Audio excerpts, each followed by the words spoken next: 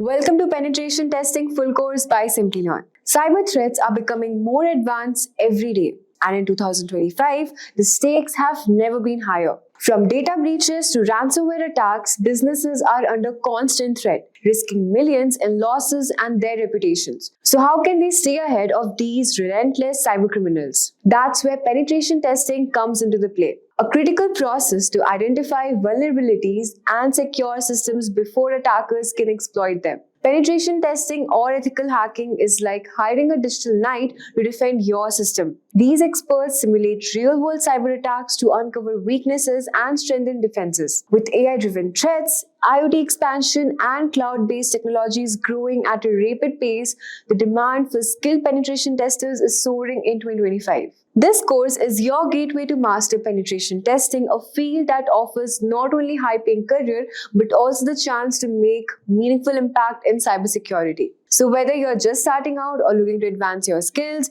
we will guide you step by step to become a defender in the digital world. So let's get started. Before we comment, if you're interested in stepping into one of the most in-demand fields in 2025, the Advanced Executive Program in Cybersecurity by Simplilearn is your perfect opportunity. It's just 6 months, you'll gain expertise in ethical hacking, penetration testing, ransomware analysis, and advanced defense strategies through hands-on industry-relevant approach. This program offered in collaboration with IIIT Bangalore and IBM features live interactive classes, real-world projects, and industry-recognized certifications. You'll also benefit from masterclasses by top IIIT Bangalore faculty and an ex-NPCI expert diving into cutting-edge topics like GenAI with cybersecurity. The course link is mentioned in the description box and in the pinned comments. Meet Anne.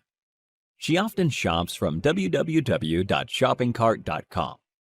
She has her information like email ID, address, and credit card details saved on the website to enable a faster and hassle-free shopping experience. The required information is stored in a server. One day, Anne received an email which stated her eligibility for a special discount voucher from shoppingcart.com. In order to receive the coupon code, she was asked to fill in her shoppingcart.com account credentials. This didn't seem fishy to her at the time, as she thought it was just an account verification step. Little did she realize the danger she would be facing. She was knocked off her feet when a substantial amount of money was wiped off her account. How do you think this happened? Well, yes, the email she received was fake. Anne's shoppingcart.com account witnessed unauthorized access from a third party. This type of attack is known as a cyber attack, and the person who carries it out is called a hacker. Could Anne have prevented this attack? Indeed, she could have, with the help of cybersecurity. Cybersecurity involves techniques that help in securing various digital components, networks, data, and computer systems from unauthorized digital access. There are multiple ways to implement cybersecurity, depending on the kind of network you are connected to and the type of cyber attacks you are prone to. So, let's take a look at the various cyber attacks that Anne could have been exposed to. One of the most common types of cyber attacks is a malware attack like Trojan, adware, and spyware, to name a few. Had Anne downloaded any suspicious attachments online, her system could have gotten corrupted by certain malicious viruses embedded within the attachments. Next is a phishing attack, the type of cyber attack which Anne experienced. Here, the hacker usually sends fraudulent emails, which appear to be coming from a legitimate source. This is done to install malware or to steal sensitive data like credit card information and login credentials. Another type of attack is the man-in-the-middle attack.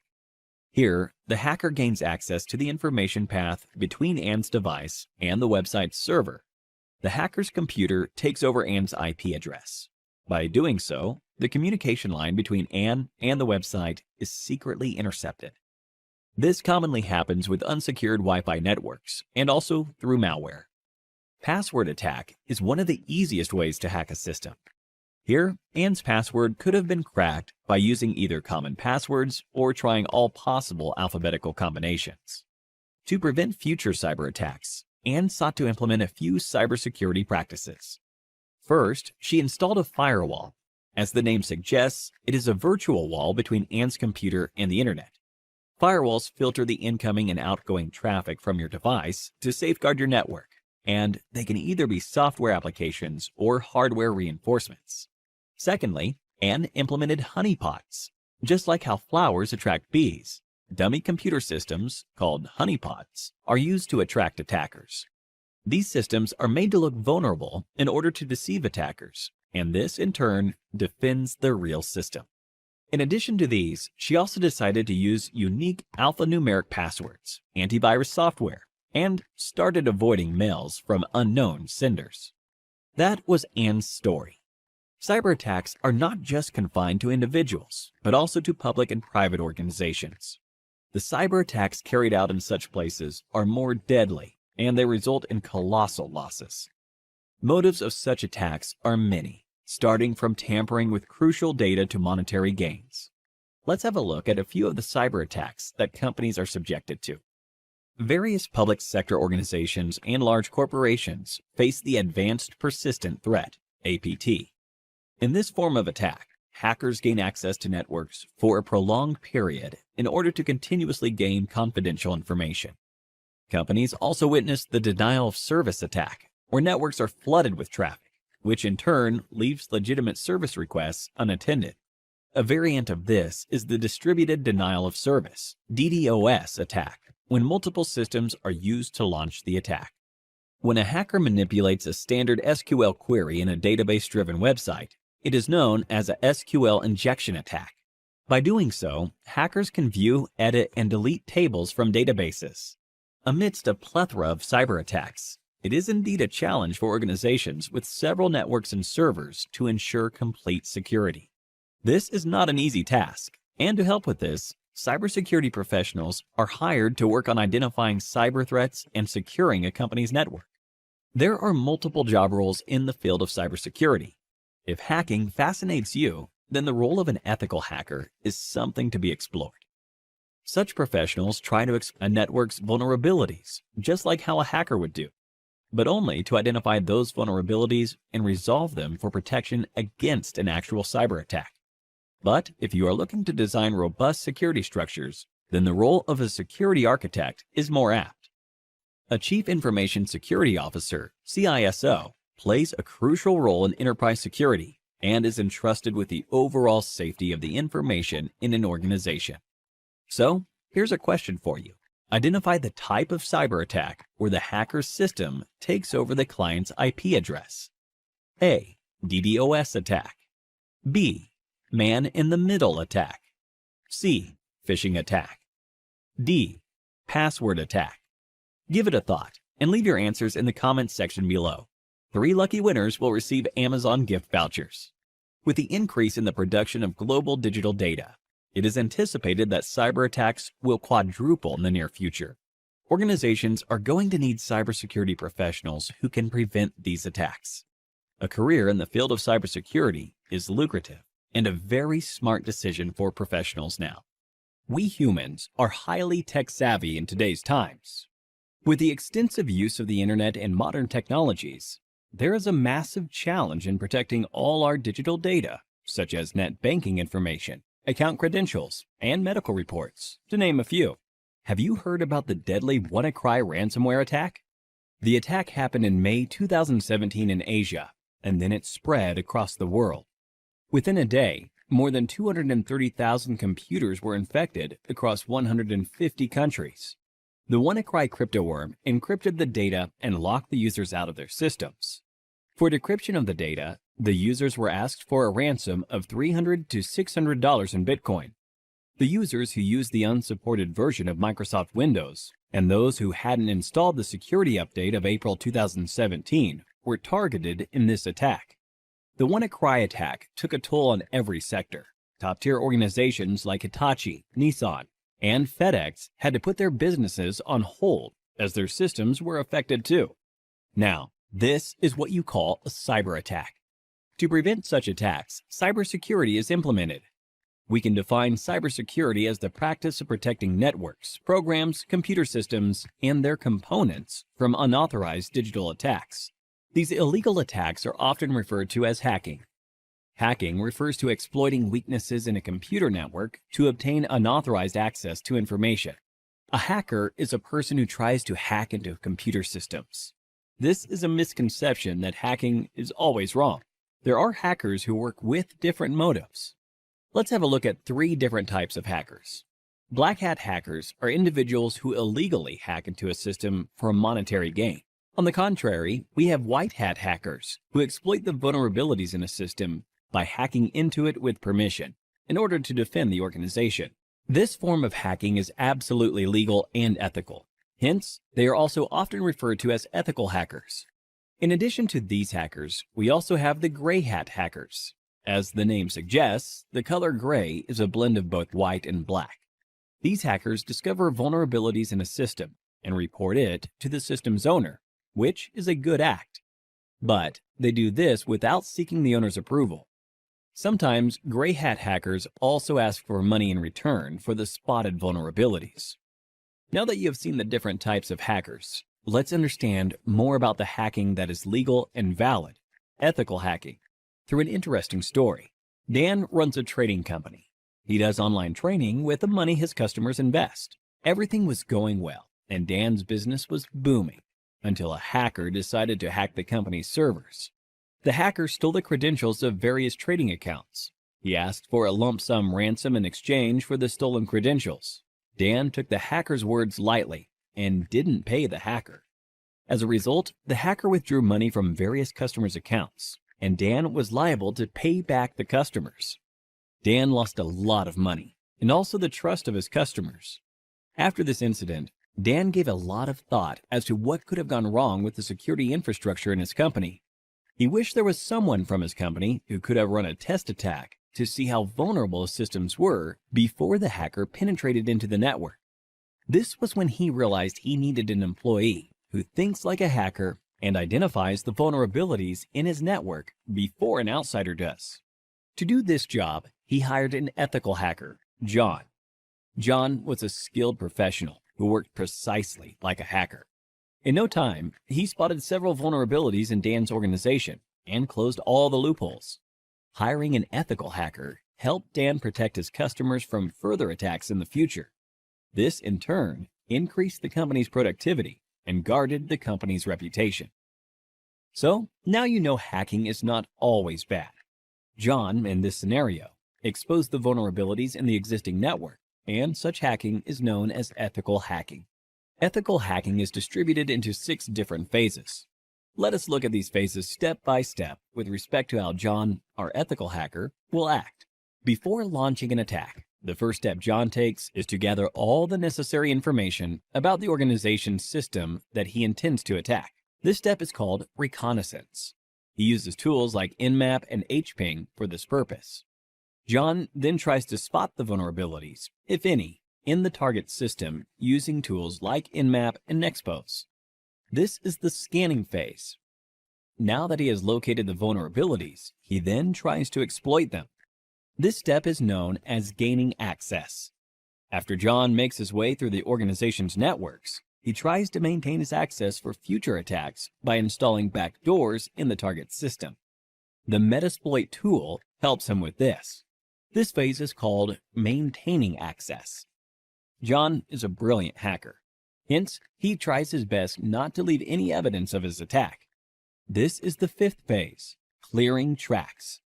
We now have the last phase, that is reporting. In this phase, John documents a summary of his entire attack, the vulnerabilities he spotted, the tools he used, and the success rate of the attack.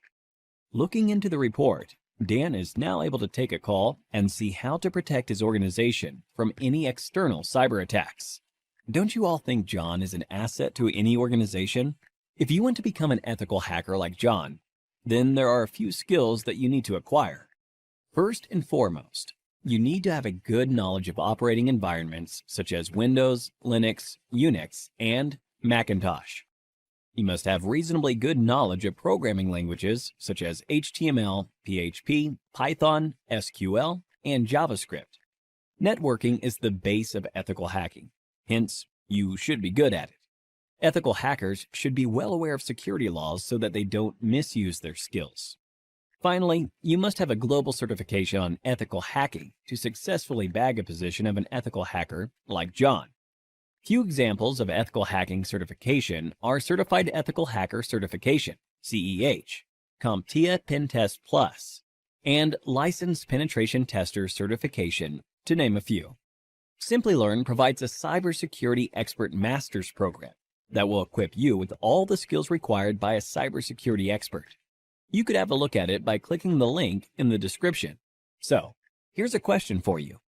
In which phase of ethical hacking will you install backdoors in the target system? A. Scanning. B. Maintaining access. C. Clearing tracks. D. Reconnaissance. Give it a thought and leave your answers in the comments section below. 3 lucky winners will receive Amazon gift vouchers. The endless growth of technologies in this area is directly proportional to the number of cybercrimes. Cybercrimes are estimated to cost $6 trillion in 2021. Hence, to tackle these cybercrimes, organizations are continuously on the lookout for cybersecurity professionals. The average annual salary of a certified ethical hacker is $91,000 in the US and approximately rupees 7 lakhs in India. So, what are you waiting for? Get certified and become an ethical hacker like John and put an end to the cyber attacks in the world. We humans are highly tech-savvy in today's times. With the extensive use of the internet and modern technologies, there is a massive challenge in protecting all our digital data, such as net banking information, account credentials, and medical reports, to name a few. Have you heard about the deadly WannaCry ransomware attack? The attack happened in May 2017 in Asia, and then it spread across the world. Within a day, more than 230,000 computers were infected across 150 countries. The WannaCry cryptoworm encrypted the data and locked the users out of their systems. For decryption of the data, the users were asked for a ransom of $300 to $600 in Bitcoin. The users who used the unsupported version of Microsoft Windows and those who hadn't installed the security update of April 2017 were targeted in this attack. The WannaCry attack took a toll on every sector. Top-tier organizations like Hitachi, Nissan, and FedEx had to put their businesses on hold as their systems were affected too.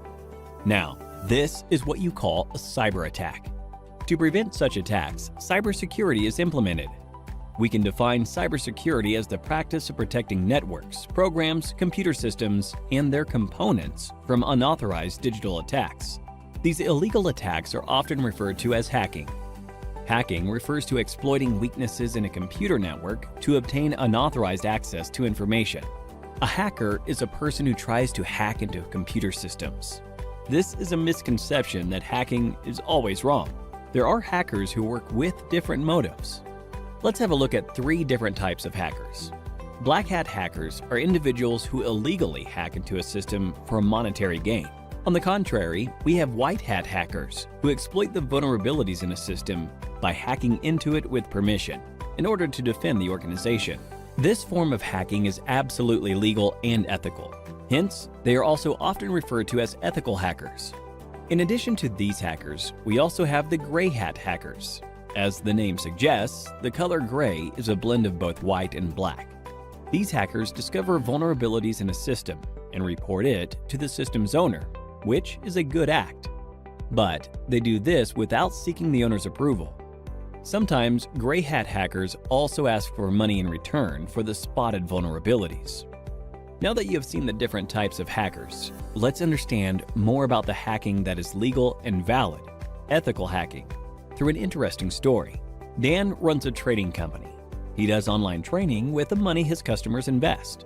Everything was going well, and Dan's business was booming until a hacker decided to hack the company's servers. The hacker stole the credentials of various trading accounts. He asked for a lump sum ransom in exchange for the stolen credentials.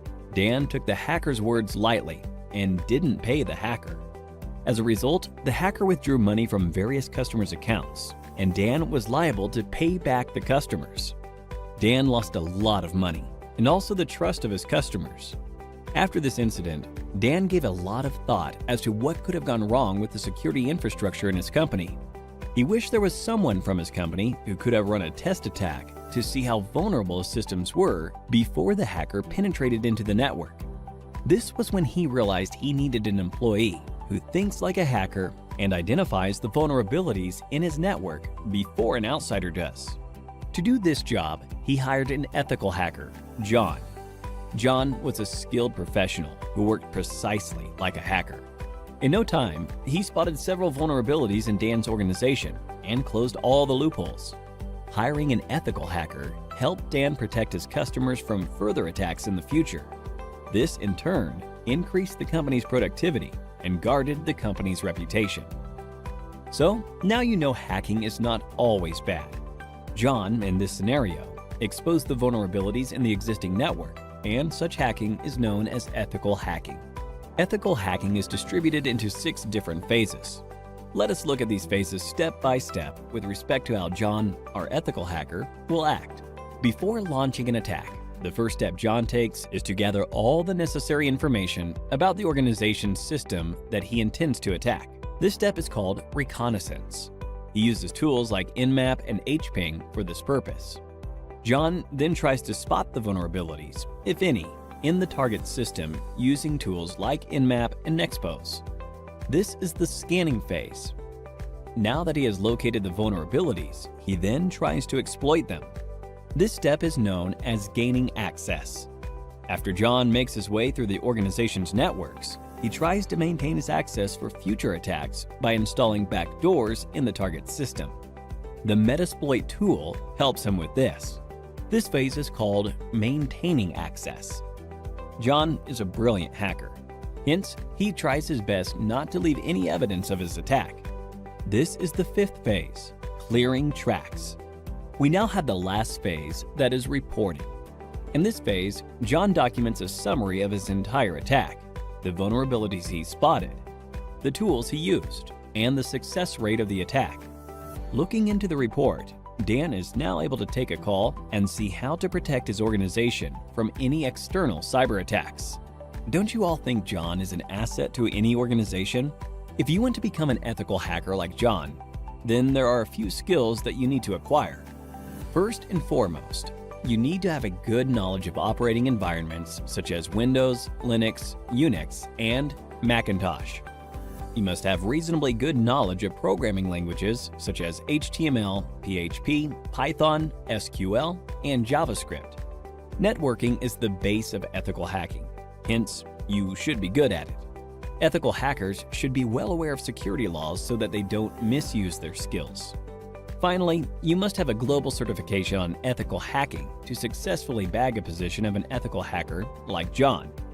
Few examples of ethical hacking certification are Certified Ethical Hacker Certification, CEH, CompTIA Pentest Plus, and Licensed Penetration Tester Certification, to name a few. Simplilearn provides a Cybersecurity Expert Master's program that will equip you with all the skills required by a cybersecurity expert. You could have a look at it by clicking the link in the description. So, here's a question for you. In which phase of ethical hacking will you install backdoors in the target system? A. Scanning. B. Maintaining access. C. Clearing tracks. D. Reconnaissance. Give it a thought and leave your answers in the comments section below. 3 lucky winners will receive Amazon gift vouchers. The endless growth of technologies in this area is directly proportional to the number of cybercrimes. Cybercrimes are estimated to cost $6 trillion in 2021. Hence, to tackle these cybercrimes, organizations are continuously on the lookout for cybersecurity professionals. The average annual salary of a certified ethical hacker is $91,000 in the US and approximately rupees 7 lakhs in India. So, what are you waiting for? Get certified and become an ethical hacker like John and put an end to the cyber attacks in the world. Cybersecurity is not just a job, it's a war zone where organizations fight daily to protect their most valuable assets, data and systems. The stakes have never been higher and the demand for skilled professionals is rapidly growing. A trusted survey predicts that millions of cybersecurity job openings in India alone by next year. But here's the harsh reality. Most candidates lack the skills and the industry demands. This is where certifications comes in. You have probably heard people ask, why do certifications? Why not just get a degree? Wait, let me tell you the truth. College programs often fail to keep up with the fast changing demands of cybersecurity industry. Certifications, on the other hand, are laser focused on the skills you actually need. They are faster, more affordable, and targeted. So, whether you're a fresher or a professional looking to climb up the ladder, certifications are your best bet. Let's explore the top 5 certifications that can give you an edge to help you land that dream cybersecurity job. Now you might be thinking, I'm not from an IT background, can certifications really help me?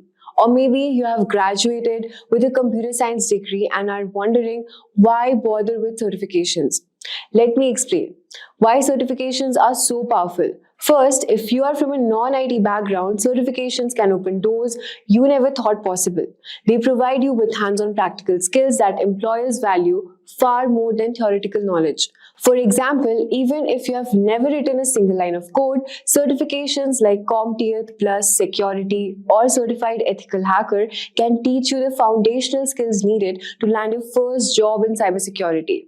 On the other hand, if you're already a computer science graduate, certifications allow you to specialize. Cybersecurity is a vast field, and employers look for specialists in areas like penetration testing, risk management, or compliance.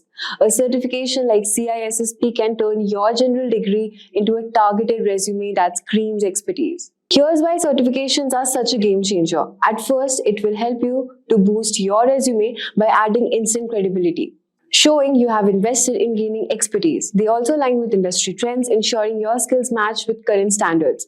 They also demonstrate your commitment to your career and give you a competitive edge, making you stand out to hiring managers in a crowded job market. So now let us explore the top 5 certifications that you can take your cybersecurity career to the next level. So let's get started.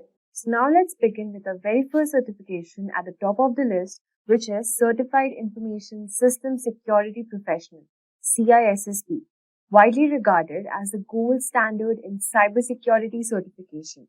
It's offered by ISC and it is one of the most respected organizations in this field.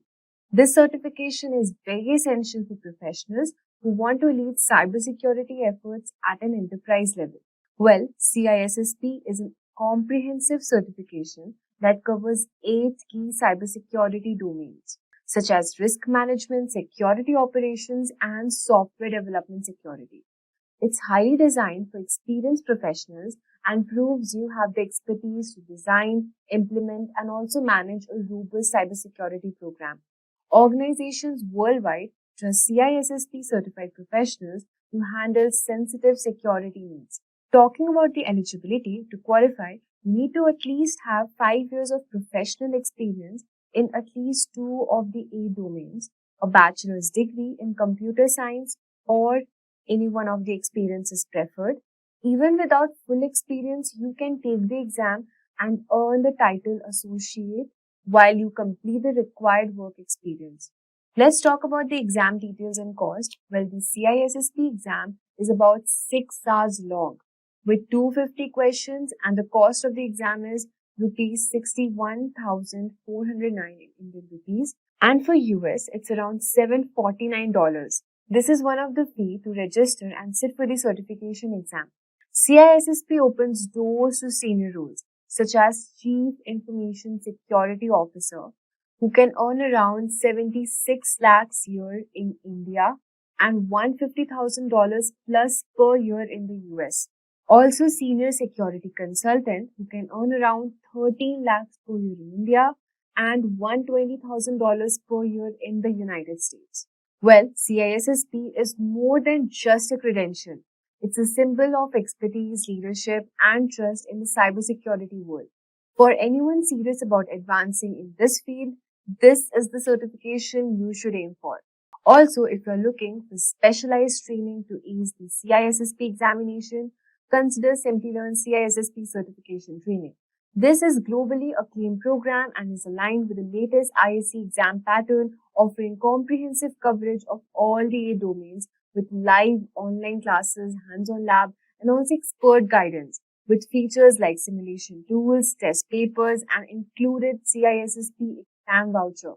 Simplilearn ensures you are exam ready, plus their 100% money back exam pass guarantee also adds extra confidence as you work towards elevating your cybersecurity career. Next on our list is CISA, which is Certified Information System Auditor, a highly respected certification from ISACA, focusing on auditing, compliance, and risk management. It's perfect for professionals responsible for evaluating and improving an organization's security framework. CISA is recognized worldwide, especially in highly regulated industries like finance, healthcare, and government. It demonstrates expertise in identifying vulnerabilities, ensuring compliance, and improving security controls. Let's talk about the eligibility for this certification. Well, to qualify, you need to have at least 5 years of work experience in IT audit, control, or security. You also need to have a bachelor's degree that can waive up to 2 years of this requirement. Let's talk about the exam details and cost for this certification. Well, the exam is 4 hours long, with 150 questions testing your knowledge of auditing and compliance. Exam fee is around 47,141 Indian rupees and $575 for ICACA members. And if you're not a member of ISACA, then you have to pay 62,000 in Indian rupees and $760 for USA. Let's talk about the career opportunities and salaries. Well, CISA certified professionals can secure roles like IT audit manager, who can earn around 20 lakhs per year in India and $130,000 per year in the United States. Compliance program manager also can earn around 24 lakhs per year in India and $140,000 per year in the United States. With organization increasingly prioritizing governance and compliance, CISA has become a critical certification for professionals in these areas. It's must-have for those who want to specialize in auditing and risk management. Also, if you want to boost your career in IT auditing and compliance, you can consider Simplilearn's CISA certification training. As an accredited training partner of ISACA, Simplilearn offers comprehensive preparation including live classes, by industry experts, access to the official ISACA learning kit, and simulation tests to help you master the 2024 CISA exam and domain. This training provides you up-to-date curriculum and practical insights to help you excel your career. With an exam pass guarantee and flexible learning options, Simplilearn also ensures that you're fully prepared to achieve CISA certification and advance your professional journey. Let's talk about the third certification on the list, which is Certified Information Security Manager, CISM. Coming at number 3, this is another certification from ISACA, aimed at managers and leaders in cybersecurity. It's ideal for professionals who want to transition into leadership roles. CISM focuses on the strategic and managerial aspects of cybersecurity, such as governance, incident management, and program development. It's valued by organizations seeking security leaders who can make informed, high-level decisions.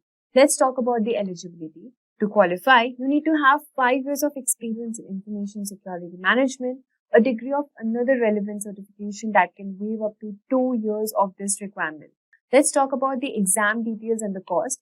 Well, the exam is 4 hours long with 150 questions assessing your strategic thinking, and the cost is 47,000 rupees and $575,000 in United States for ISACA members and 62,000 rupees for Indian currency, and for non-members it is around $760,000. CISM certified professionals often step into leadership roles such as Director of Information Security, who can earn around 37 lakh per year in India and 160,000 per year dollars in the United States. Data Governance Manager can earn around 30 lakhs per year in India and $140,000 per year in the United States. For those aiming to lead cybersecurity teams and make strategic decisions, CISM provides the credibility and expertise needed to succeed. Also, if you want to elevate your career and leadership role, Simplilearn CISM certification training can be your ideal choice. As an ISACA Elite Training Partner, Simplilearn provides an official learning kit including the ISACA Value Review Manual, QAE, and exam voucher along with live classes conducted by accredited instructors. So you can refer to this certification by Simplilearn. Let's move on to the fourth number on the list, which we have CompTIA Security Plus. the perfect entry-level certification for building core cybersecurity skills. It's a vendor neutral, which means it's recognized across industries and applies to various technologies. Security Plus covers essential topics like network security, threat management, and compliance. It's designed to give beginners a strong foundation in cybersecurity and prepare them for real-world challenges.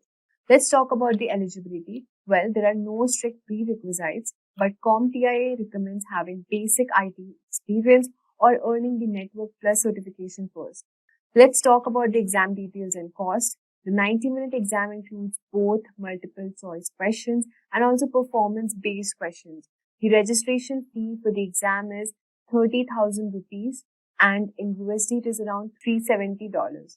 With Security Plus, you can pursue roles like Security Engineer, who can earn around 8.2 lakhs per year in India and $95,000 per year in the United States. Cloud engineers can earn up to rupees 6 lakh per year in India and $85,000 per year in the United States. Security Plus is an affordable, impactful way to start your cybersecurity journey, making it an excellent choice for beginners. Also, if you're looking to begin your cybersecurity career with confidence, consider Simplilearn's CompTIA Security Plus certification training. This will also provide you comprehensive coverage of all the exam objectives and focuses on real-world applications to prepare you for the industry challenges. Additionally, flexible learning options and 24/7 assistance makes it an excellent choice for learners worldwide. Finally, we have CEH, which is Certified Ethical Hacker on the list. The perfect certification for those who dream of thinking to become a hacker to protect systems.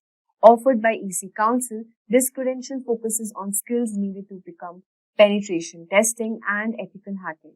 CEH is a hands-on certification that teaches you to identify vulnerabilities, detect attacks, and secure systems. It's a great choice for professionals drawn to ethical hacking and proactive cybersecurity. Moving on to the eligibility part, to qualify, you need to have 2 years of experience in information security or at least completion of the EC Council's official training program. The exam details and the cost is, the exam is around 4 hours long with 125 multiple choice questions and the exam fee is 98,000 and 1,199 USD dollars in USD. CEH certified professionals often work as penetration tester who can earn around average of 5 lakh per year in India and $85,000 per year in the United States. Cybersecurity engineers can earn 7.3 lakh per year in India and $100,000 in the United States. CEH is perfect for professionals who want to specialize in offensive security and ethical hacking. It's an exciting certification that paves the way for dynamic, high-impact roles. Also, if you are ready to step into the world of ethical hacking, then Simplilearn CEH V13 certification training is the perfect choice. Accredited by the EC Council, this course includes the official e-courseware AI-driven tools and exam voucher with hands-on labs, live sessions, and cutting-edge tools. Simplilearn equips you to excel in penetration testing and many more. In recent years, the cost of data breaches has steadily risen. The additional vulnerabilities that occur due to the move to a remote workforce dramatically enhance the chances for cyber attacks and introduce several weak points for hackers to exploit. Additionally, automated hacking assaults and the capacity to exchange bitcoins via ransomware have increased the cost of cybercrime in general. Companies' workforces have transitioned to full-time work-from-home models, which gives rise to new attack surfaces. Threat actors target the people who are most vulnerable by taking advantage of current events and shifting situations. To better understand this growth in digital crime, let us go through a few statistics. 2020 brought with it a slew of new problems for both businesses and consumers. In the midst of a worldwide epidemic, forest fires, and political instability, it's easy to overlook a serious, albeit less physical threat. It set a record for data loss due to cyber attacks as well as the sheer volume of attacks. 2020 is already outpacing its predecessor. The graph below denotes the percentage of companies that fell victim to at least one cyber attack in the respective year. With the numbers growing steadily, we are yet to see the true crux of this digital revolution. In situations like these, penetration testing has been a gift for organizations worldwide. While security testing cannot guarantee a 100% solution, it can go a long way in securing those critical data from falling into the wrong hands. Hey everyone, this is Babab from Simplilearn. Welcome to this tutorial on penetration testing. Let's go through some of the topics we will be covering today. We start by learning about penetration testing and ethical hacking and the different use cases in the IT industry. Next, we know about the benefits of penetration testing and how they help organizations save money in the long run. Moving on, we familiarize ourselves with the different types of penetration testing or ethical hacking, with each serving a different category of personnel. In the next section, we read about the 5 distinct phases in every ethical hacking campaign and how they help clear up the extensive report at the end of every penetration testing session. Finally, we have a live demonstration on how we can check for vulnerabilities and the ways hackers can break into devices without adequate security measures in place. Let's start by learning about penetration testing in general. Organizations can define penetration testing based on the objectives of the test. All networks, applications, devices, and physical security components are included. It imitates the behavior of harmful individuals or the hackers. Experienced cybersecurity specialists use penetration testing to strengthen a company's security posture and eliminate any weaknesses that leave it vulnerable to attacks.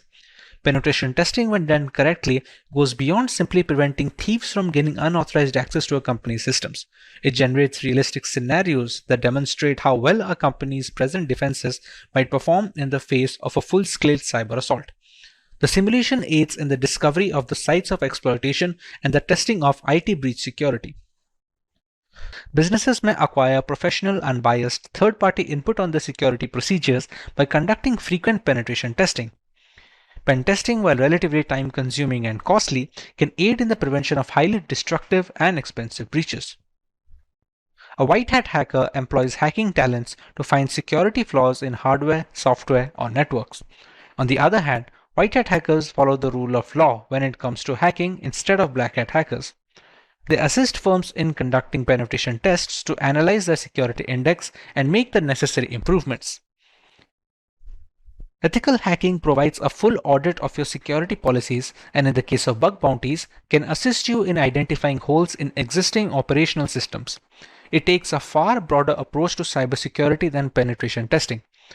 Whereas penetration testing focuses on system flaws, ethical hacking allows actors to utilize any attack tactics available to them. They can take advantage of system misconfigurations, send phishing emails, launch brute force password assaults, breach physical boundaries, or do whatever else they feel will get them access to critical information. Because thieves are progressively changing up the approaches and launching multi-layered complex attacks, this is incredibly useful for determining just how exposed the organization is to cyber threats. Considering the vast domain that is ethical hacking, we have multiple categories of penetration testing methodologies. Let's cover them in the next section. When configuring a security system, testing is critical to preventing hackers from penetrating the perimeter. There are 3 sorts of tests: black box, gray box, and white box. In the black box testing, the tester receives no information during the penetration test. In this case, the pen tester takes the method of an unprivileged attacker from initial access and execution until exploitation. This scenario is the most realistic, showcasing how an attacker with no inside knowledge may target and compromise an organization. However, because of this, it is also the most expensive alternative. White box penetration testing, which is also known as crystal box testing, entails sharing all network and system information with the tester, which includes network maps and passwords. This saves time and lowers the overall cost of a project. A white box penetration test effectively simulates a focused assault on a given system using as many attack paths as feasible. In a gray box penetration test, also known as a transparent box test, very restricted information is present with the tester.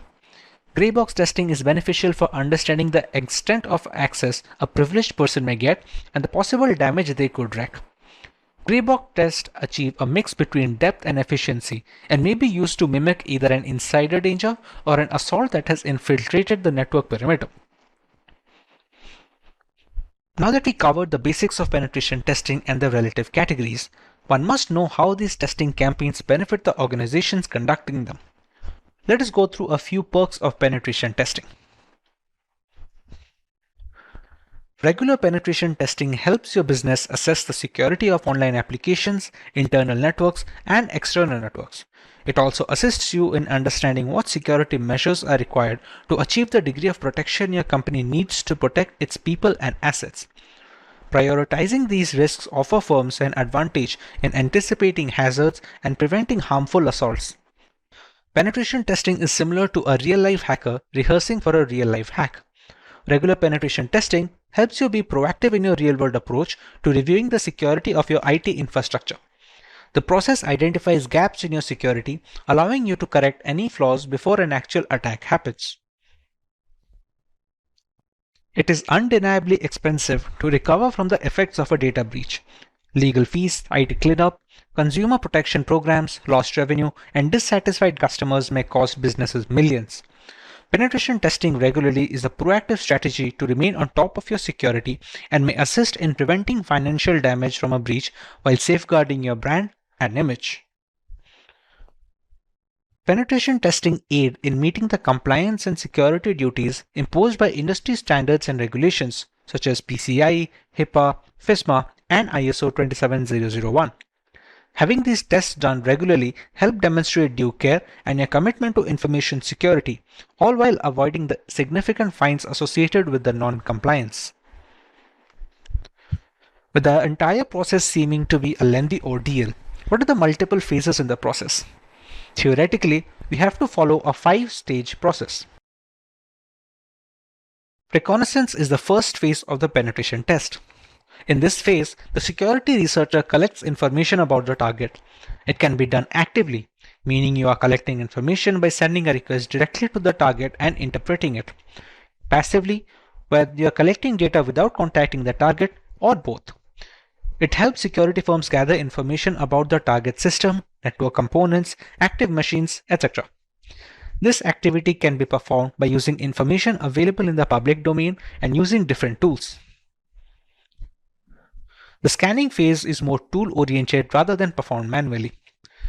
The penetration tester runs one or more scanner tools to gather more information about the target. By using scanners such as war dialers, port scanners, network mappers, and vulnerability scanners, the penetration tester collects as many vulnerabilities which help in turning to attack a target in a more sophisticated way. The third phase is gaining access of the system. In this phase, the penetration tester tries to connect with the target and exploit the vulnerabilities found in the previous stage. The exploitation may be buffer overflow attacks, denial of service DOS attacks, session hijacking, and many more. Pen tester extracts information and sensitive data from the servers by gaining access using different tools. In the fourth stage, the hacker has to maintain access. The penetration tester tries to create a backdoor for himself. It helps the penetration tester to identify hidden vulnerabilities in the system and can later access the machine should the need arise. In the final phase of clearing and covering tracks, the penetration tester removes all logs and footprints which help the administrator identify his presence. This allows the penetration tester to think like a hacker and perform corrective actions to mitigate those activities. With the cost of cybersecurity platforms going up, trained penetration testers receive an excellent level of remuneration for their efforts. As per reports, the average yearly salary for a penetration tester is 6 lakh Indian rupees or $110,000 in the American counterpart.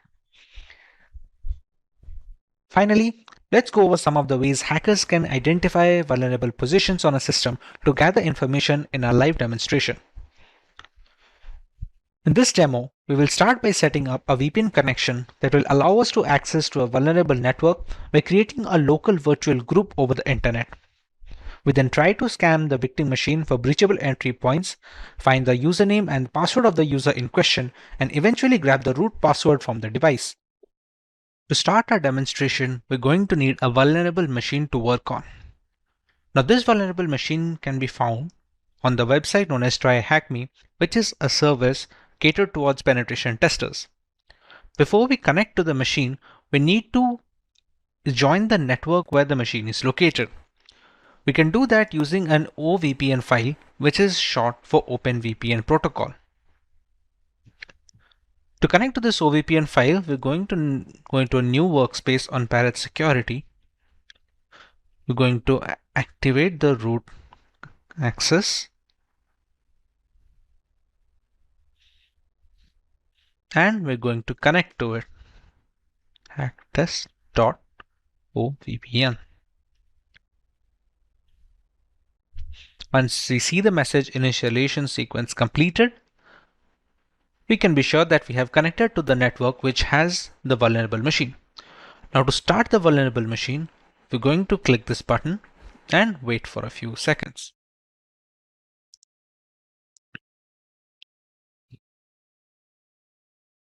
As you can see, it gives a 1-minute countdown before it shows you the IP address.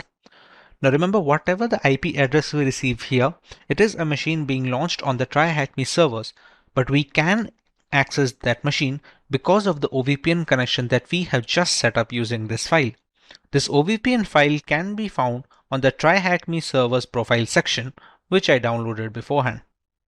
As you can see, we now have the IP address of our victim machine. Let's try if we can reach this machine or not. We're going to copy the IP address and we're going to try and ping to the machine. If the connection is successful and we have joined the network, we should be able to see some response over here.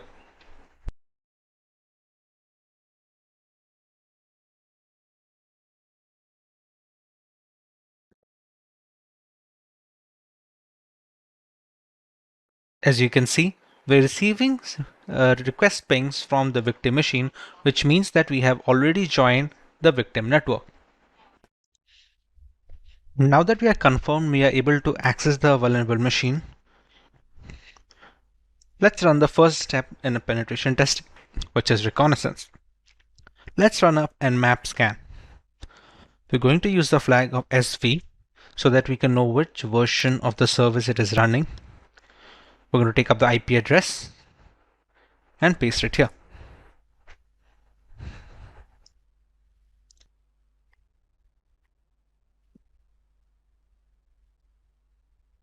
This scan will only be possible if the OpenVPN connection is up and running.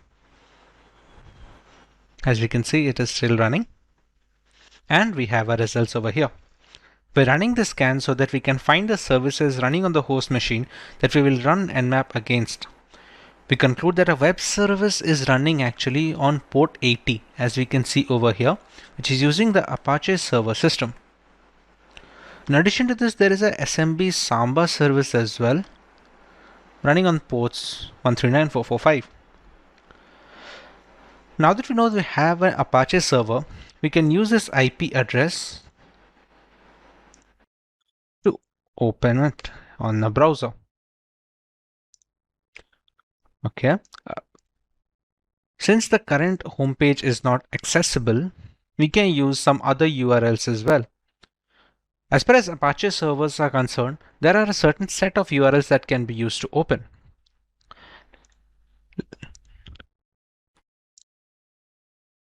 However, if we go to the URL, which is IP address / development, this opens up a new folder. If we try to check the contents of these files, this is for the dev.txt. You can see the version of the Apache HTTP server that is being run. This is the dev.txt. If we go back and we check the second file as well, it says the contency shadow has the credentials. Okay, if we go back again, SMB has been configured, which we have already found at nmap that it is running a Samba server.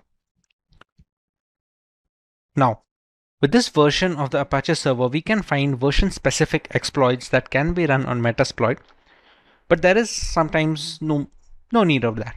We can use another technique, as we now know that there are multiple users that is being run over here. We can use a tool known as enum for Linux. What it does is acts and enumerates the Windows and Samba systems. To run that command, we're going to use enum for Linux -a and we're going to take IP address of the machine.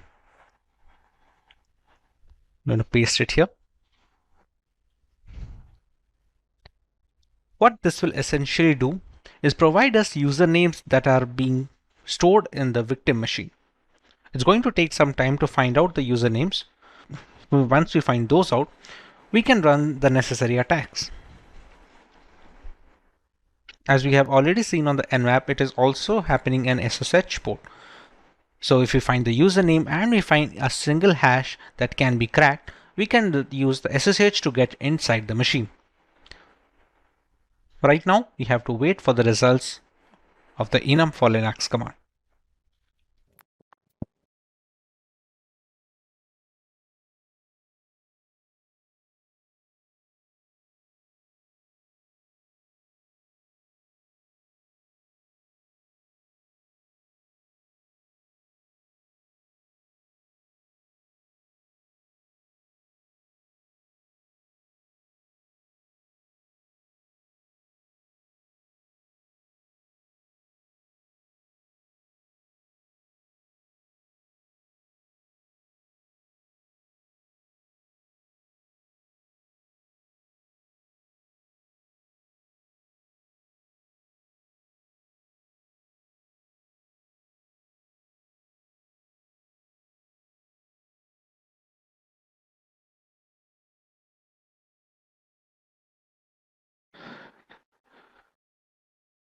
As you can see, we have found two users of the machine known as K and Jan.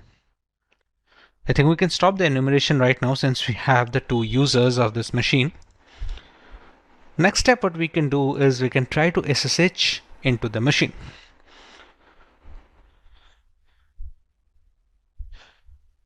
Now to run the SSH command, we're going to need the password of one of the users.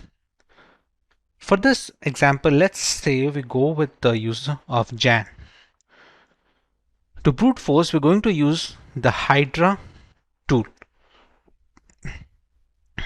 This is like an example command. This is how we can use. Let me just copy this and paste it over here. All right. Hydra -l user, as we had already decided, we're going to use the user Jan, and we're going to use SSH. For the IP address, we're going to copy it from here and paste it here. Now for the password list, we're going to use a word list which has a few passwords already present in it.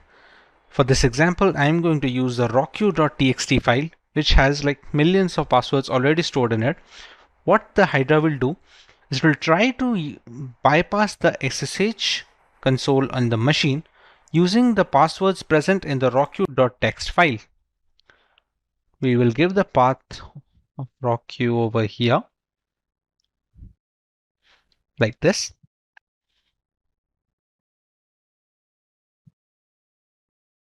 And we're going to run it. As you can see, it's mentioned that it's attacking SSH at this IP address. Now this attack is going to take a while, and after this attack is done, we are going to get the SSH password, which is basically the credentials of the Jan user in the victim machine. For now, I'm going to stop this attack. What I would recommend is for you to run this attack and write down the password that you received in the comment section below. The password that we receive from here can be used to log in into the machine. Let's try that once. To SSH into the machine, we're going to write SSH user @IP address. We're going to write yes and press enter. Now we're going to enter the password that we have found after running the Hydra command. I'm going to type the password and press enter. And we have logged in, as you can see. Now, if we try to look around, there are no directories over here. Okay, so let's go one step back.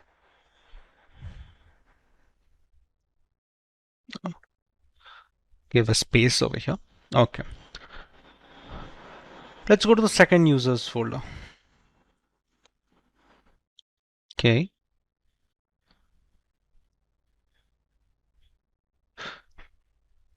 These are the contents of the K folder, and you can see there's a .ssh folder over here. So we're going to enter that.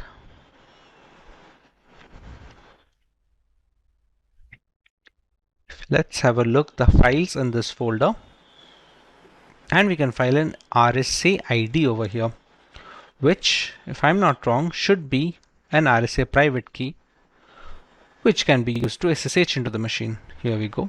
You can see it's a begin RSA private key, and it should end here as well. Now what this private key does, this hash will be used to log SSH into the machine when using the user K. Once this hash is cracked using Hydra or any other cracking software like John the Ripper, we can easily use the passphrase to log in into the machine with the user of K.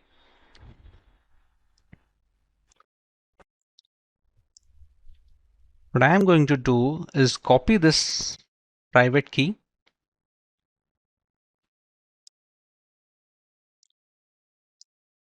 I'm going to launch a new terminal. I'm going to create a new file known as nano ID, paste the private key over here, and save it. As you can see, we have saved the file over here. Now this hash can later be used to crack into the machine using the user of K.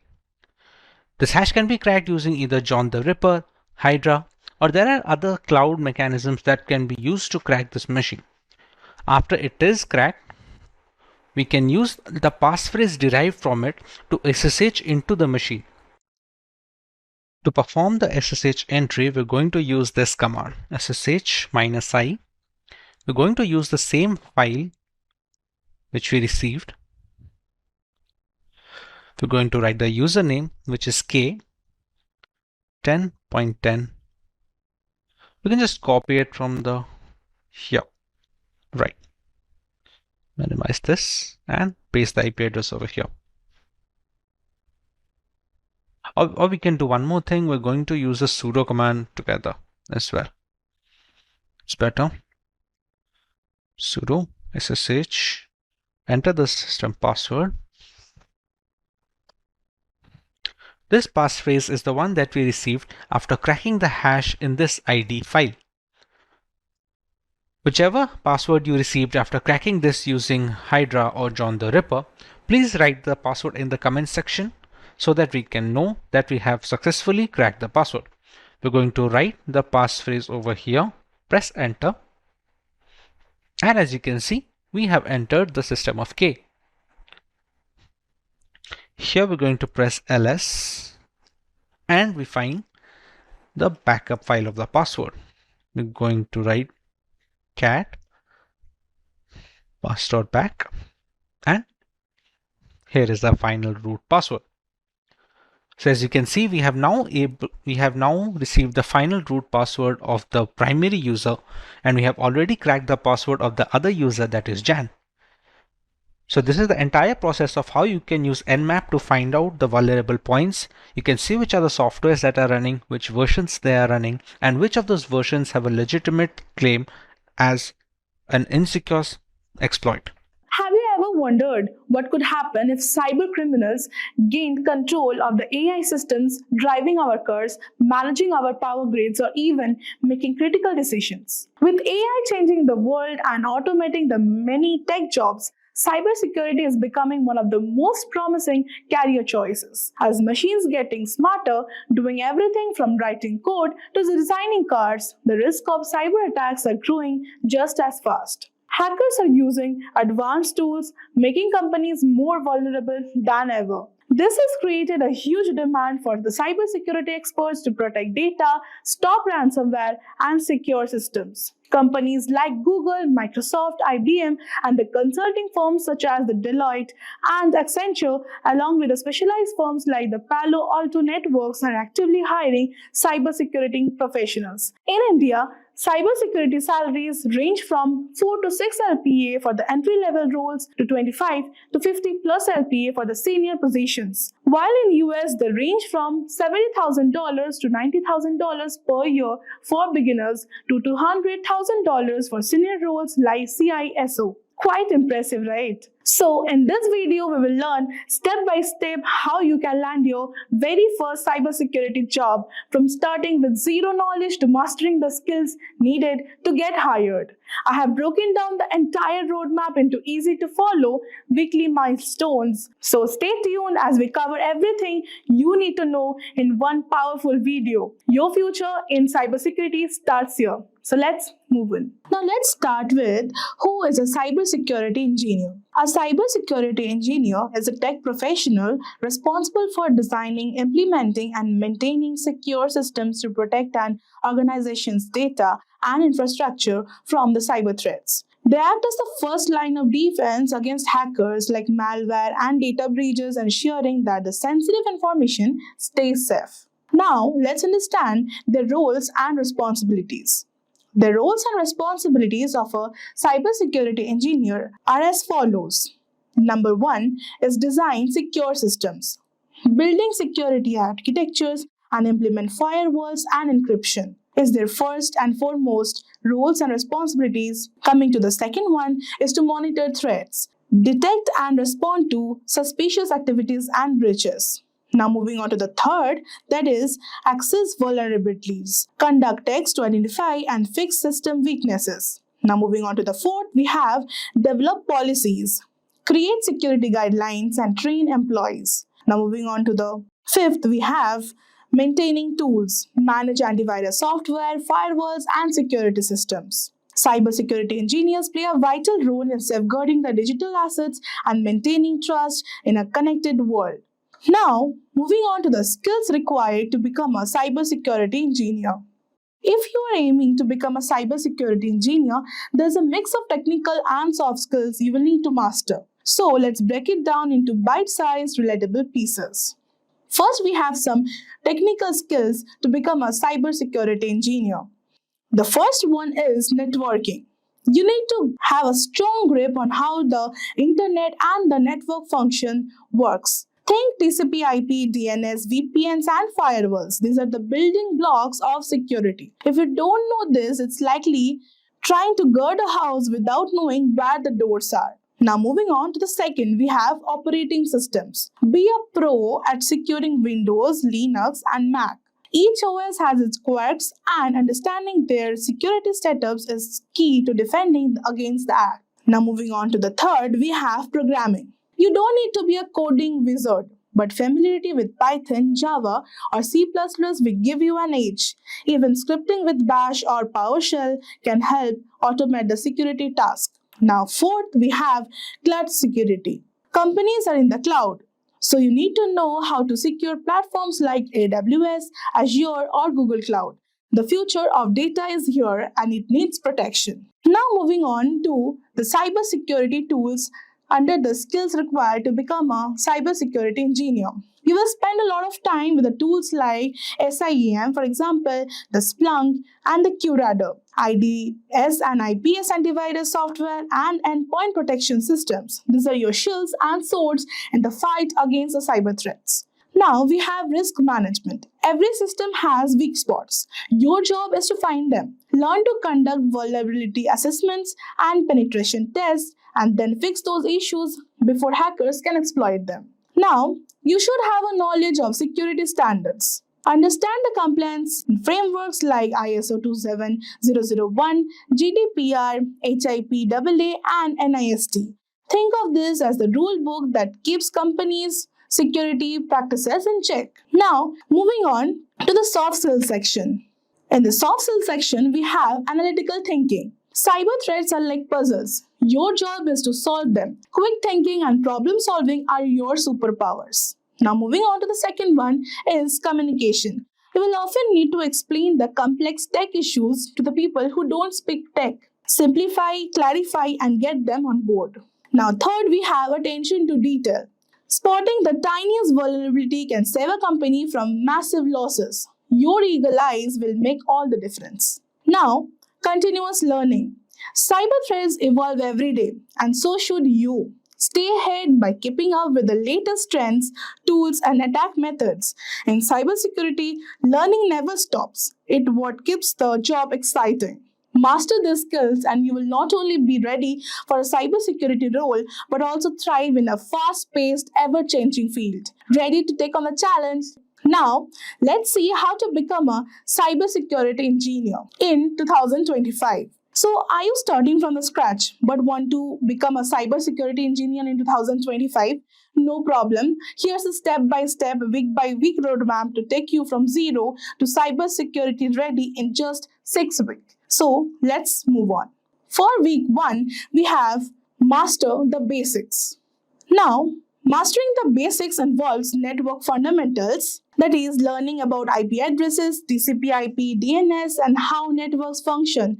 Tools like Cisco Packet Tracer or YouTube tutorials are a great starting point. Secondly, we have operating system. Understand Windows and Linux basics. Install a Linux distro, for example, the Ubuntu, and explore terminal commands.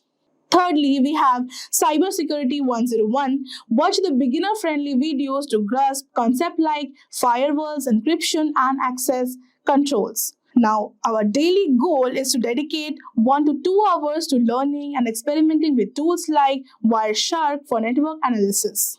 Now, moving on to the second week, we have building foundational skills. So, here we begin with scripting and automation. Start learning Python as it is beginner friendly and widely used in cybersecurity. Practice writing basic concepts to automate tasks. Secondly, we have basic security practices. Understand how antivirus software, VPNs, and firewalls work. Practice configuring a firewall on your system. Hands-on practice. Build your first simple security project like scanning for the open ports using Python. Then, our daily goal is to work on one practical exercise daily, such as creating a simple script or configuring a security setting.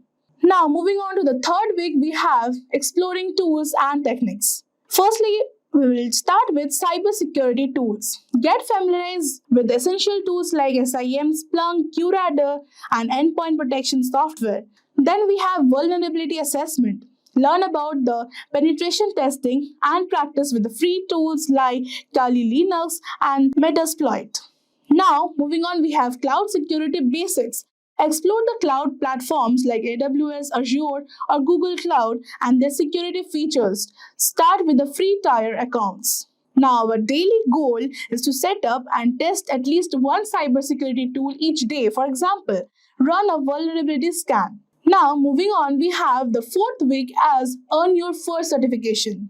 So, we will begin with the certification preparation. Begin preparing for the beginner-friendly certifications like TIA Security Plus or Certified Ethical Hacker SEH.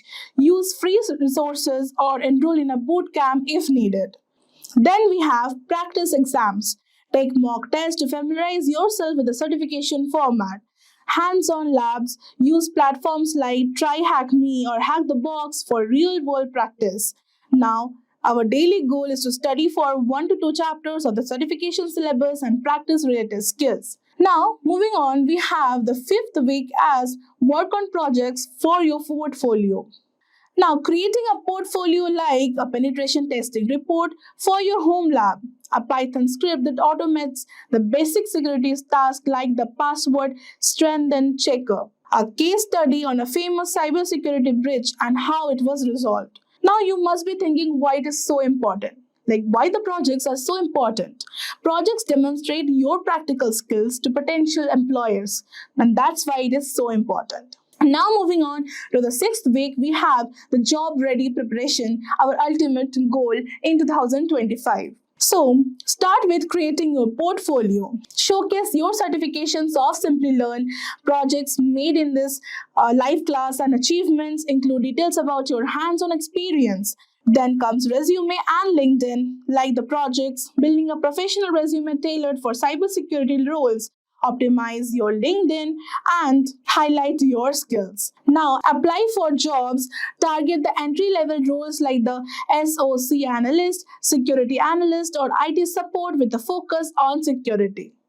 Now, getting interview preparation like practice the common cybersecurity interview questions and perform the mock interviews. Our daily goal will be to apply at least 5 jobs daily and connect with the industry professionals for guidance. Now, by following the structured 6-week plan, you will gain the foundational skills, hands on experience, and confidence needed to step into the world of cybersecurity. Stay consistent, keep learning, and remember every expert was once a beginner.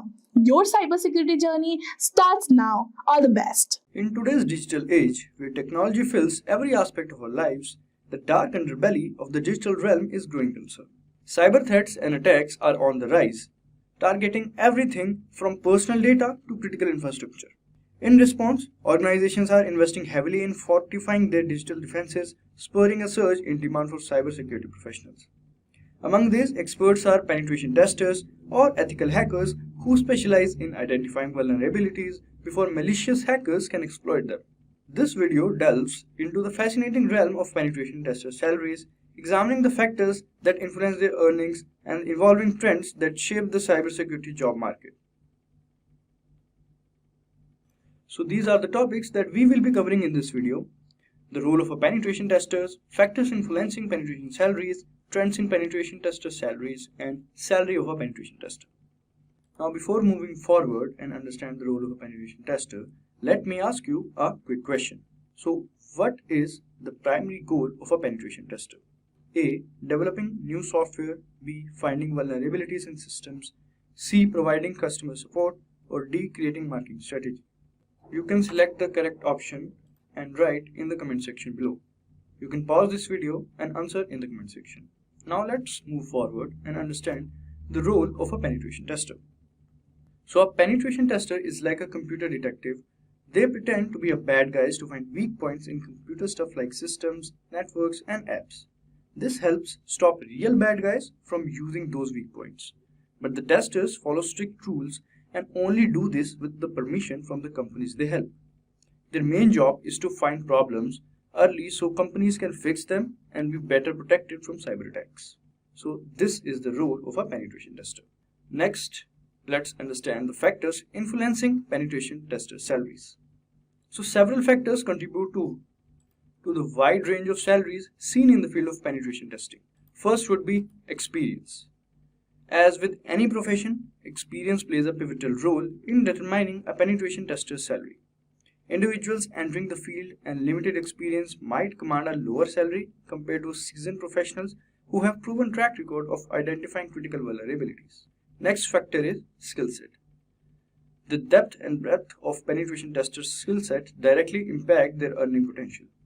Proficiency in various tools, programming languages, and methodologies used in cybersecurity assessments can lead to higher compensation. Third is certifications. Industry-recognized certifications carry considerable weight in cybersecurity field. Alright, now coming to the next factor, which is geographical location. The geographical location in which a penetration tester works can significantly influence their salary.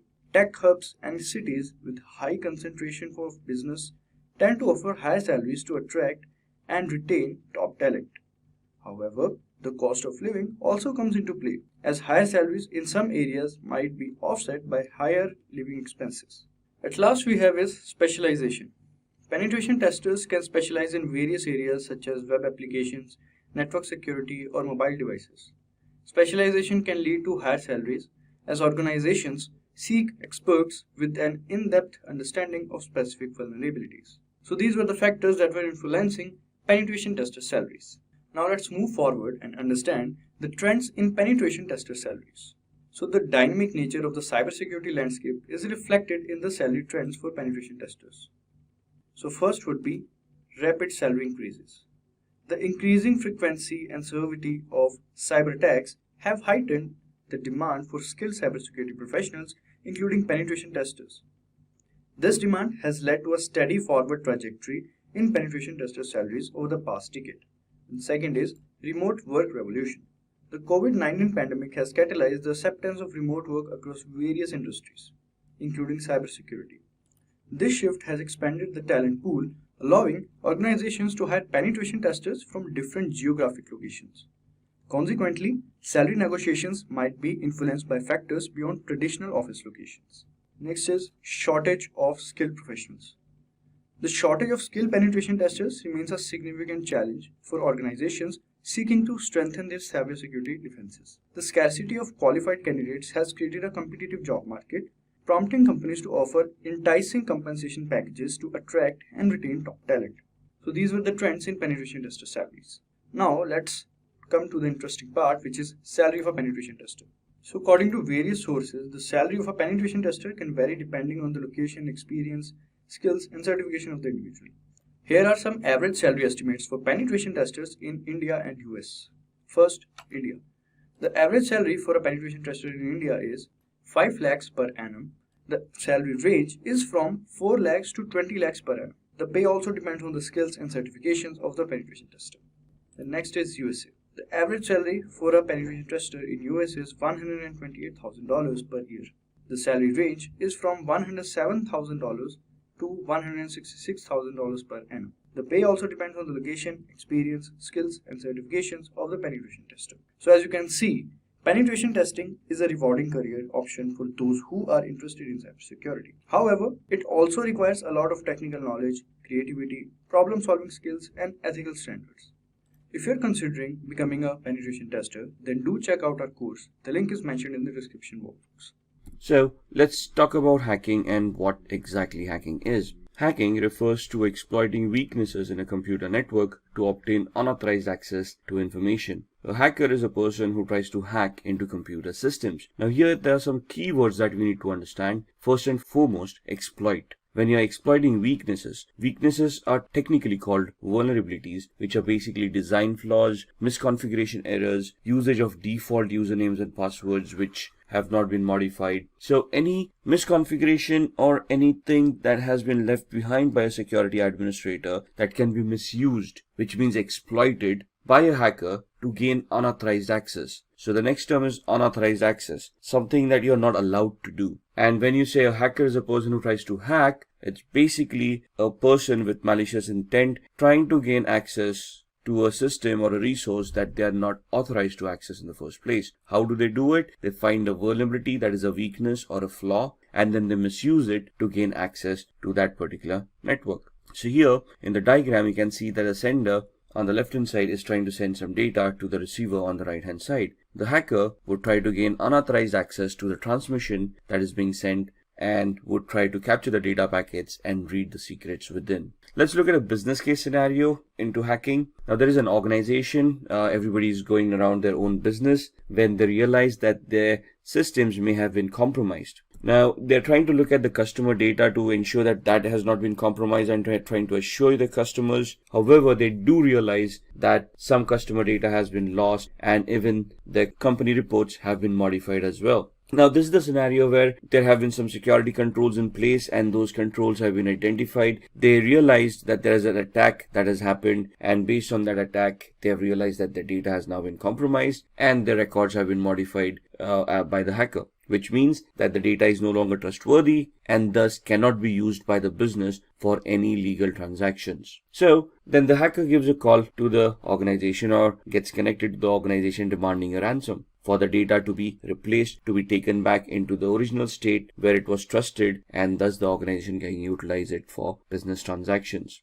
The organization has probably no backup, so they decide that they want to pay the lump sum to the hacker to restore that data so that they can continue on with the business. Thus money exchanges and the hacker is able to restore that data and the business continues as usual. However, the activity here of a hacker trying to leverage the misconfiguration of the weaknesses in the organization's security, thus being able to hack them and make these ransomware demands. So the company then wants to figure out, even if having a security system in place, how was the hacker able to hack their systems? Thus, one of the employees comes up with a brilliant idea of identifying vulnerabilities in the network to proactively search for any flaws that have been left behind, so that they can plug those flaws and nobody can misuse them. Thus, they figure out that they want to hire an ethical hacker who would help them identify the security posture of the organization, identify the weaknesses, vulnerabilities, and flaws, and help them remedy those flaws so that in future scenarios, these scenarios will not happen. So before we go into an ethical hacker, let's understand what are the types of hackers. So what are the types of hackers? Hacker is a technically skilled person who is very adept with computers. They have good programming skills, they understand how operating system works, they understand how networks work, they understand how to identify flaws and vulnerabilities within all of these aspects, and then they understand and know how to misuse these flaws to get a outcome which would be detrimental to the health of the organization. So there's 6 types of hackers that have been identified: black hat hackers, white hat hackers, grey hat, script kiddies, nation sponsored hackers, and hacktivists. So black hat hackers are basically the malicious hackers who have malicious intent and have criminalistic tendencies. They want to harm the organization by hacking into their infrastructure, by destroying their infrastructure, by destroying their data, so that they can gain from it from a monetary perspective. These guys are also known as crackers. The main aspect of these people are that they have malicious intent, they try to do unauthorized activities, and they try it for personal gain. Another important aspect to remember is that a black hat hacker will always try to hide their identity. They will spoof their online digital identity by masking it, by spoofing their IP addresses, MAC addresses, and try to remain anonymous on the network. A white hat hacker, on the other hand, is also an ethical hacker or a security analyst who's an individual who will do exactly the same thing that a black hat hacker would do, minus the malicious intent, plus the intent of helping the organization identifying the flaws and remedying them so that nobody else can misuse those vulnerabilities. So they are authorized to act on the company's behalf. They are authorized to do that activity which would help the company identify those flaws and thus help the company mitigate those flaws, improving on their security posture. So these kind of security experts or ethical hackers would help organizations defend themselves against unauthorized attacks.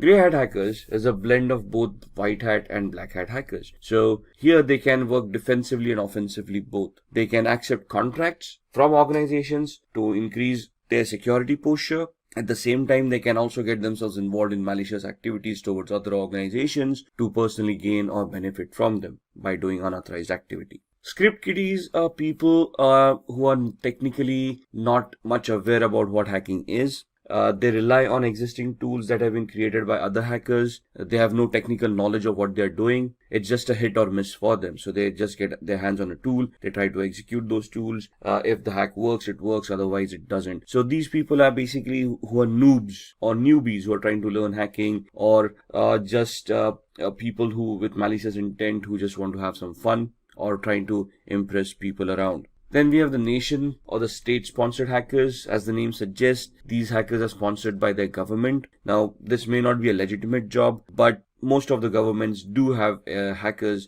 enrolled in their on their organizations to spy on their enemies, to spy on various countries and try to figure out the aspirations of those countries. So this is basically a spying activity where you're technically trying to get access to other countries' resources and then try to spy on them to figure out what their activities have been or what their future plans have been. And then we have the hacktivists, who is an individual who has a political agenda to promote, and they promote it by doing hacking. So these guys, what is the difference between a black hat hacker and a hacktivist? The black hat hacker may try to hide their identity. A hacktivist will claim responsibility of what they have done. So for them, it's a political agenda, a political cause, and they will try to hack various organizations to promote their cause. They would probably do this by defacing the website and posting the messages that they want to promote on these websites. So what exactly is ethical hacking then? We have discussed the types of hackers. We have identified a malicious hacker as a black hat hacker with the intent of doing harm to an organization's network for personal gain. We have discussed what the ethical hacker is. So an ethical hacker would be doing the same activity but in an authorized manner. So they would have legal contracts that they would be signing with the organization, which would give them a definite scope of what they are allowed to do and what they are not allowed to do.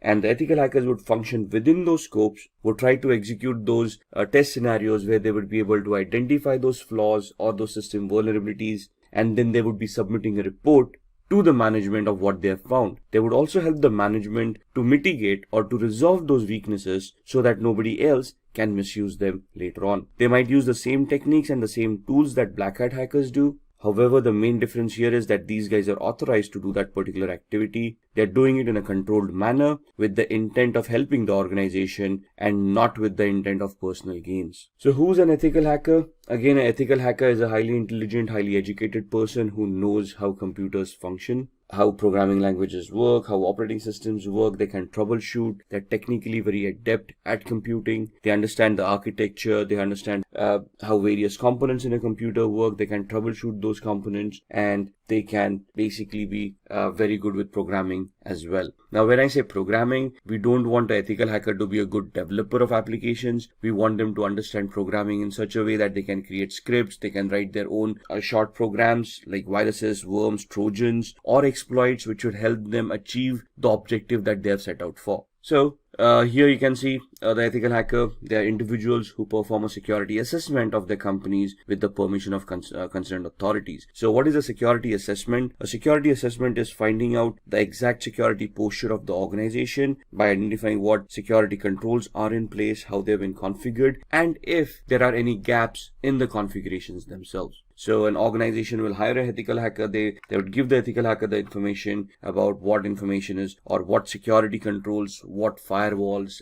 what IDSS, IPSS, intrusion detection or intrusion prevention systems, antiviruses are already in place, and then they will ask the ethical hacker to figure out a way to bypass these mechanisms and see if they can still hack the organization. What is the need of an ethical hacker? The need of an ethical hacker is proactive security. The ethical hacker would identify all the existing flaws in an organization and try to resolve those flaws to help secure the organization from black hat hackers. So ethical hackers would prevent hackers from cracking into an organization's network by securing the organization, by improving on their security on a periodic basis. And they would also try to identify system vulnerabilities, network vulnerabilities, or application level vulnerabilities that would have been missed or have already been missed, and then try to figure out a way of plugging them or resolving them so that they cannot be misused by other hackers. They would also analyze and enhance an organization's security policies. Now, what are policies? Policies are basically documents that have been created by an organization of rules that all the employees need to follow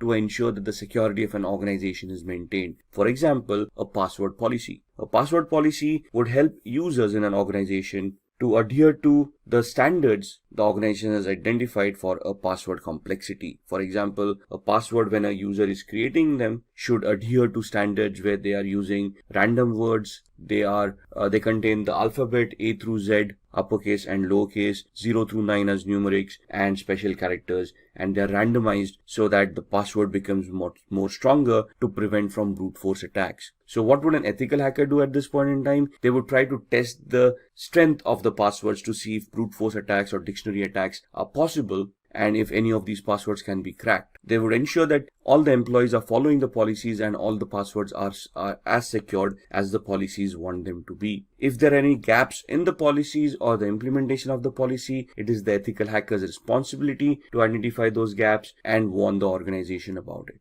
Similarly, they would also try to protect any personal information, any data that is owned by the organization that is critical for the functioning of the organization, and they will try to protect it from falling into the hacker's hands. Now, what are the skills that are required of an ethical hacker? These are the following skills. So first and foremost, they should have good knowledge with operating systems such as Windows, Linux, Unix, and Mac. Now, when we say knowledge about operating systems, it's not only about how to use those operating systems, but how to troubleshoot those operating systems, how these operating systems work, how these operating systems need to be configured, how can they be secured. For example, securing an operating system is not only installing a firewall and an antivirus, but you need to configure permissions on an operating system of what users are allowed to do and what users are not allowed to do. For example, limiting the installation of applications. How are we going to do that? We need to go into the system center, the security center of Windows, and we need to configure security parameters over there of what are acceptable softwares and what are not. Same with Linux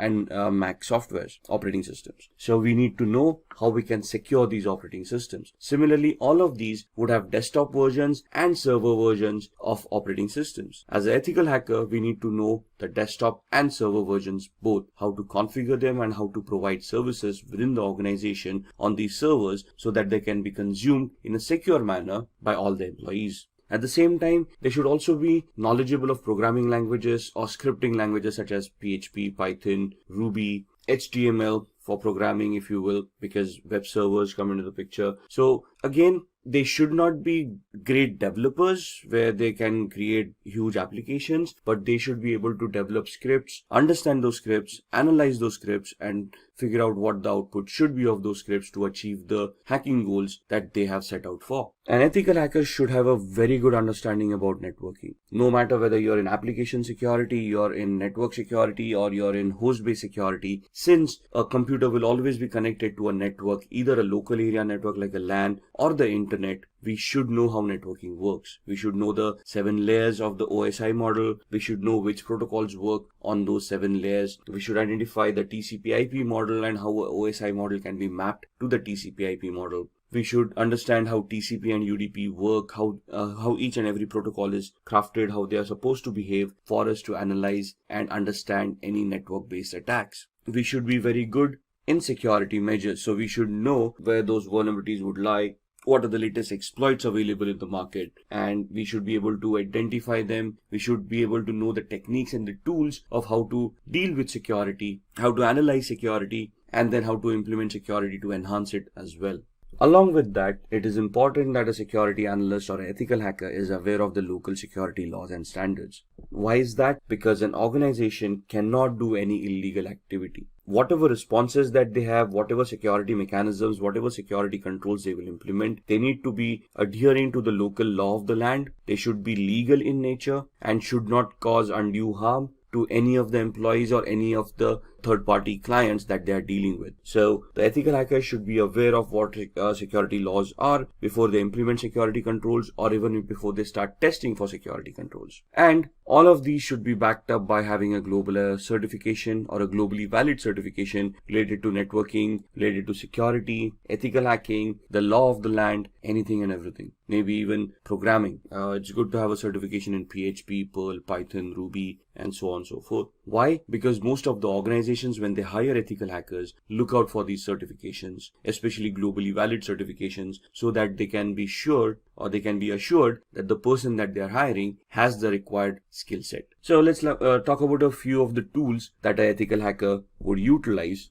in their testing scenarios. To be honest, there are hundreds of tools out there. What you see on the screen are just a few examples of them. Nessus is a vulnerability scanner. What is a vulnerability scanner? It is an automated tool that is designed to identify vulnerabilities within hosts, within operating systems, within networks. So they come with their ready-made databases of all the vulnerabilities that have already been identified, and they scan the network against that database to find out any possible flaws or any possible vulnerabilities that currently exist on the host or the operating system or on the network. Similarly, there would be application scanners like Acunetics or Arachne that would help you scan applications and identify flaws within those applications as well. Now, all of these are automated tools. The essence of ethical hacker is when these tools churn out the reports, the ethical hacker can understand these reports, analyze them, identify the flaws, and then craft their own exploits or use existing exploits in a particular manner so that they can get access, or they can bypass the access or security controls mechanisms that are already in place. How can they do that? With the tool called Metasploit. You see that big M there on the right hand side? That M logo is for a tool called Metasploit, which is a penetration testing tool. What is a penetration testing tool? It is that tool that will allow an ethical hacker to craft their exploits or choose their exploits for the vulnerabilities that have been identified by Nessus. Since we are interacting with computers, we will always be interacting using tools, right? So the first tool, Nessus, identifies the flaws and the possible list of vulnerabilities. We do a penetration test using Metasploit to validate those flaws and to verify that those flaws actually exist, and try to figure out the complexity of those flaws. And that's where Metasploit helps us do that. Wireshark would be used in the background while we are doing both the activities using Nessus or Metasploit to keep a track of what packets are being sent and received on the network, which will help us analyze those packets. So whenever I run a Nessus scanner, I would run a Wireshark in the background. It will capture the data packets, and I can go through those data packets and analyze that data packets to identify what Nessus is actually trying to do. Similarly, when I try to attack a machine using exploit on Metasploit, I will keep on Wireshark running in the background to capture the data packets that have been sent and the responses that I've received from the victim, so that I can also go through those packets and analyze the responses and analyze the attack, whether it was successful, to what extent was it successful, and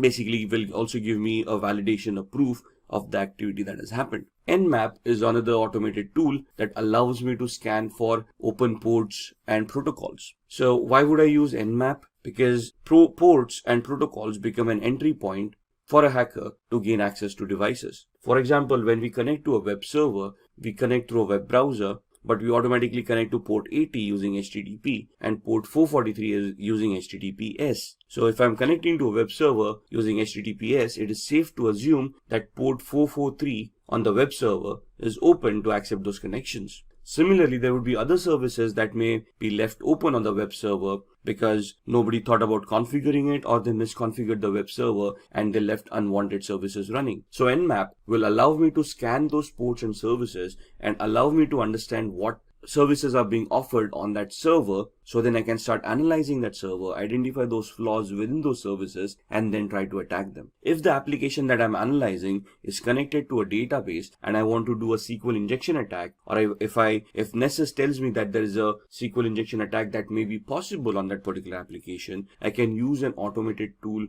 called SQL Map or SQL Map that would allow me to automatically craft all the queries that are required for a SQL injection attack and help me do that attack at the same time. So here I do not have to manually create my own queries. The SQL map tool would automatically create them for me. What I would do is I would use Nessus to identify that particular flaw. If Nessus reports that flaw, I would then go use the tool SQL map, configure it to attack that particular web server, and when I fire off the tool, it will then automatically start directing queries, SQL injection queries, to the database to see if those databases are vulnerable, and if yes, what data can be retrieved from those databases. So all of these tools in a nutshell would help me hack networks, applications, operating systems, and host devices. And this is what an ethical hacker does. They use these kind of tool sets, they identify what attacks they need to do, they identify the right tool for that particular attack, and they write their exploits, they create those attacks, and then they start attacking, analyze the response, and then give a report to the management,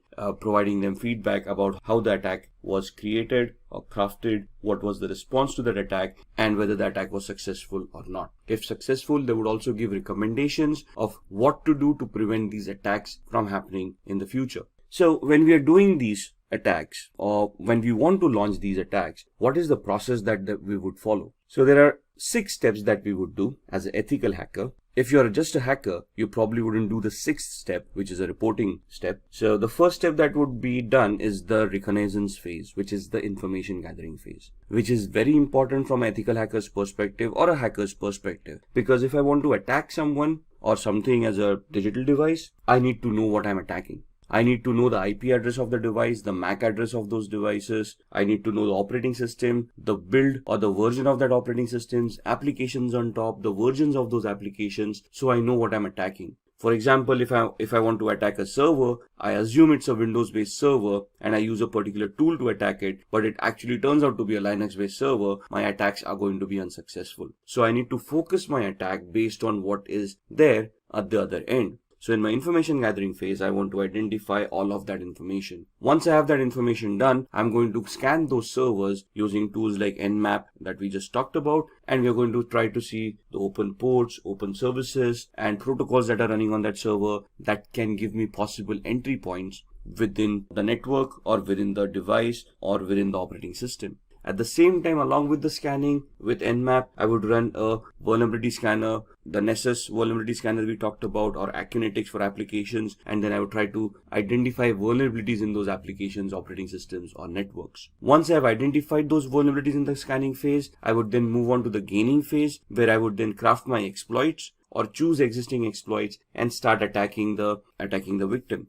At this point in time, if my attack is successful, I will probably have gained access by either cracking passwords or escalating privileges or exploiting a vulnerability that I may have found during the scanning phase. Once I have gained my access, I want to maintain my access. Why? Because the vulnerability may not be there for long. Maybe somebody updated the operating system and hence the flaw was no longer existing, or somebody changed the password that I may have cracked, thus I no longer have access. So what do I do to maintain my access? I install Trojans or backdoor entries to those systems using which I can secretly, in a covert manner, get access to those devices at my own will, at my own time, as long as those devices are available over the network. So that's where I maintain my access. I have hacked them. Now I want to maintain my access, so I install a software which would give me a backdoor entry to that device no matter what. Once I have done this, I want to clear my tracks. So whatever activity that I've been doing, for example, installing a Trojan. A Trojan is also a software that would create directories and files once installed on the victim's machine. So I want to hide that. If I have accessed data stores, if I have modified data, I want to hide that activity, because if the victim comes to know that something has happened, they would start increasing their security parameters. They might start scanning their devices. They may take them offline. Thus, my hack would no longer be efficient. The reason I'm clearing my tracks is that the victim doesn't find out that they have been hacked or they have been compromised, or even if they do find out that they've been compromised, they cannot trace the compromise back to me. So I would be deleting references of any of the IP addresses or MAC addresses that I may have used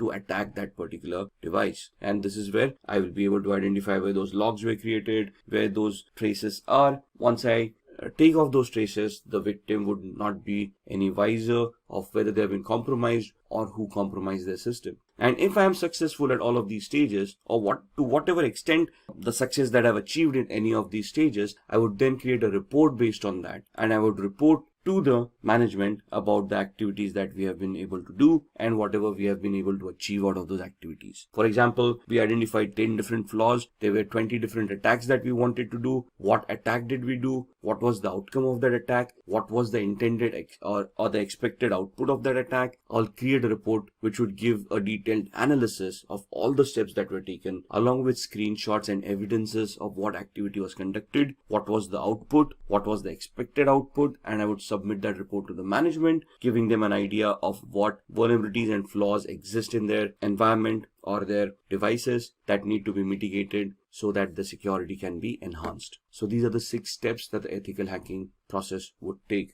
Just going through this, the reconnaissance is where you're going to use hacking tools like Nmap, HPing to obtain information about targets. There are hundreds of tools out there depending on what information you want. Then in scanning, again, Nmap, Nexpose, these kind of tools to be utilized to identify open ports, protocols, and services. In gaining access, you're going to exploit a vulnerability by using the Metasploit tool that we talked about in the previous slides. In the maintaining access, you're going to install backdoors. You can use Metasploit at the same time. You can craft your own scripts to create a Trojan and install it on the victim's machine. Once you have achieved that, clearing tracks is where you're going to clear all evidences of your activity so that you do not get caught or the victim doesn't even realize that they have been hacked. And once you're done all of this, we are going to create reports that are going to be submitted to the management to help them understand the current security evaluation of their organization. So now let's see how we can hack using social engineering. Now, what is social engineering? Social engineering is the art of manipulating humans into revealing confidential information which they otherwise would not have revealed. So this is where your social skill and your people skills come into the picture. If you are able to communicate effectively to another person, they would probably give up more information that they intended to give out. Let's look at examples, right? If you see on the screen, phishing activity. What is phishing? We receive a lot of fake mails on a regular basis. We have always received those emails where we have won a lottery of a few $1 million, but we have never realized that we didn't purchase a lottery to win a lottery in the first place. We have always had those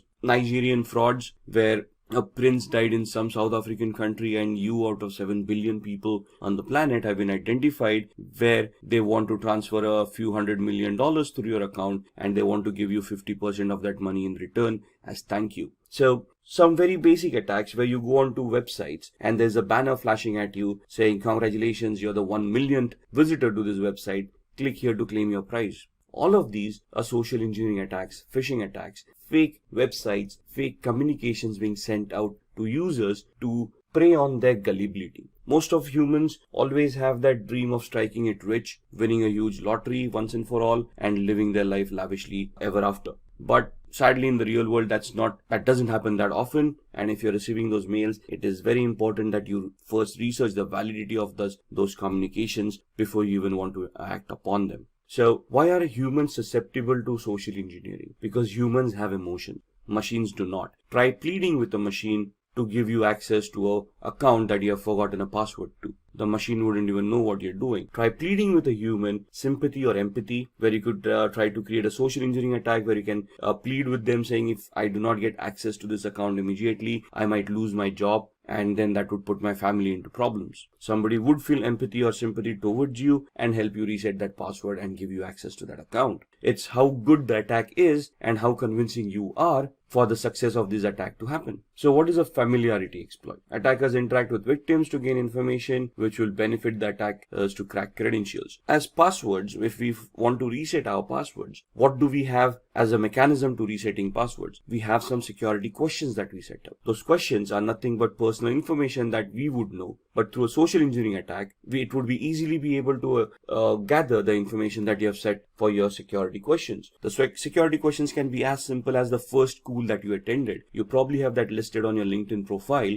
where a person can just go in there and see your academic qualifications and identify the school that you were in, right? Similarly, it might also be a question, what was your mother's maiden name? That's a very good attack. And that's, if a person can interact with you, let's say they are trying to take a survey and they approach you for a feedback on a particular product that you have been utilizing, and they ask you these questions, you wouldn't think twice before giving those answers. As long as the request sounds legitimate to us, we are able to justify that request, we do answer those queries. So it's upon us to verify the authenticity of the request coming in before we answer it. Phishing, as discussed, would be fraudulent emails which appear to be coming from a trusted source. So email spoofing comes into mind, fake websites, and so on and so forth.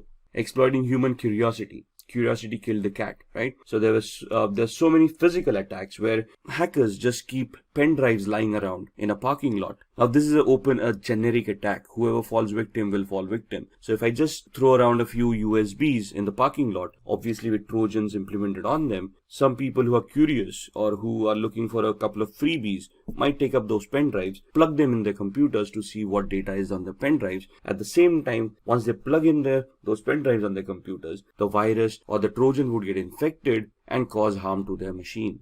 Then exploiting human greed.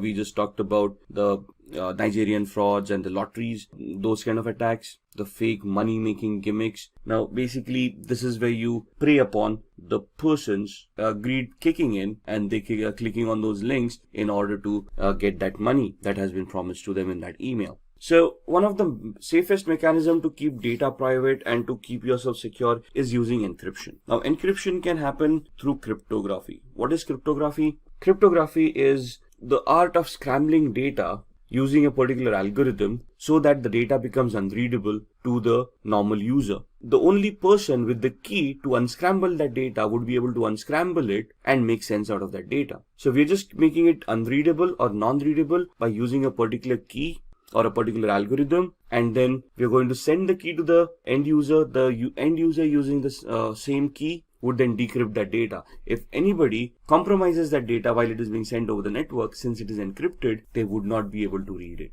So the encryption algorithm would be something like this. Now, if you see the computer word once made into unreadable format would look like EQORXVGT. For an end user, it wouldn't make any sense, but the person who has a key to unscramble that would be able to convert it back to computer and then understand the meaning of that word. So this is just a substitution cipher that is being shown on the screen. So what is the alphabet? The key is alphabet plus 3. So C plus 3 alphabets, that becomes E. O becomes Q. M becomes O. So the key that is utilized to scramble the data is the character that you are at. The third character from there would be the corresponding key. So the encrypted message is also known as a cipher.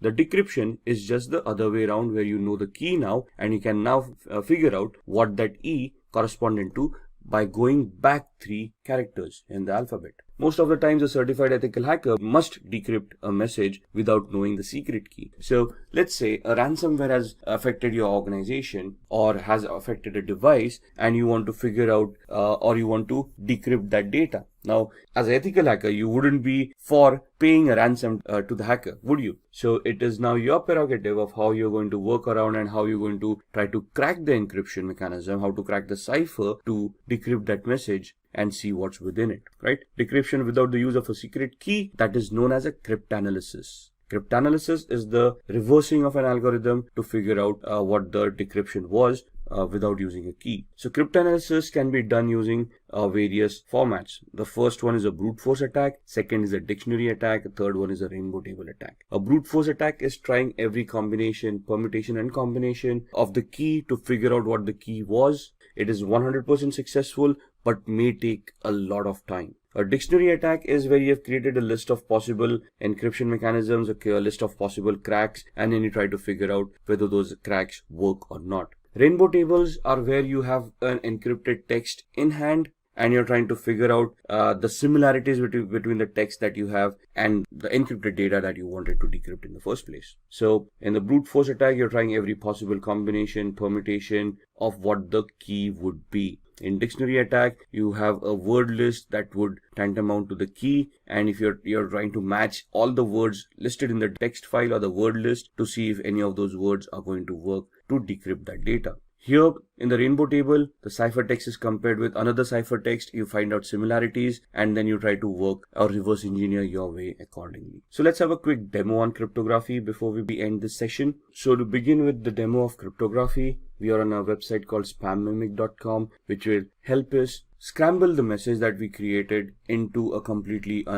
format which would be unrelated to the topic at hand. So if I say I want to encode a message, turn a short message into spam. So what this does is, you want to send across a secret message, you type in the secret message, a short one, and it will convert that into a spam mail. You send it across, so whoever's reading that spam mail would never get an idea of the embedded message within it. So if I want to type in a message here, hi, this is a secret message, the password is ASD@1234, and I want to send this out to people or to one of my colleagues, but I want to send it out in a secret manner so that others are not aware of this. So when I press on encode, what the algorithm will do is it will convert this message into a spam mail. So my message, hi, this is a secret message, the password is @1234 or ASD@1234, gets converted into this. Now if you read it, dear e-commerce professional, this letter was specially selected to be sent to you. This doesn't make sense. There is nowhere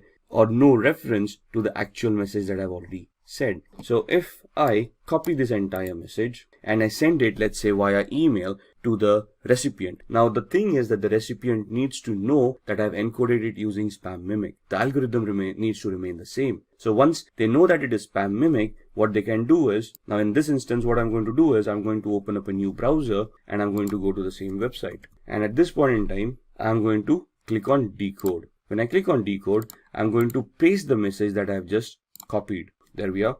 And this message is now being copied into a different browser. And if I decode this, you will see that it will convert it back to the original message that there was. So the key is there at spam mimic and it is embedded within the message. So whenever we paste the message in the decode factor, it knows what the key was and it can decrypt that message and give me the actual message that was embedded within it. There we are, the entire message. This is what we created in the Google Chrome browser, and in the Firefox browser we decoded. Similarly, if I want to protect these kind of messages, there is an aspenencrypt.com website where, let's say, we use text encryption and I want to encrypt the same message. This is a secret message. The password is ASD@1234, and then I give it a password to protect this message, let's say the word password, and I use the cipher to scramble this by using, let's say, AES, which is the strongest cipher right now, and I say encrypt. So this is what the encryption would look like, and basically if I don't have the password over here, if I decrypt it, you would see that the error has occurred. Now if I type in the password over here and then decrypt it, it will be able to convert that back into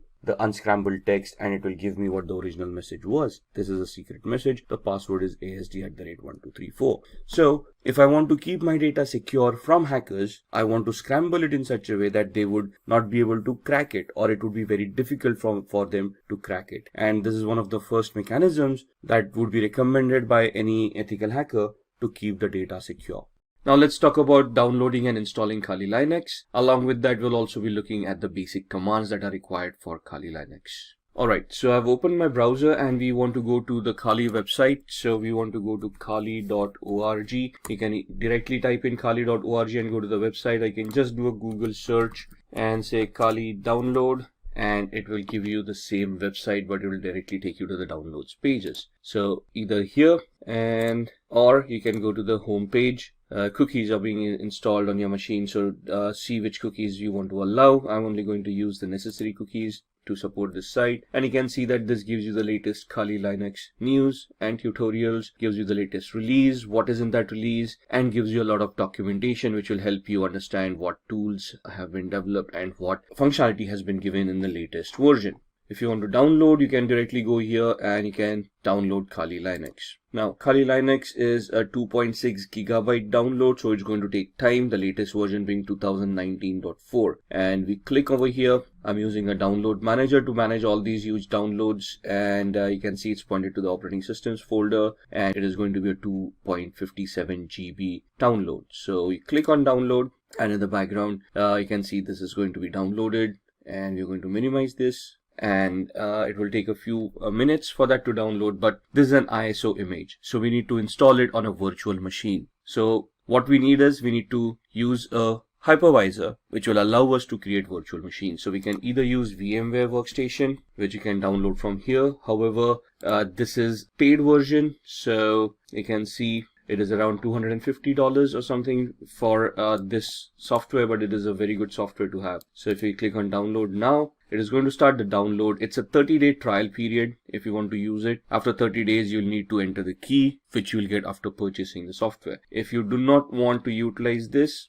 the free version that you have, you can either download VMware Player, but there are some limitations for VMware Player that you might want to look at. You want to compare these products before you want to purchase them, right? Otherwise, you can download Oracle VirtualBox, which is a free hypervisor. It's not as robust as VMware Workstation, but it does the trick, right? So the free version 6.1 is free, and you can then create your own virtual machines over there and install operating systems on them. What I already have a VMware Workstation installed, so I'm just going to open that up. And that's my VMware Workstation. As you can see, I already have a lot of virtual machines created over here. What we are going to do is we are going to configure a virtual machine for the Kali Linux operating system that we are downloading, which should be somewhere here. Let's see, it's at 43%, so halfway there. Till then, let's create the virtual machine. So I click on File, create a new virtual machine. I'm going to customize the machine. So click on Next. This leave it default. We don't want to change that. And then we want to install the operating system later. We don't want to point it out right now. So I'll just click on I will install the operating system later. Click on Next. We want to install Linux. Now in the drop down, you would not see Kali Linux over here. However, you can choose Ubuntu 64-bit. That's what I'm going to choose. There it is. Next. What is the name that we want? I want to give it Kali Linux without the typo, and I want to store it in one of the folders that I've created. By default, it stores on the C drive, which is not a good place to store. You don't want to run out of space on your C drive. So I'm going to click on this PC, and this is my data, and in here I'll have a folder called VirtualBox or Virtual Machines. There it is, within which you can see the other softwares that I already created. I'm going to create a new folder and call it Kali 2019 L. L for is latest for me because you can see I already have a Kali Linux. So I'm just going to identify this folder with the L at the end. Going to select it and click on OK. You can see the path being changed over here. Click on Next. It's going to ask you how many processors. Now, depending on the processor that you have, you can see I've got an 8-core i7. So if I give it 16 cores or 16 processors, that's not going to work. I cannot go beyond what the physicality already is. So for this machine, one processor with 1 core is more than enough. If you're going to use a lot of tools at the same time, you might just want to give it 2 cores. So we're giving it 2 cores. it will ask us for RAM to be provided for this virtual machine. By default 2048 megabytes, that's 2 GB of RAM is more than enough. If you require more, we can change this later on. So click on next. We want to use NAT for now, leave this default. Next. Whatever is recommended, keep it the way it is. We do not want to change it. Next, create a new virtual hard disk for this machine, and it is going to ask us the size. 20 GB is more than fine. Store it as a single file. We don't want to use multiple file options. Click on next, and then click on browse where we want to store the VMDK file or the virtual hard disk file. And we go back again to the same folder that we had created, virtual machines, and we look at the Kali Linux Kali 2019 L, and we want to store the VMDK file over there. Once we save it, we want to click on next, and then we want to click on finish. So this is the virtual machine that has been created right here, right? Now this is the basic configuration. Now where are we at with the operating system? And you can see the operating system has been downloaded and it is stored in this particular folder. So we go to E drive. So we are looking for the operating system that we have downloaded. We downloaded it in the operating systems folder, and if we go in here, you can see the current one, the Kali Linux 2019.4 ISO right here. So what we do, we go back to the Kali Linux machine that we have created, edit virtual machine settings, and we point this virtual machine using the CD DVD, and then we point the ISO, the one that we downloaded over here. So we go back to E drive, we go back to OS, and we click on Kali Linux 2019, click on open. So now when this boots up, it will boot up with this ISO, and then it will allow us to install the operating system. So click on OK. Then we click on power on this virtual machine. It will start powering on. It will boot to the ISO and it will start giving us the booting option. So I'm just going to enter the full screen mode over here for this to be better visible. And we don't want the live mode. What we want is we want to use the graphical install. And then we highlight that, we press enter, and you can see the setup starting up. We'll wait for the GUI to pop up. There it is. Which language do we want? For now we want English. Click on continue. Where are we located? Click on continue. And the configure your keyboard. We want the US keyboard, American English. Continue. It is going to detect the hardware. So as you can see on the screen, it's attempting auto configuration for most of these settings. The network with DHCP, it has identified the network cards, hardware like the processor that has been provided. Now it is asking for a host name. We're going to leave it at default. We're going to click on continue. Domain name, I'm not joining this into a domain as yet. This is going to be a standalone machine, so I can leave this blank. Click on continue. Now it is going to configure the network. It is asking for a password at this point in time, the root password. Type in any password that you want. Ensure that you remember the password. Now by default, the username for the account is the word root. We are just creating the password for the root account. And then we want to click on continue. Setting up the clock, looking at the hard disks. Now here it asks us, do we want to use the entire disk, the 20 GB virtual hard disk that we had provided, or do we want to give it a manual configuration or a guided one where we want encryption and a logical volume management coming into the picture. We're just going to use the first option, guided, use entire disk. Don't worry, it's only going to use the virtual disk that we had created.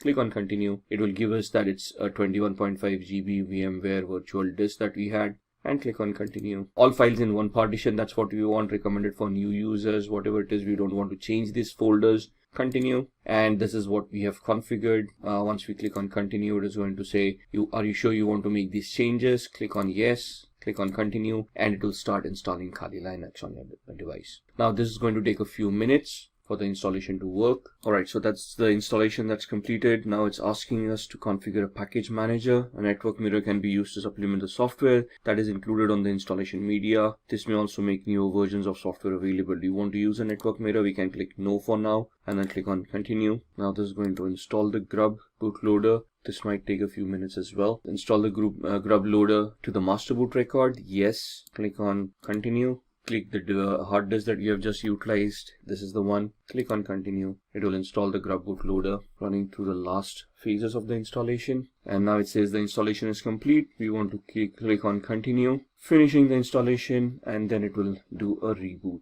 Alright, and you can see this is starting up. So we are going to you just wait out the boot, and now it started the booting sequence. Just going to maximize the screen. And you can see it's asking me for the password. This is the one that we created. Now that's not the password, that's the username, that's the root, and the password that we had created at that point in time, and then click on login. And this is your screen. Now what we need to do here is we need to install VMware tools, which will help us manage the screen and help the virtual machine to be a little bit better integrated on the system. So that's not mounted yet, so we're just waiting for it to mount. There it is. And what we want to do here is open VMware tools upgrader.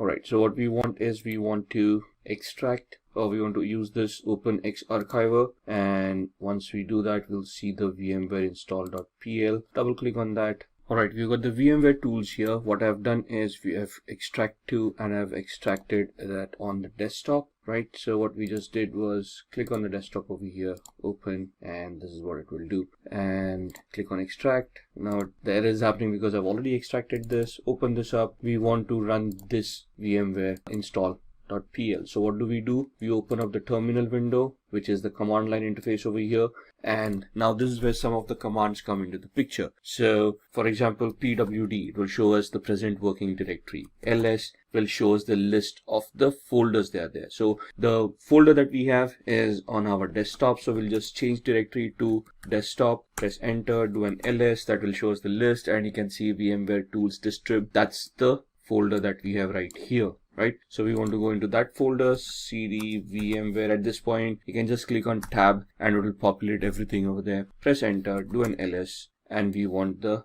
VMware-install.pl to be executed. Alright, so we tried executing that command. We had an error over there. So what we need to do is we need to execute this command. So /VMware install.pl, and we'll start creating. Now it will ask you for your input installing VMware tools. In which directory do you want to install the binary files? By default it is going to use /usr/bin. If I just press enter, it is going to use the default. As you can see, the input over here. What directory do you want the init directories? I'm just going to press keep on pressing enter for the defaults to come in. This part does not exist. It is going to create it. Default yes, defaults everywhere, and then it tries to start initializing it to maximize the screen, and this is where it is installing. And you can see by just installing that, it automatically adjusted the screen, and now we got a full screen of Kali Linux right here. Right, and that is what VMware tools does for us once we have installed the operating system. And now you can see the entire screen. On here you will see the tool sets that are given here. Now why are we using Kali Linux in the first place? Because this comes in with a bundle of thousands of softwares that are ready to be utilized for ethical hacking. Right, and they have been categorized over here for information gathering, vulnerability analysis, web application analysis, and so on and so forth. So you can see from forensics onwards, reporting tools, and as you scroll down, you can see your development tools, graphics coming in, internet, and the system configuration coming into the picture. These are your settings for your operating system. So these are basically your tools. We are right now in the favorites. If I click on information gathering, you will see that other tools for information gathering start appearing over here. For vulnerability analysis, we have got Sparta, Nmap, fuzzing tools, web application analysis, we have got comics, Kipfish, SQL map, database assessments, password attacks, and so on and so forth. So if you just go in the favorites, this was the terminal emulator that we utilized. This is the command line that we saw. We used the cd command. We use the pwd command. We did the ls command as well to give us the list of the directory that we are in. Similarly, there would be commands like cat. So let's go to cd downloads. Let's see what's there. You can see this case sensitive. So if I type in a capital D and then do a tab ls, there's nothing over here on download. So cd ... will take us back one directory. Now you can see we are back from downloads to root.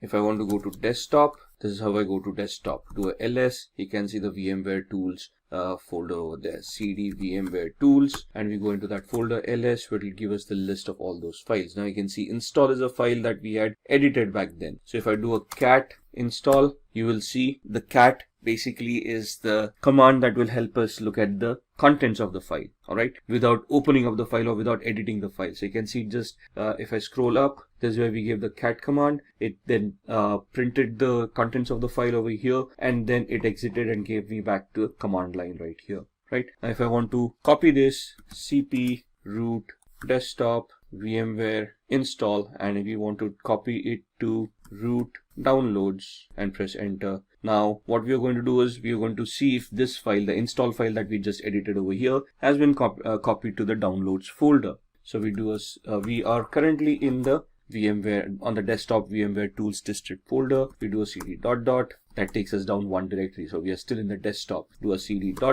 Now you can see we are back in the root, and now we are going to do a cd downloads, do an ls, and you can see the copied file right here. So if I do a cat install, you can see the same content of that file coming in. So these are some of the commands that we would need to learn as we go ahead. The remove command is, let's say we've got install, we do a man rm. Man is the manual page command that gives us the pages with the description of how that particular command is to be utilized. So rm is remove files or directories. Synopsis, the description, the options, -f for force, -i for prompt, -capital I prompt once before removing more than 3 files, and so on and so forth. If you want to exit this, you can press Q to exit and you come back to this page. So if I say rm install ls, you will see that the install file has now been deleted. So in Windows we use the del command. In Linux it is the rm command. So this is what we wanted to look at, the demo for Kali Linux, how to download it, how to install it, and some of the basic commands that we can utilize. Alright, let's begin with the phishing tutorial. We have the Kali Linux operating system booted up over here. What we are going to do is we are going to open up a tool called SET, Social Engineering Toolkit, which you would find in this option, and that's the tool that we want. It's a command line tool, a menu driven tool.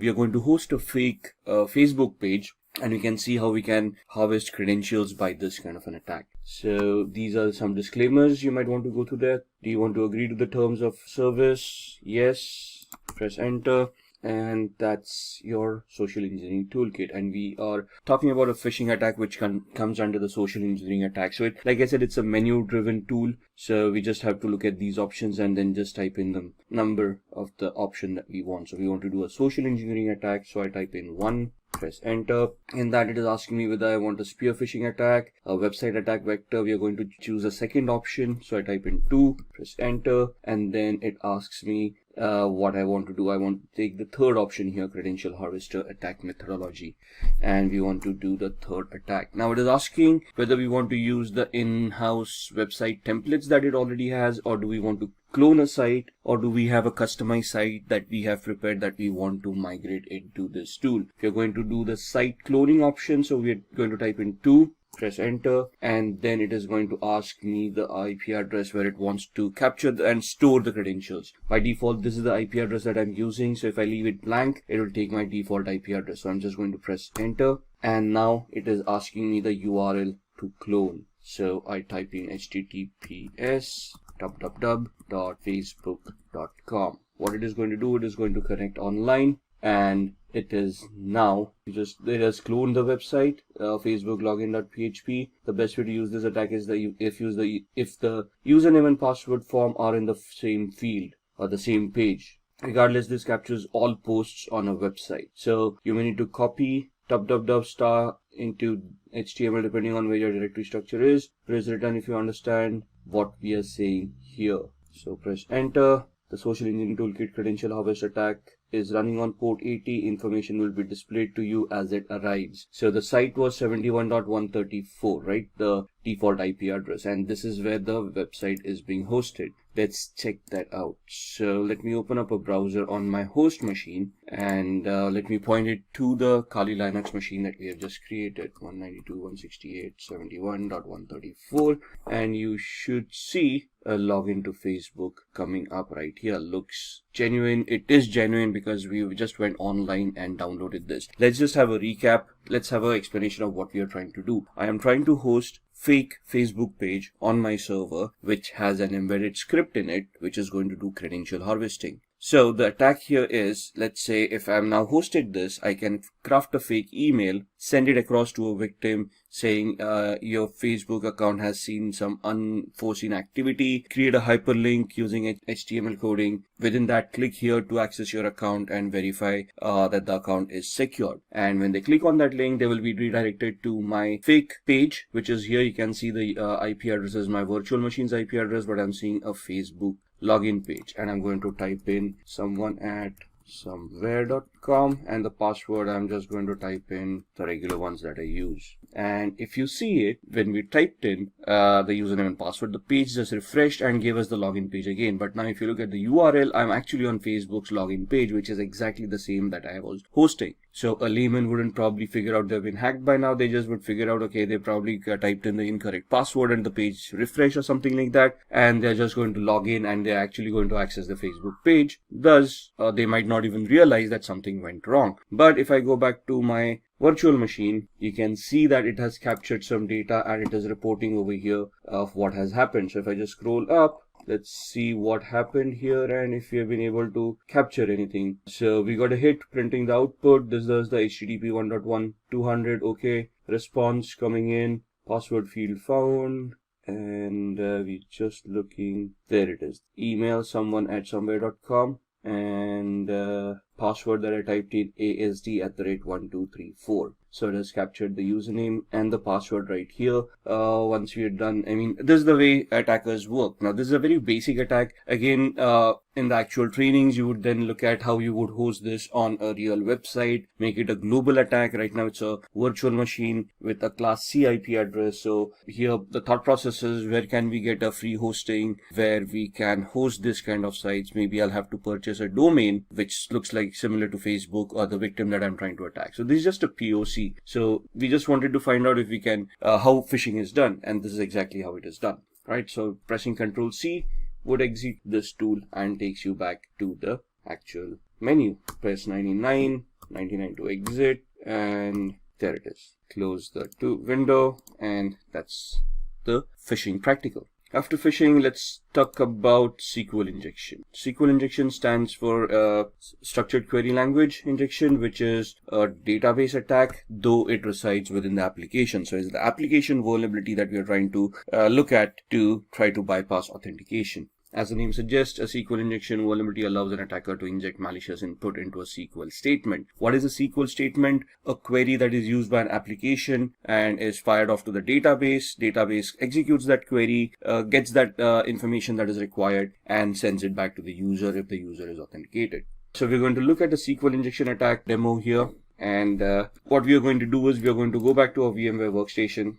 And I've got a tool over here called OWASP, Broken Web Application, which is a utility that has been created for people like us to test our skills, to learn on how we can develop our skills further. So this has a lot of vulnerable applications built within it. We're just going to try to access it, and we are going to see if we can create a SQL injection attack. Just waiting for it to boot up. Once it boots up, it will give us an IP address. There we are. So we need to connect to 71.132. So I can just use the same browser I was using, close up Facebook, and now go to 192.168.71.132. And this is the OWASP Broken Web Application project. What we are going to do is we are going to go to Mutility, and this is an application that has a lot of information within it. You can see it gives you links about what you should do, help me, video tutorials, listing of vulnerabilities that they have, and so on and so forth. So you can see we are not logged in right now. I'm just going to do this as a demo. So what we are going to do is we are going to look at this and bypass authentication. So we are taken to the login page where you need a username and password to log in.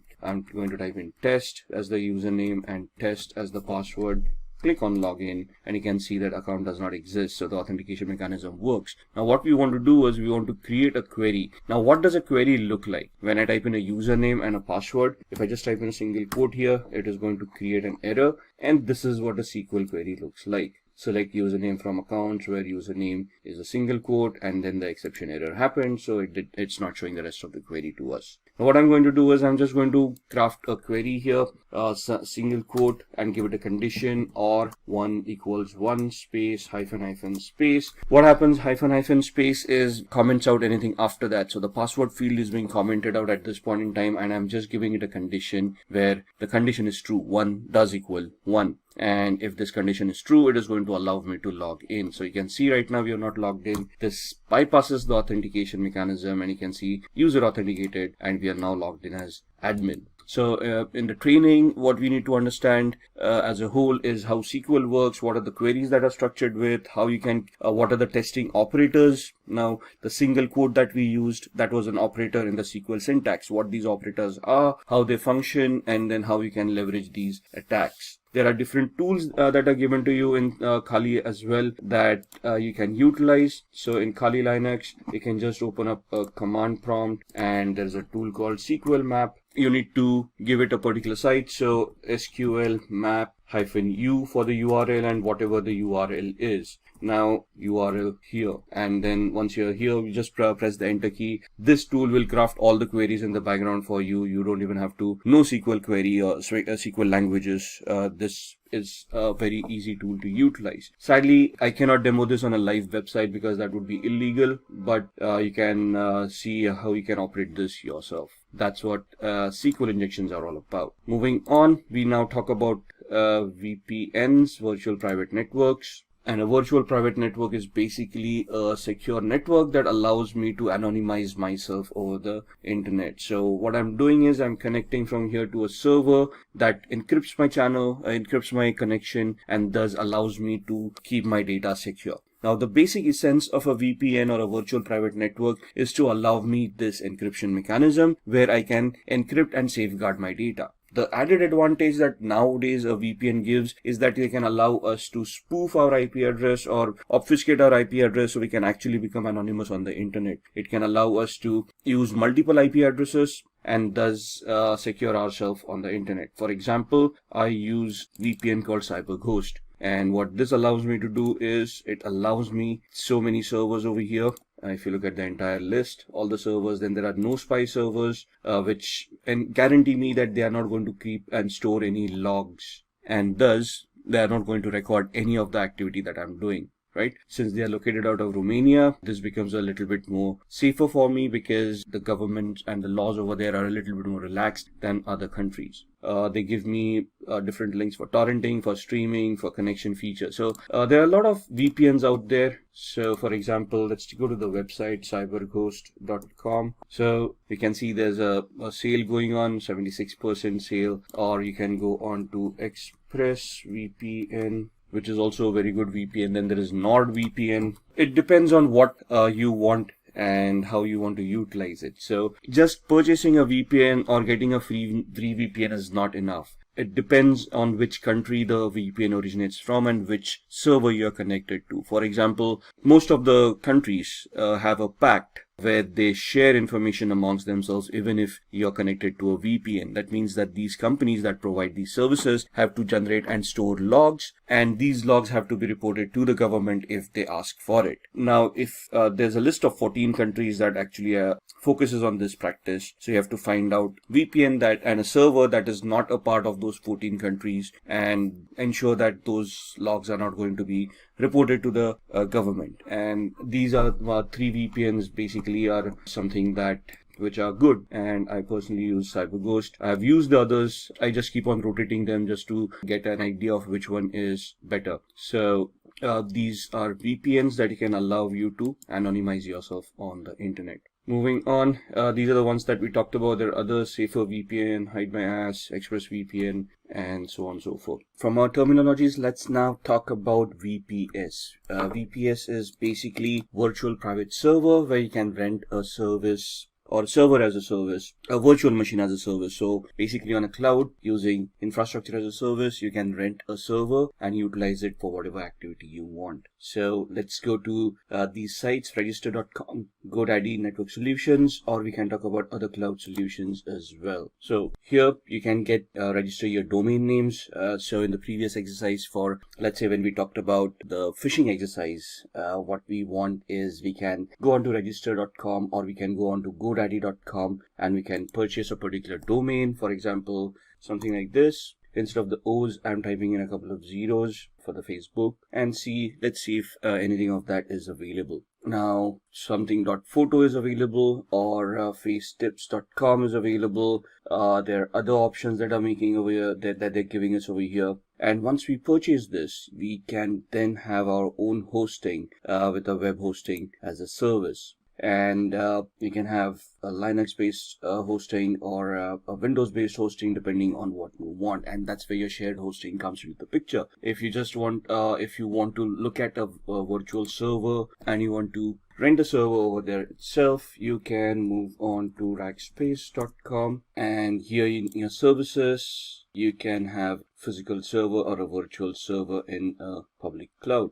Your other cloud providers, for example, would be Amazon, AWS, and on AWS you can basically look at EC2, Elastic Compute Cloud, which is basically virtual servers in the cloud. And over here you can rent out a server with whatever capacity you require. You'll obviously have to pay the rent for what those servers are going to cost, but once you have those servers, you can then launch any services on top of it. Looking at other services that we have, we talked about Tor. Tor is a onion routing software that allows users to browse the web anonymously. So we can just go online and we can try to spoof our identity, and I'm going to show you how. So I've got a VMware workstation right here, the one. So we're just going to pull that up, and we're going to power on a Windows 7 machine where we're going to look at the onion routing. So our Windows machine has booted up. We're just going to log in, and this is my Windows 7 machine. Now I've got a Chrome browser right here, and we're going to go to a website called seemyip.com, which is going to give the IP address that I'm currently using. So right now I'm not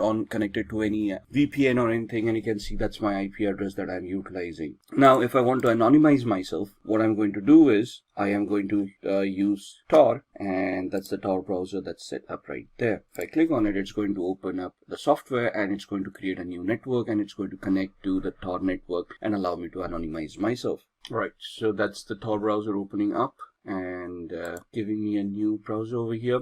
So I've got one, which is the old one, which is my current IP address. If I just refresh that, you'll see that I'm still on the same IP address as far as this browser is concerned. There's a refresh, and it's still showing me the same IP address. Where if I go on to Tor right now, and if I go to seemyip.com, you will see that it is going to give me, and you can see the amount of time it is taking to reach that site. That's because I am using a VPN, and there's a lot of encryption running off, and you can see now I'm certainly connected via Hong Kong. And even to reach this site, what Tor does is it gives me a proxy chain. A proxy chain is where it creates multiple hops to hide my identity, and before I reach seemyip.com, I am using 3 different IP addresses over here, one in France, one in Germany, and one in Hong Kong. So if I do something over here to trace back my steps to my actual IP address, the law enforcement agencies or anyone who's going to search, like a forensic investigator, would have to go through these IP addresses before they come back to me. Now it's not impossible, but the effort and time that's going to be taken to come across 3 different countries is going to be phenomenal. So it may just defeat the purpose of having so much resources spent to identify who did what. So that's what Tor does for us. Alright, moving on from Tor, we are going to look at keyloggers. Keyloggers are basically softwares that run in the background and record all the keystrokes of the user. So if I've got a keylogger installed right now, whatever I type will be stored in a text file for the hacker so that they can look at it later on. And just to give you an example of that, we go back to my VMware workstation and we open up another Windows 7 machine. I'm going to power this on, and I'm going to close this one till then. So this virtual machine has booted up. We are going to use user 1, log in as user 1, just close all these softwares which are not required. And once this machine is booted up, what we're going to do is I'm just going to open up a random websites and see what we're doing. Basically, there's a keylogger that's there in the startup that's going to record our keystrokes, and we just want to see what it actually does. Now Firefox is getting updated, so let's hold on. Now this is the latest version of Firefox, right? And we're just going to go to, let's say, facebook.com. Wait for the website to open up. Alright, let's try opening it up again. And that's facebook.com, and we're just going to type in some random username and password, someone at somewhere.com, and the password being again ASD@1234567890. Login, obviously that login is not going to work. User probably doesn't exist, or if it does, the password probably is incorrect. And so we're going to close this. We're going to, let's say, open up another browser window, go to another site, rediff.com, and then go to Rediff Mail. Try the same thing over here, someone at somewhere.com, password ASD@1234567, whatever it is.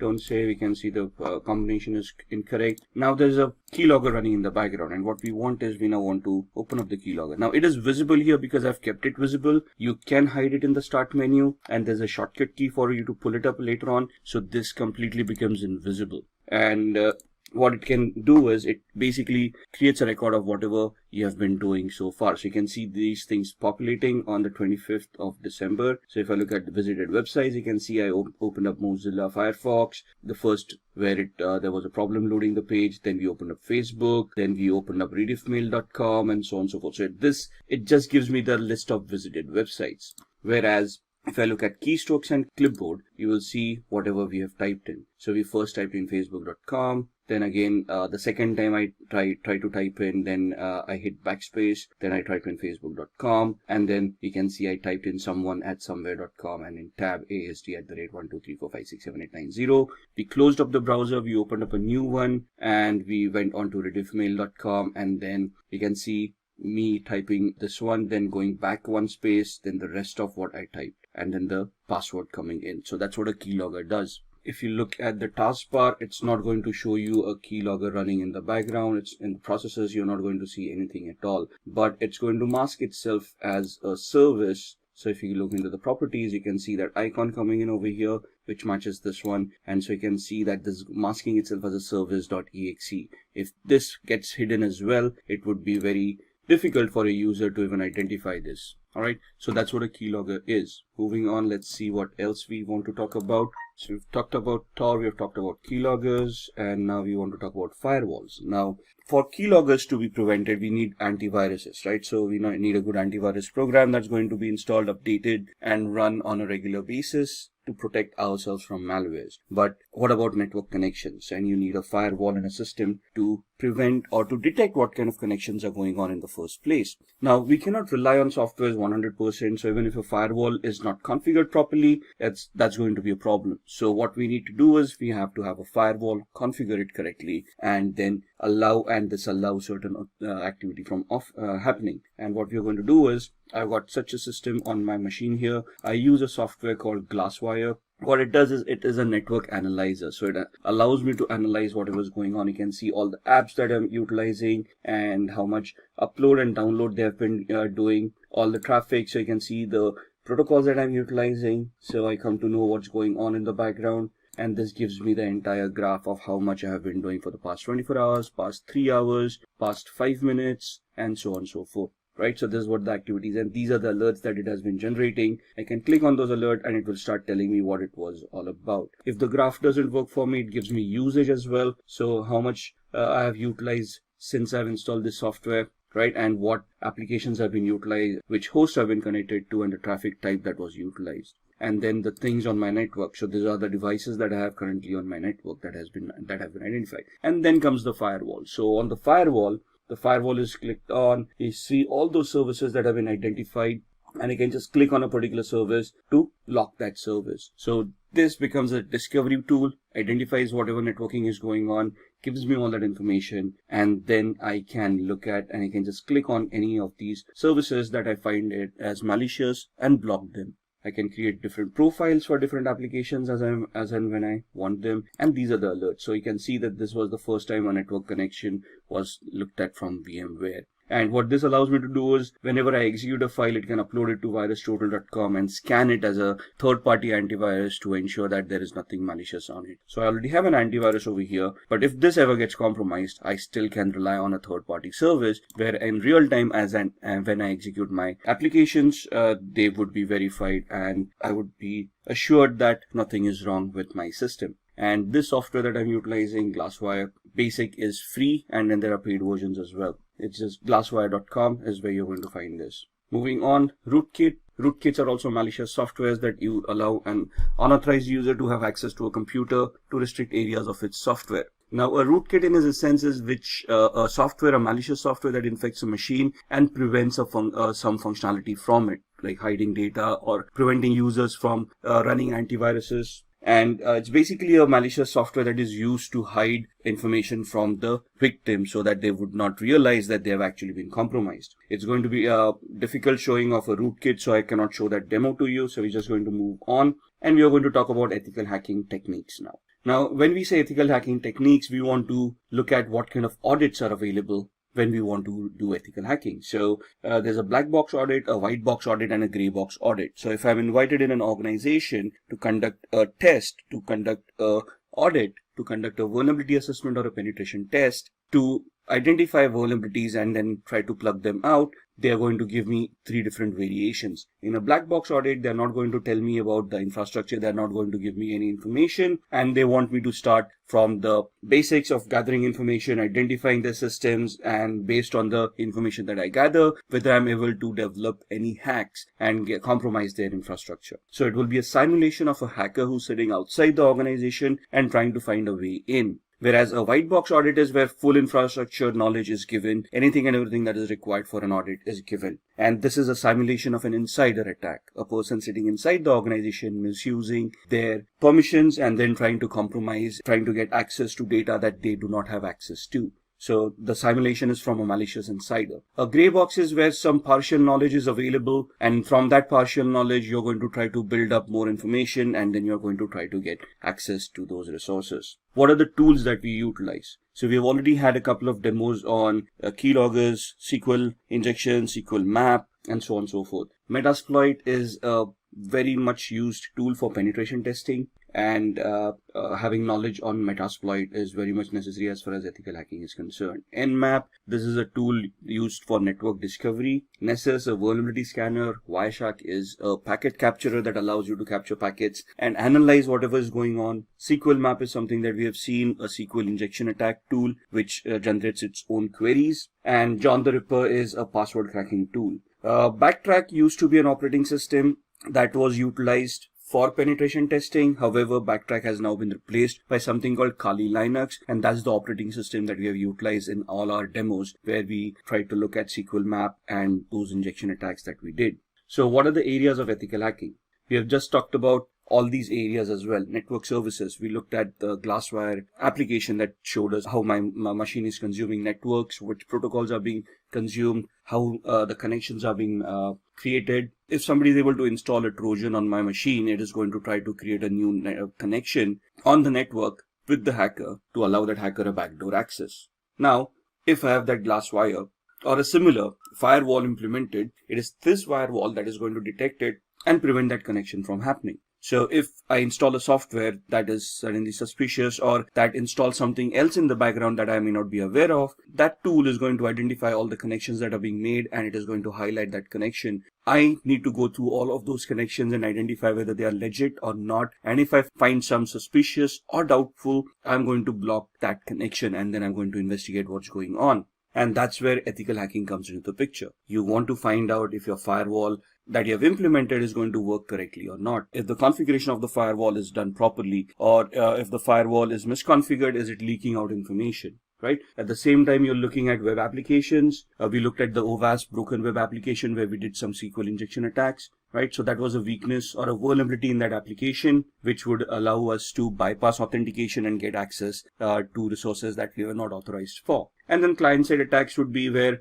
you install keylogger at the end of the client system, and then you try to capture whatever data the user is typing in, like usernames and passwords on the Facebook and the rediffmail.com website that we saw, and then try to misuse that information to get access to those resources. Then Wi-Fi networks, right? Wi-Fi is something that we use on a regular basis. We got our smart devices nowadays, smartphones, tablets, phablets that we can connect to Wi-Fi and start using all our services, our banking applications on our smartphones. And thus we want to ensure that wireless connectivity is simple and is secured. So you want to use encryption mechanisms, you want to use tools on your smartphones, antiviruses, firewalls on your smartphones to ensure that whatever you are utilizing is going to remain secure. And then social engineering, we've looked at the phishing website on facebook.com. We've seen how easy it is to clone websites and host them on Apache server. So if you look at it as from an ethical hacker's perspective, the job of an ethical hacker is to simulate these kind of attacks that a hacker may conduct. And first of all, you're basically going to find out areas where these attacks can happen. Think of it from a hacker's perspective. Try to simulate those attacks and see if those attacks are going to be effective. Can those attacks be prevented? And can your current security controls that you have put in place identify, detect, and prevent these attacks from happening in the first place? And that is what ethical hacking is all about. Let's look at the Metasploit attack. Metasploit is a framework of penetration testing that makes hacking very simple. You just need to know how to utilize the tool. You need to identify the vulnerability associated with a particular exploit and then run the exploit on Metasploit. We'll be demoing this during the practical. So there are active exploits and passive exploits. In active exploits, it exploits a specific computer, runs until execution and then exits, uses brute force and exits when an error occurs. In a passive exploit, these exploits wait for incoming requests and exploit them as soon as they connect. They can also be used in conjunction with emails and web browsers. So in passive exploits, we create a payload, like a reverse connection payload. We send it to the victim. Once the victim installs that software, the machine will then initiate a connection to us. Our machine will be in a listen mode, and then we will, once the software is executed at their end, we would then try to connect and exploit that particular vulnerability. This is the practical that we'll be doing on Metasploit. So let's move on with the demos, and then we'll see what we can discuss amongst them. Alright, let's have a look at some of the demos that we had talked about in the ethical hacking and penetration testing module. We are going to look at 3 different demos. The first one is going to be a SQL injection attack that we are going to perform on this tool that we have. The second one is a password cracking attack on Windows 7. And the third one is a MetaBreeder based or a Metasploit based shell shock attack on a Linux based web server. So let's get cracking. I've powered on this virtual machine, which is the OWASP Broken Web application. It is a tool that is provided for people who want to enhance their skills and they can practice how to do these attacks in a legal manner.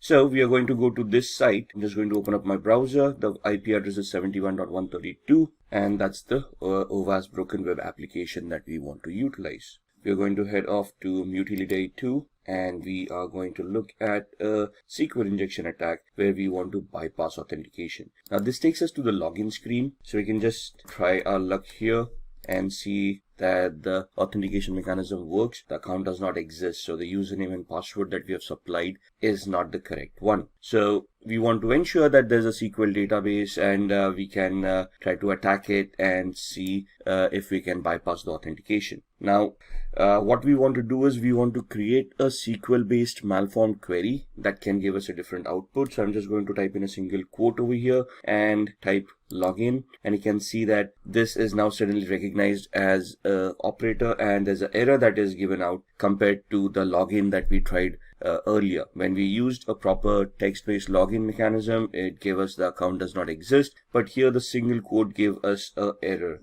and it shows us how SQL works. This is the query that we had created. Now in the trainings that you have for ethical hacking, there would be explanations of what these queries are all about, how the syntax works. Here we're just going to see if we can create a malformed query to log in as a user in this case. So what I'm going to do is create the query over here, and we're going to give it a comparison. So we're going to give it a OR 1 equals 1 space hyphen space. And if you now click login, you should be able to bypass authentication, and you can see user has been authenticated, and we now have admin access to this application. Now here the SQL queries need to be crafted in such a perspective that they're going to work. So there would be a lot of exercise in identifying what the database is. There's a Microsoft database, an Oracle database, and so on and so forth, and then you have to choose those proper commands. But identifying that would come in the training. Right now we're just looking at a demo. This is how a SQL injection attack works. Now let me log out here. Similarly, now we are in a login page. The same query worked wonders where it allowed us to bypass authentication. So it also depends on what kind of a page I am and what query would be accepted at this point in time. So here application understanding would also come into the picture, where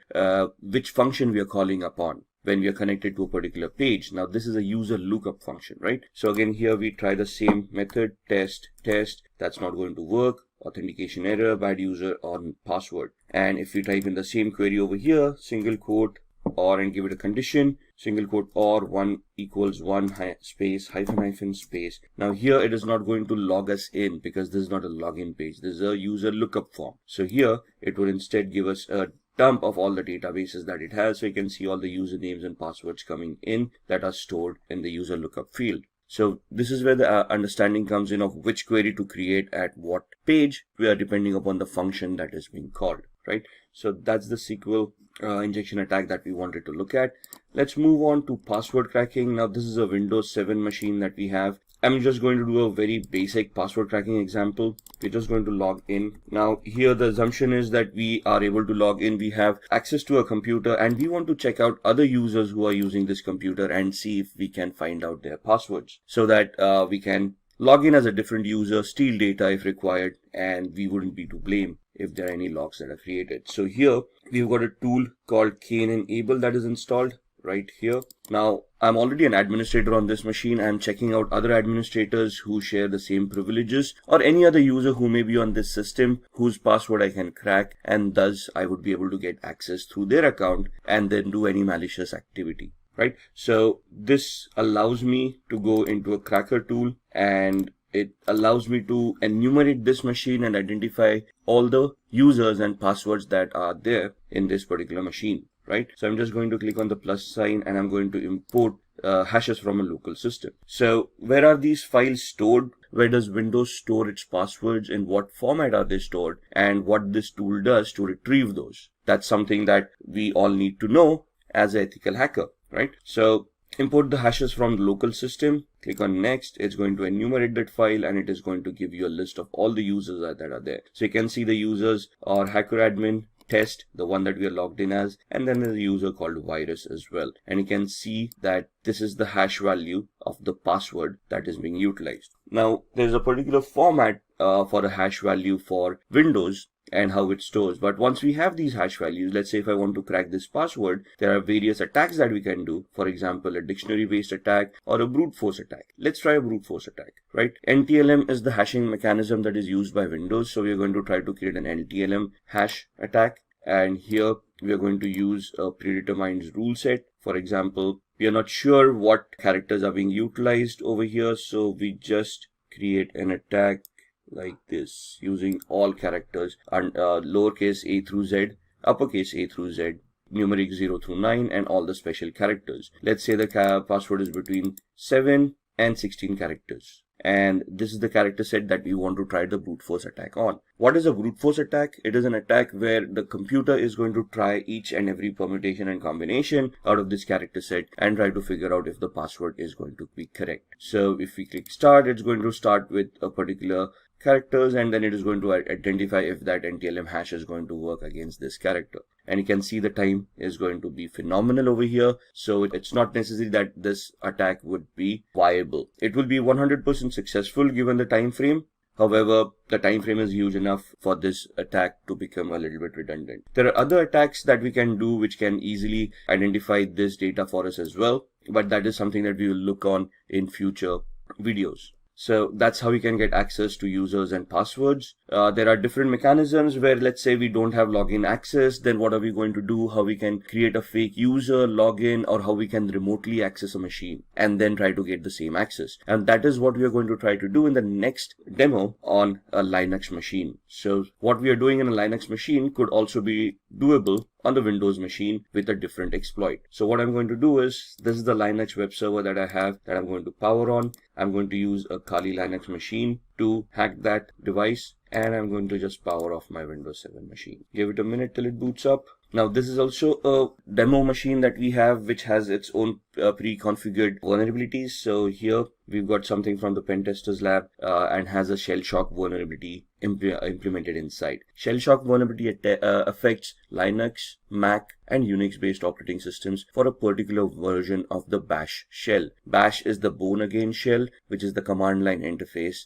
in these operating systems. So what we are trying to do here is we are going to use the Kali Linux machine, try to find out the vulnerability over here, and if it exists, we are going to use Metasploit to attack this machine. Now the first and foremost thing is we want to identify the IP address. We have no idea what the IP address is. We are in the same subnet, so we are assuming that we are able to connect to this machine. So what I'm going to do is I'm going to open up a tool called ZenMap.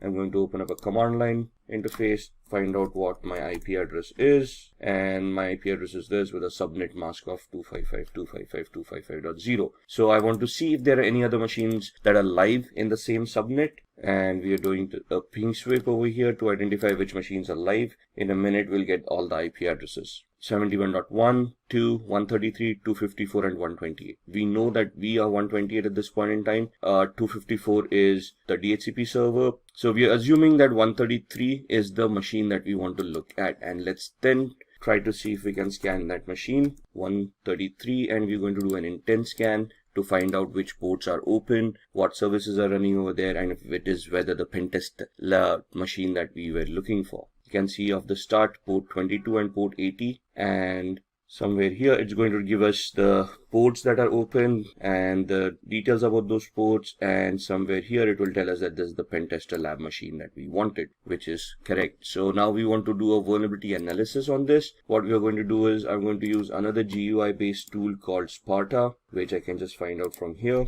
Sparta uses two tools in the background, Nmap tool and a tool called Nikto. So we're just going to start scanning 192.168.71.133 was the IP address, add to scope, and over a period of time you can see all of these will start populating with information. There we are. That's the Nikto tool coming in, scanning on port 80, which means that it's a web server using HTTP. It tells us it's an Apache HTTPD 2.2.21, and gives us the 22 port number as well. If we head over to the tab of Nikto, or let's look at the screenshot first. This is what the website would be looking like, and Nikto gives us the options over here. It tells us that there is a vulnerability over here for shell shock, and this is the path where the vulnerability is going to exist. So what we are going to do, we go back to the command line, we open up a new one, minimize all these other windows, and we are going to open up Metasploit. Metasploit is a penetration testing tool that is used by most hackers and ethical hackers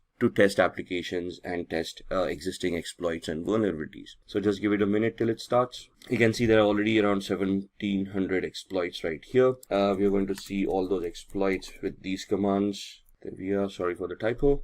And it will just give us a list of all the exploits that are stored in Metasploit in this version. So all of these are Windows based. If we scroll up, we will be looking at other vulnerabilities as well, or exploits, the Unix based exploits, Linux, OS X, multi-exploits. And we are looking for an exploit for multi-based Apache or HTTP. Let's go up, let's look at, so this is the one that we are looking for, Apache mod CGI bash environmental executable. So what we're going to do is we're just going to copy it, go back to the bottom, say use exploit, and paste the one that we wanted. Press enter, say show options. So it will ask us to configure this. I'm just going to configure it based on the knowledge that we have. Set our host, which is the remote host, the victim's machine. So we put in the IP address. It asks us for the target URI. So that's the path that we saw. Set target URI to cgi-bin/status. Enter. Now with the exploit, we need to find a payload that is going to give us the output that we want. So we say show payloads, and it will give us a list of all the compatible payloads with this exploit. And we want to create a reverse TCP connection, which is this. So we know it's a Linux operating system. We want this payload to be set. So set payload. Press enter. That's the payload coming in. Show options. Now that we have set the payload, this is the options for the exploit, and now we want to set our options for the payloads as well. So we are creating a reverse TCP connection, which means we are remotely executing code at the victim side, and we are making the victim connect back to our machine, which means we need to set up a listener. So I need to put my IP address over here, set localhost or lhost 192.168.71.128, which was our IP address. Show options again, just to ensure everything is fine, which looks like it is, and we then type in the word exploit so that it will start this attack. I can see that it has created a meter session at the victim side, and it has opened up a session. So if I do a pwd, now pwd is a Linux command for present working directory, and it will show us that we'll connect it to var cgi-bin. Do an ls, it will list all the files. That's the status file over there. Do a cd /, it will take us to the root of this machine. Now remember, we saw the passwords on a Windows machine. Similarly,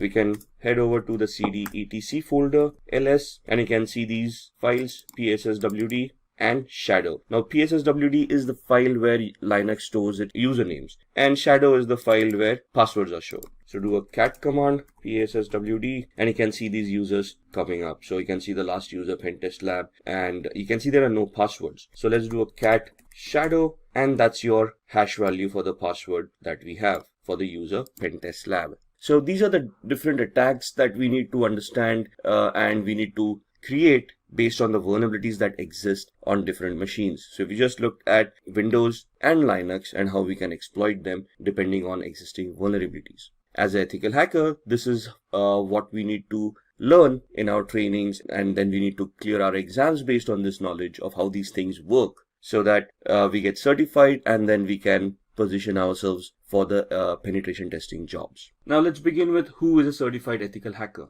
A certified ethical hacker is a person who's also known as an ethical hacker. An ethical hacker is just the opposite of an hacker. A hacker is a person who, with malicious intent, tries to misuse vulnerabilities that they have identified in an organization structure and then gain access to unauthorized data. Whereas an ethical hacker does the same thing. They try to locate the weakness, they try to locate the vulnerabilities, and they see how they can be misused. However, the intent is completely different. And that is what differentiates a hacker from an ethical hacker. Hacker would be a criminal with a malicious intent who would try to misuse and personally gain by doing criminal activity from that particular activity that they have done. Whereas an ethical hacker would try to help the organization in an authorized manner. So that's where the permission comes into the picture. The ethical hacker has permission from the organization to conduct some activity that would identify vulnerabilities or weaknesses in the information technology structure of that organization. And then once they have been identified, the ethical hacker would then help the organization to plug those vulnerabilities rather than misuse those vulnerabilities. So any person who completes CH version 10 certification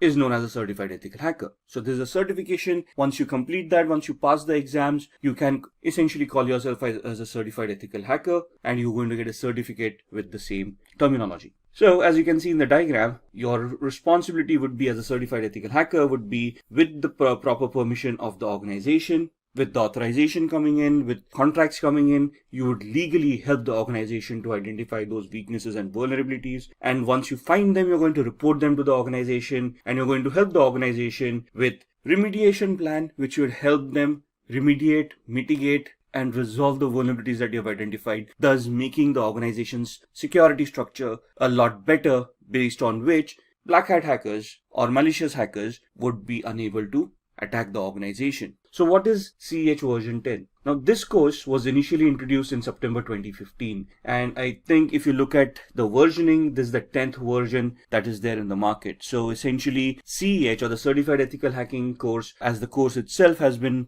for a long time in the industry. It's a very well accepted course, and it's a well renowned course. The current version as it is was introduced in September 2015 and is one of the toughest certifications in the cybersecurity field. This includes a lot of information that you have to learn, that you have to know before you can attempt the certification. You will master all ethical hacking methodologies that are used in penetration testing and ethical hacking situations. What does that mean? That means that CEH version 10 is a structured course that will help you look at all the phases that are used in ethical hacking, all the terminologies that are utilized, all the tools that are utilized in such a manner that you can penetration test or a vulnerability assessment and identify and test the vulnerabilities for their complexity. And this course, once you complete the course, you would have mastered all the ethical hacking techniques that are required. There are two exams. One is a written exam and the other is a practical exam. Now you can opt for either or. The written exam is basically a multiple choice question exam where they'll ask you scenario based questions and you have to answer those questions. That is something that we're going to look into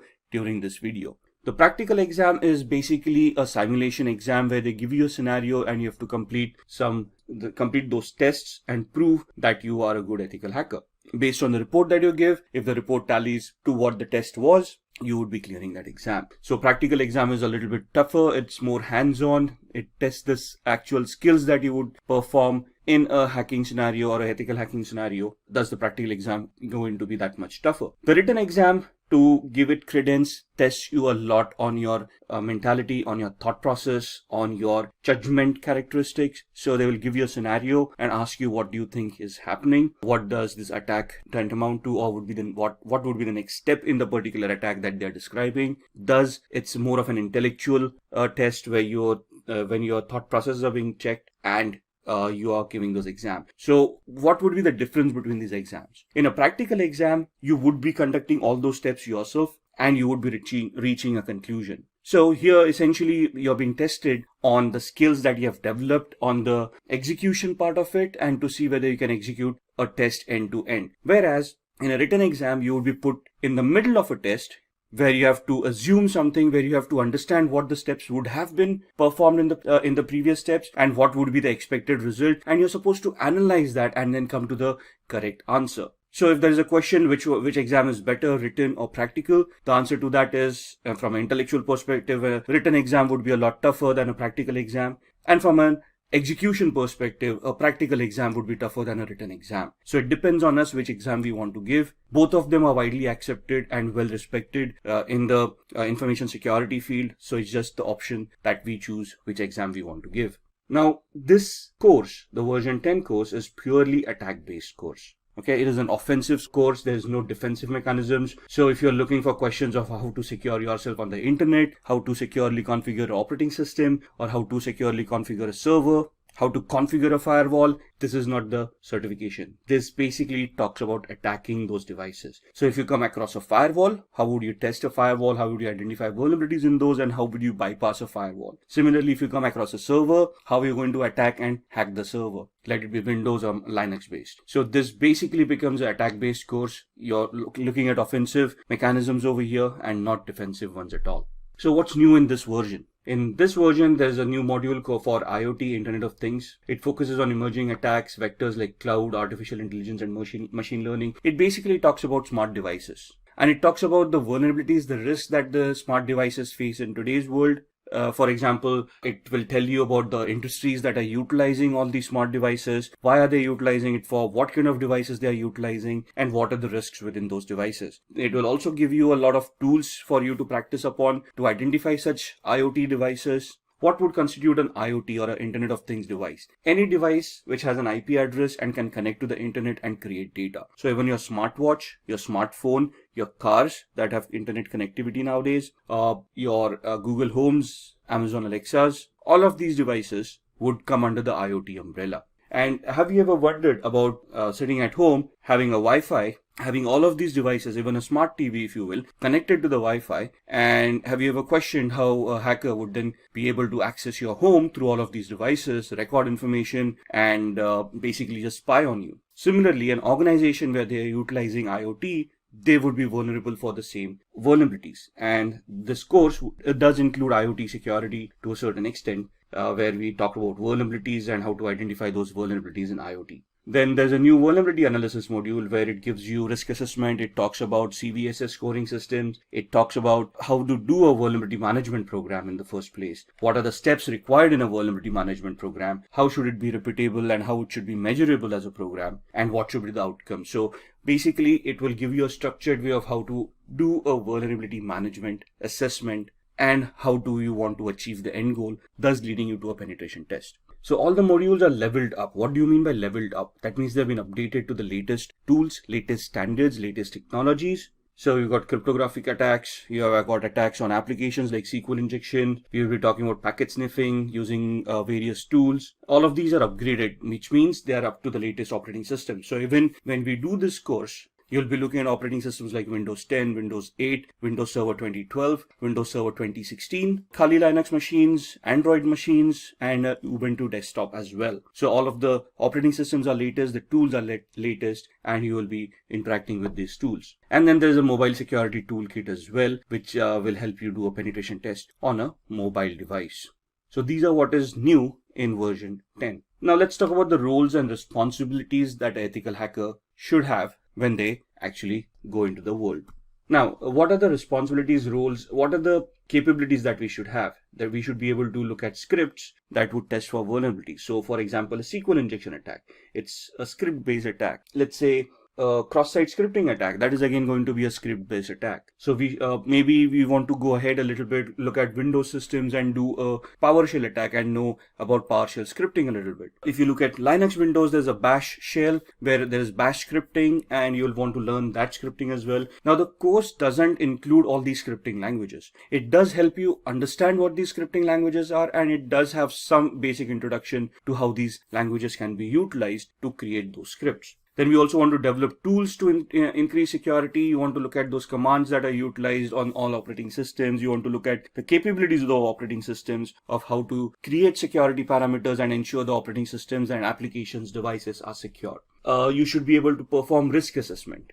Now, when you say risk assessment is the likelihood of an attack being actually executed on an organization based on the threats and the vulnerabilities that we have identified. So risk assessment is something that you find out a vulnerability and then you try to figure out in a hypothetical manner of what is the likelihood of that vulnerability being exploited by a hacker if they find that vulnerability. And if they do execute that, what is the impact that is going to happen on the organization, and what is the penalties or the repercussions that the organization is going to face if that vulnerability is exploited. That's what a risk assessment is. Then we should also be able to develop security policies or set up security policies and implement them to ensure that the security mechanisms are standardized and are consistent. And then we should also look at training staff for network security to ensure that they are aware of these vulnerabilities and they know what their responsibilities are to maintain some semblance of security in the organization. So why do we want to become a certified ethical hacker? Now, since you're watching this video, it's easy to assume that we all are interested in security, we all are interested in hacking, but hacking is not a real job. For us to get a job in the industry on a security parameter or information security parameter, we want to become a certified ethical hacker. So if you look at the popular hacking cases that have happened, in 1990s, there was a national crackdown on criminals. Microsoft NT operating system was hacked. Now this was back in the 90s when security wasn't that much evolved. And there were a lot of attacks back then that crippled infrastructure, that crippled banks when they started realizing that computing isn't as easy as it seems.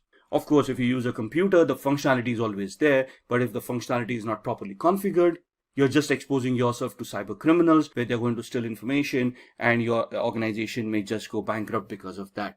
In 2013, an example, Adobe reported 2.9 million accounts as stolen. In 2016, Kaspersky, which is an internet security firm, announced that there were 758 million malicious attacks that occurred worldwide. Imagine that, 758 million malicious attacks that were identified and reported. In 2018, Facebook reported a loss of 30 million accounts that were stolen. 2018 again, Quora reported 100 million customer accounts being stolen. And in 2018 again, Marriott, 500 million travelers' accounts stolen and manipulated. Now, when you say accounts were stolen, how does it affect the organizations? Now, first and foremost, if those accounts were stolen, that means usernames and passwords were cracked, and those accounts may have contained credit card information or may have contained some personal information that would identify the person and thus make them gullible for a social engineering attack or an identity theft attack.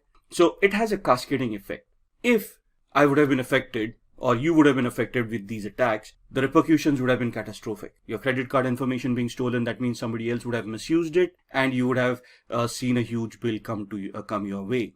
Now, you can go back to the bank and dispute that, but that's again a dispute that you're trying to have with the bank for something that you didn't do, which requires a lot of energy and a lot of time. And at the end of it, somebody has to pay for that particular loss. Now, in this scenario, the bank would have had to bear the loss, but then that's a loss for the bank and bank doesn't want to do that. And that's where they would try to hire certified ethical hackers who would try to test these vulnerabilities and plug them in so that the end consumer is also secured, the bank is also secure, right? In this case, Marriott, there were 500 million travelers' accounts that were stolen. A lot of credit card information was leaked out. Email accounts were hacked and compromised. And thus there was a lot of repercussion that happened. Now, the thing is that there are also laws that these organizations need to adhere to that tell the organizations how to keep their information secure and also have penalties in place if the organization gets hacked. And the penalties are pretty severe. So organizations do not want to get hacked or do not want to get compromised, not only from the customer's perspective, where they would be losing customers, losing reputations, and then thus facing losses, but also from a legislative perspective, where they would have to pay fines to the government for the frauds that have happened. So these are some of the popular hacking cases that have cost these organizations quite a lot of money, and thus they have a lot of security in mind. If you look at the news, in BBC News, there was something reported from a French police that there was a virus that infected more than 850,000 computers worldwide. Now, on the similar lines, if you remember ransomwares, and if you look at WannaCry that happened in 2018 or 2017, it also cost the world $4 billion in losses during that just one small month of its infection. Then Google basically disclosed that a large-scale hacking effort was targeted at Apple devices. And this has been, it has reported that there was a sustained effort to hack iPhones over a period of at least 2 years, which means that there's a specific target towards Apple consumers, and they are at a higher risk of getting hacked than others. Then the Texas government organizations hit by ransomware attack. So hackers have infected 23 organizations connected to local government in the US state of Texas with ransomware. That means that their databases have been encrypted. The government themselves do not have access to that database. The databases could have been compromised by the hackers. And that means that whatever services were being provided to the users based on that database may no longer be available to the end users because of the ransomware. Now, moving on with these, why do we want to become a certified ethical hacker? Increased attacks lead to more job openings. Now, if you look at ransomware, the WannaCry attack that happened in 2017, there was a knee-jerk reaction given by the rest of the world for IT security. Suddenly budgets started opening up. Suddenly people wanted more ethical hackers on their payrolls to test for vulnerabilities. In UK and Europe, we have GDPR, which is again another law that imposes severe penalties on organizations that get hacked and for not having proper security and a vulnerability assessment and penetration testing program in place. So that leads to a lot of job requirements as well, where organizations look at people with this special skill set to help them mitigate the vulnerabilities, to safeguard them and their customers from hackers and also from penalties from law enforcement and governments. So thus the demand keeps on increasing for ethical hackers, which automatically means that the salaries are going to increase as well. So more the demand, lesser the supply, higher the salaries. That's plain economics. Then challenge hacker with malicious intent. So from an ethical hacker's perspective, it is our duty to safeguard an organization, which means that we'll be pitched against hackers, and we have to ensure that those hackers would be challenged to the maximum limit before they even try to get access to any of the resources that we are trying to protect. It offers a boost in your career, so more efforts that you put in, more vulnerabilities that you find, the better the career prospects that you have, and the better job aspects that you're going to get. And this also lets you keep yourself updated on the latest technology. As the technology progresses, as we evolve on technology, security will also evolve, and the ethical hacker would need to keep themselves updated on these technologies. So this is what is a plus point to become a certified ethical hacker. So why do we want to get the certification, and what would it mean by being a CEH certified individual? Take this into consideration. You are applying for jobs, and you have been applying for cybersecurity related jobs, of course, and you go in for an interview.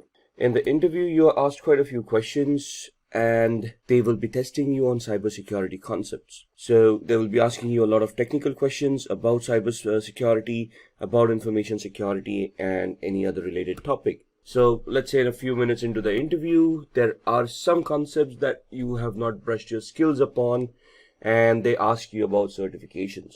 And one of the main certifications that is sought after is the CEH certification. And if you're not certified, that's where things can become a little bit problematic, where organizations today very proactively start looking for people or candidates who are already certified, rather than take them on board and get them certified. So in this scenario, having a certification would obviously help not only to be shortlisted for the job, but the certification involves a lot of training, which would help you understand the concepts and prepare you for the interview a lot better as well, right? So getting yourself certified is quite necessary in today's world. Let's look at what the certification is all about. The certification involves very hands-on training that trains an individual into thinking about cybersecurity from a hacker's perspective. And developing this mindset is very important because to catch a thief, we have to think like a thief. Teaches the candidate to spot vulnerabilities in a system, so it trains you on how to identify flaws, how to verify that they exist, and then how to treat them as well. Like I said, this is a very sought after certification, and companies look for people who are already certified as CEH or a certified ethical hacker. So what is this certification all about? This is a globally accepted certification, and it tests the knowledge that a candidate will have about threats and their preventive mechanisms. So the certification, the exam itself will test you on the parameters. The training would provide you with all the information that you require to clear the exam and to gain knowledge from a real world perspective. So it will train a candidate to think like a hacker. It will train the candidate to use the tools to identify those flaws, to spot those flaws in the first place. And it will give an understanding to the candidate where to look for those flaws in the first place. So essentially, when you get certified as a certified ethical hacker, you become a white hat hacker or an ethical hacker, which means that you will be looking at flaws ethically and reporting them to those organizations. The certifying authority is the EC Council. It is a very well known and a widely accepted certification authority across the globe. It is based out of the United States, but the certification is valid across the globe. So what does it take to take the exam, and who can take the exam in the first place? Now, the basic criteria is that a candidate should be 18 years and above. So any person who has completed an official EC Council training is eligible to attempt the exam without going through an application process. So there are two ways you can actually attempt the exam. You either have work experience, that means you're already in the cybersecurity space, you already have some hands-on knowledge, and you want to give the exam. In that scenario, you just have to prove that you've got 2 years of experience with network or information security, and then you can apply to EC Council to directly appear for the exam without attending the training. Else, you can then approach EC Council and register yourself for a training course, after which you can give the exam. So there are 2 ways that you can deal with it. What are the fees for this exam? Now, the fee itself is $500 for the exam. Candidates who take the second route, where they prove that they have experience and they directly want to appear for the exam, there is another additional $100 of application fee that they have to pay to EC Council for them to verify that you actually have that experience and then allow you to appear for the exam. So what are the exam questions like? What is the exam all about? The exam code is 312-50, and there are 125 questions that need to be answered in 4 hours. Now that sounds like a lot of time, but trust me, it isn't. The questions are descriptive in nature. They give you a scenario. You have to identify those keywords based on the knowledge and the understanding that you have, and then gauge the correct answer for that particular scenario. And the scenarios could be a little bit complex, could be a little bit confusing. The exam will be a multiple choice question exam, so 1 question with 4 answers. If any question has multiple answers, they will mention it in the question itself. The pass percentage cuts off at around 60 to 85%. So there is no fixed percentile. Every question has a different grade, every question has a different value, and based on the questions that you have been asked and the correctness of the answers, you would either pass somewhere between 60 to 85%. The results are immediate, so once you complete the exam and you submit it, it will let you know there itself whether you have cleared or not. So what are the skills that you require for this exam? You must have very good networking skills. And when we say networking skills, you should know your protocols. You should know how computers communicate with each other. The protocols like HTTPS, FTP, SMTP, and anything about the OSI layer. You should be good with your operating systems. The candidate should also have a very good knowledge about operating systems. And when we say operating systems, we want the candidate to know about troubleshooting methods and how the operating system work in the first manner. So you should have some basic skills about operating systems and the configuration of these operating systems. You should also know the different types of cyber attacks such as social engineering, phishing, and how to prevent these attacks. So this is the exam skills. The training prepares you with all these skills. The candidate must be able to hack into an organization system with permission and erase all digital evidences. So the training itself will get you accustomed with all the hacking phases, how a hack is constructed, how a hack is made more effective, and how the hack evolves, and later on how you can delete all the evidences of the hack that has happened. So for the exam, you should have, or you should be very good with your networking skills, understanding protocols and how they work, configuring operating systems and troubleshooting them. You should be able to classify different cyber attacks and know how to launch them as well. And you should be able to hack into devices and erase all digital evidences that may have happened. Password cracking and cryptography is also a very much required skill to clear the exam. There must be a few rules followed, and there is a code of ethics from EC Council. So they essentially give you a non-disclosure agreement before you start the training, which you have to go through, and you have to sign it, submit it to EC Council. Only then are you allowed to go forward with the exam. So what are the exam all about? What are the topics within that exam, and what kind of questions would you get?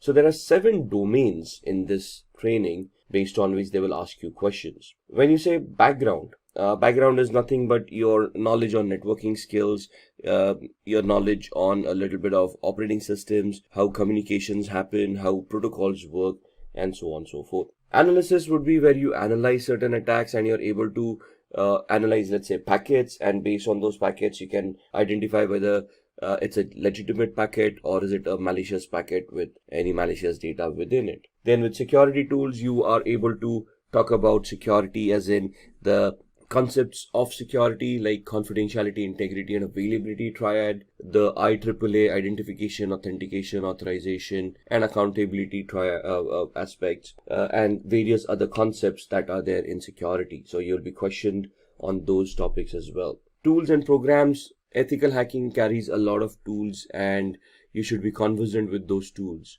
During the training, there will be hundreds of tools that you would be going through, and you would be facing questions on these tools.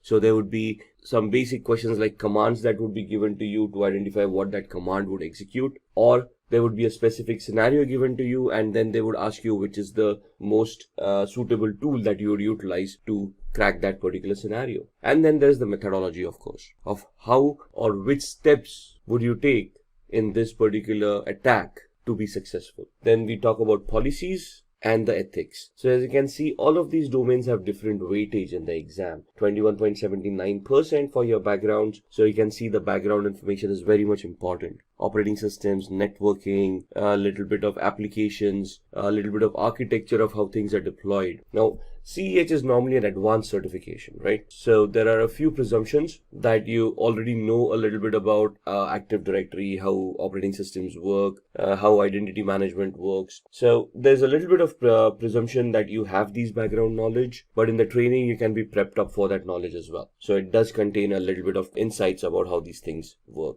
Analysis is where you're looking at some scenarios, and based on the evidences given to you, you can analyze what's going on. So that's at 20.73%. Security, which is the main topic, is at 23.73%. Tools and programs related to security would be at 28.91%. The methodologies would carry a weightage of 8.77, policies 1.90, and ethics 2.17%. So you have 125 questions. You can figure out percentile wise how many questions you would get on each of these domains. So let's have a look at these domains a little bit more. The background is about network and communication technologies. Again, like I said, protocols, procedures, services, how computers work. So ports on a computer, how ports are utilized by services, and how communications happen over these services and these ports. How we can scan these ports to identify what's going on, and then try to find out vulnerabilities within them. Then we have got information security technologies and the information security threats as well. So when I want to launch an attack on a device, where would I find vulnerabilities? Is it just on the network? Do I look at the operating system? Do I look at different applications that are there on the operating system, and so on and so forth? So where are the threats? That's something that we need to identify, and that's what this domain deals with. So 27 questions from this domain. Then analysis and assessment, information security assessment and analysis, and the security assessment process. So let's say you're in a penetration test and you want to launch an attack. What is the assessment that you want to do before you launch that attack? What is the process you want to conduct? And how you're going to analyze the vulnerability in the first place to identify which penetration test or which attack you should do at that particular point in time. Then security would talk about information security controls. Controls would be all the security elements that you can implement to prevent hacking. So firewalls, IDS, IPS, antiviruses or endpoints, all of these would be included in this domain. Information security attack detection. So it's not only about how you can attack, you also want to know if you're being attacked in the first place. So analysis would basically identify how you're being attacked, and the detection is where you first detect that something is wrong, after which you can analyze it, right? And how you can prevent security attacks happening at your organization as well. So which firewall would fit at what OSI layer, what in the architectural aspect, where do you want to place an IDS or an IPS, where would you want to place a firewall, where would you want to place a UTM, to have a layered approach, a structured approach towards security, where a hacker would have to peel off layers of security to reach the data that they wanted to get access to in the first place. So there will be 30 questions from the security domain, 16 questions on the analysis and assessment domain. The fourth domain is the tools, systems, and programs. So this is where all the tools that you would have utilized resume. So this is where all the tools that you have utilized in the ethical hacking scenario, and there will be questions asked about those tools. So in the training, there are some tools that are prescribed in the course where you'll have to concentrate on those tools. You'll have to get your hands on those tools to understand how those tools work, and then give appropriate answers in this domain. So there would be 36 questions for tools, systems, and programs. Then the fifth domain is procedures and methodology. Information security procedures and assessment methodologies would be asked over here. So how would you conduct a test? How would you conduct a vulnerability assessment? What is the method and the procedures that you would follow in conducting these tests? So there would be around 11 questions for this domain. The sixth one is regulations and policies. So this is all about some basics that you need to be aware about for information security policies and frameworks, like ISO 27001, PCI DSS, and these regulations that are available in the real world that can help you or guide you to place a security architecture on your organization. These questions are not going to be in depth about any of the laws or policies. It's just checking your awareness, whether you're aware of these laws or policies and where they can be implemented. So you can see there are only a couple of questions that would come in regulations and policies. And then ethics. Ethics is the code of conduct of how you are expected to behave as an ethical hacker, what is expected out of your job role, what you should be doing and what you shouldn't be doing. So there would be around 3 questions of ethics in the exam. Now let's look at a few sample questions from the exam as well. So this will help you get an idea what the exam questions would be. So consider the attack scenario given below. There are 5 steps listed. Step 1 starts with user browses a web page. The second step is where web server replies with the requested page and sets a cookie on the user's browser. In the third step, attacker steals the cookie by either creating an attack on the network for sniffing, or at the application with cross-site scripting, or sending a fake mail or hosting a fake website by a social engineering attack, which is a phishing attack. In the fourth step, attacker gets access using whatever they have done and orders a product using modified cookies. And in the fifth step, the product is actually delivered to the attacker's address, whereas the bill is footed by the victim. So what is the attack that is happening here? Identify the web application attack. Is it a session fixation attack? Is it a unvalidated redirect attack? Is it a cookie poisoning attack, or is it a denial of service attack? So again, going through these steps, which of these would be the correct answer? In this scenario, it is C, which is a cookie poisoning attack, because if you look at the steps, the attacker basically hijacked the cookie or stole the cookie and then modified it to be utilized for some malicious reasons. Second question, which one of the following scanning techniques do attackers use to bypass firewall rules, logging mechanisms, and also hide themselves as usual network traffic? A. Stealth scanning technique. B. TCP connect scanning technique. C. Maintaining access. Or D. FIN scanning technique. Now here, as you can understand, we need to know what these techniques are, right? So what does a FIN scan mean? What is maintaining access? What is TCP connect? What does TCP mean? TCP is transmission control protocol. How does it work? So when you connect using TCP, what is actually happening in the backend? That is what the knowledge is all about. And in here, the correct answer is A, stealth scanning technique. So what do we mean by stealth? How can we achieve that? which tools help us achieve that. That is what we want to gain an understanding in before we can attempt the exam. Question 3. Which of the following Wi-Fi chalking method refers to drawing symbols in public places to advertise open Wi-Fi networks? War walking, war flying, war chalking, or war driving? Now, here we need to know first that there is something known as Wi-Fi chalking, right? And there are some symbols that are utilized globally and they are recognized globally. They're standardized, by the way. And these symbols represent some type of Wi-Fi networks. For example, open Wi-Fi, which means you can freely connect to the Wi-Fi, or paid Wi-Fi, where you have to pay before you can connect to the Wi-Fi, or once you get connected, you're first to have to make a payment, only then the internet would be activated, right? So for different Wi-Fi mechanisms, there are different options that can be utilized, and the question is which of the Wi-Fi chalking method refers to drawing these symbols in public places to advertise open Wi-Fi. So in this, the answer is war chalking. Now the question here itself is a little bit, so here the question itself is a little bit misleading, because it mentions Wi-Fi chalking in the question itself, and that would then lead us to whether war chalking is a correct answer or not. So some of the questions could be a little bit misleading. So let's start looking at the certifications.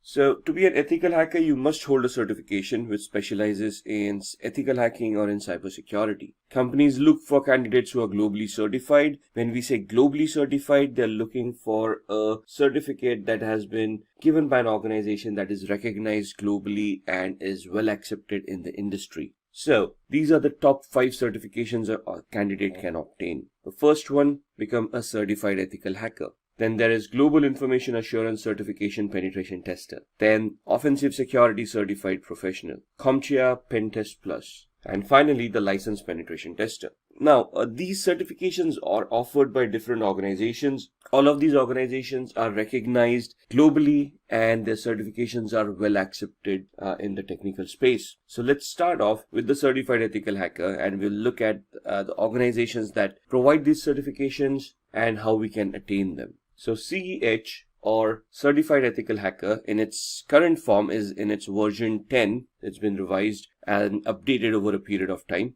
EC Council is the certifying authority for CEH.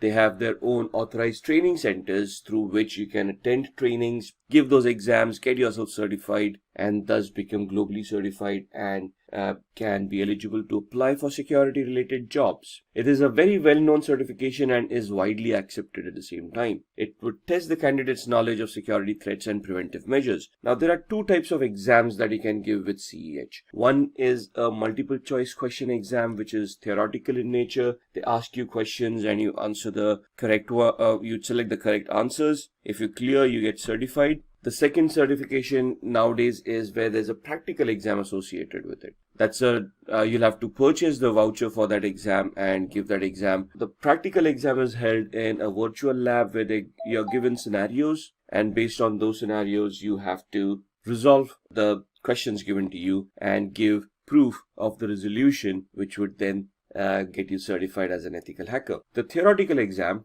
in this scenario is the fees is around $500. This is for the multiple choice question exam, where you can pay the fees and you can attend through a online portal and you can give the exam directly. The exam is 4 hours long, in which you have to answer 125 questions. Now 4 hours for 125 questions seems a long time, but it isn't. It's a very technical exam. There are scenario based questions and it would take some time for you to analyze and understand the question and then identify the equivalent correct answer. So it's a very competitive exam and you'll have to study really hard to clear this exam as well. The cutoff for passing varies from 60 to 85%. So there is no exact grade and all the questions have different weightages. So depending on the questions that have been given to you and the way that you have answered them, you would pass at either 60% or you would pass when you have scored 85%. Once you are CEH certified, which is a very technical certification, you will be qualified to apply for job roles as a penetration tester or a security engineer.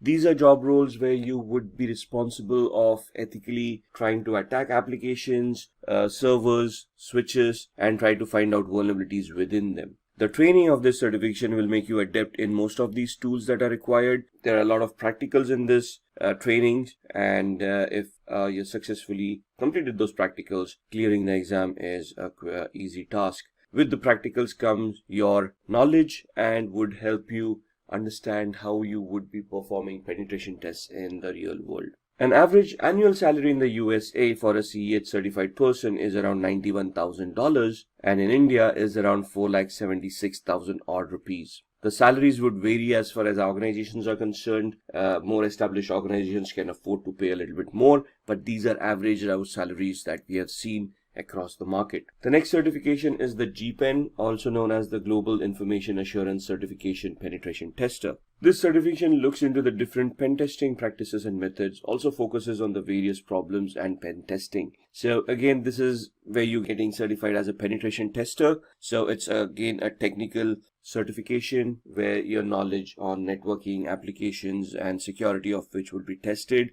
You will be trained on this, of course. So the training will include all these areas where you need to focus, identify those problems, and thus be ready for the real world scenarios. The candidate will have to understand networking concepts and operating systems such as Linux and Windows, and you should be very well aware of the TCP/IP protocols. This is true for any of the technical certifications for ethical hacking. GIAC is the certification provider. It's again a very well-renowned and well-accepted certification authority across the globe. The exam fees are $1,899. 82 to 115 questions to be answered in 3 hours. Now, why 82 to 115? It depends on the test that has been associated, and depending on how you're answering those questions, you would be given those many number of questions to begin with. But all of these need to be answered in 3 hours. 74% is the pass percentage that is required to clear this exam. The average annual salary in the USA is around $96,000, while in India it is around similar to certified ethical hacking. Then looking at the next certification from Offensive Security called the OSCP, Offensive Security Certified Professional. This is another penetration testing certification, highly technical in nature, and it is an entirely hands-on certification. The previous 2 certifications that we saw, we talked about CEH, where there are 2 different exams. You could either take the theoretical exam and give your MCQs, or you could take the practical one. Here you don't have an option. This is a practical exam. So the test is conducted on a virtual network. So they send out instructions to you. There's a virtual lab that is given out to you, and they give you the questions, and you have to perform those assessments, create those reports, and provide it to the certifying authority, in this case Offensive Security. If you match their criteria of whatever you have identified in those reports, you get certified. Here, the requirements of good understanding of networking protocols, how systems function, how Kali Linux operating system functions, and the candidate must complete Offensive Security's penetration testing with the Kali Linux course and pass the hands-on exam. So this focuses purely on Kali Linux. Kali Linux is an operating system that is freely distributed over the internet and comes structured with around 300 plus tools used for ethical hacking. So this course totally relies on Kali Linux for you to use as a tool set for penetration testing. The certificate provider, as stated, is Offensive Security. The name of the course is OSCP, Offensive Security Certified Professional. Exam is around $800 to $1,550. Now understand that this exam is technical and is hands-on. So for you to prepare for this exam, they come up with virtual labs where you can start practicing and honing your skills. Depending on the number of days for which you have purchased the access to that particular labs, the amount will vary from $800, which would be the minimum access days available, to $1,550, where the maximum number of days would be given to you for practicing. Once you're ready, even during the time span of where you have that access, once you're ready for the exam, you can attempt the exam and clear. The average annual salary is similar, around $91,000 for the US market and 905,000 rupees in the Indian market. Then looking at the CompTIA Pen Test Plus. CompTIA is another certification authority or a certification provider, a training provider that will help you get yourself certified in the ethical hacking space. So they have certification called Pen Test Plus, which is focused towards penetration testing. So it is an intermediate level certification. It assesses the vulnerability assessment and the penetration testing skills of a candidate. Here, the training will provide you with all the essentials where it will help you identify how to do vulnerability assessments, how to identify those vulnerabilities, and then which tools to utilize for what kind of a penetration test. For the requirements, a minimum of 3 to 4 years of hands-on experience in the information security field. Also, a CompTIA Security Plus or a Network Plus or equivalent knowledge is required. So in the Network Plus, they talk about securing networks, and they help you understand the OSI layers, the TCP/IP layers, and help you understand the protocols and all of those things. So having that knowledge is an added advantage. The certificate provider is CompTIA, and the cost of the exam is around $349. Maximum number of questions is 85, and I think it's a 3-hour exam. The passing percentage is scoring 750 marks out of a possible 900. So the scale is, the minimum you can ever score is 100. If you're completely unprepared, the maximum you can score is 900. You get a leeway of 150 marks for your certifications. So you have to score a minimum of 750 to clear the exam. Average annual salary for a CompTIA certified penetration test plus professional is $97,000 in the US market, and in the Indian market it would be around 5 lakh rupees. Then comes the licensed penetration tester. Now this is an advanced certificate again from EC Council. This is where EC Council gives you a license which certifies that you have undergone thorough training and have cleared your exam in which you can conduct or lead an audit for vulnerability assessment and penetration testing. It is an expert level certification, comes after the CEH certification. It is the ultimate test which tests the candidate's penetration testing skills. So there are 2 certifications over here. One is the ECSA, EC Council Certified Security Analyst. Once you clear that, you can appear for the licensed penetration tester. Both of these are hands-on certifications. So you will be given a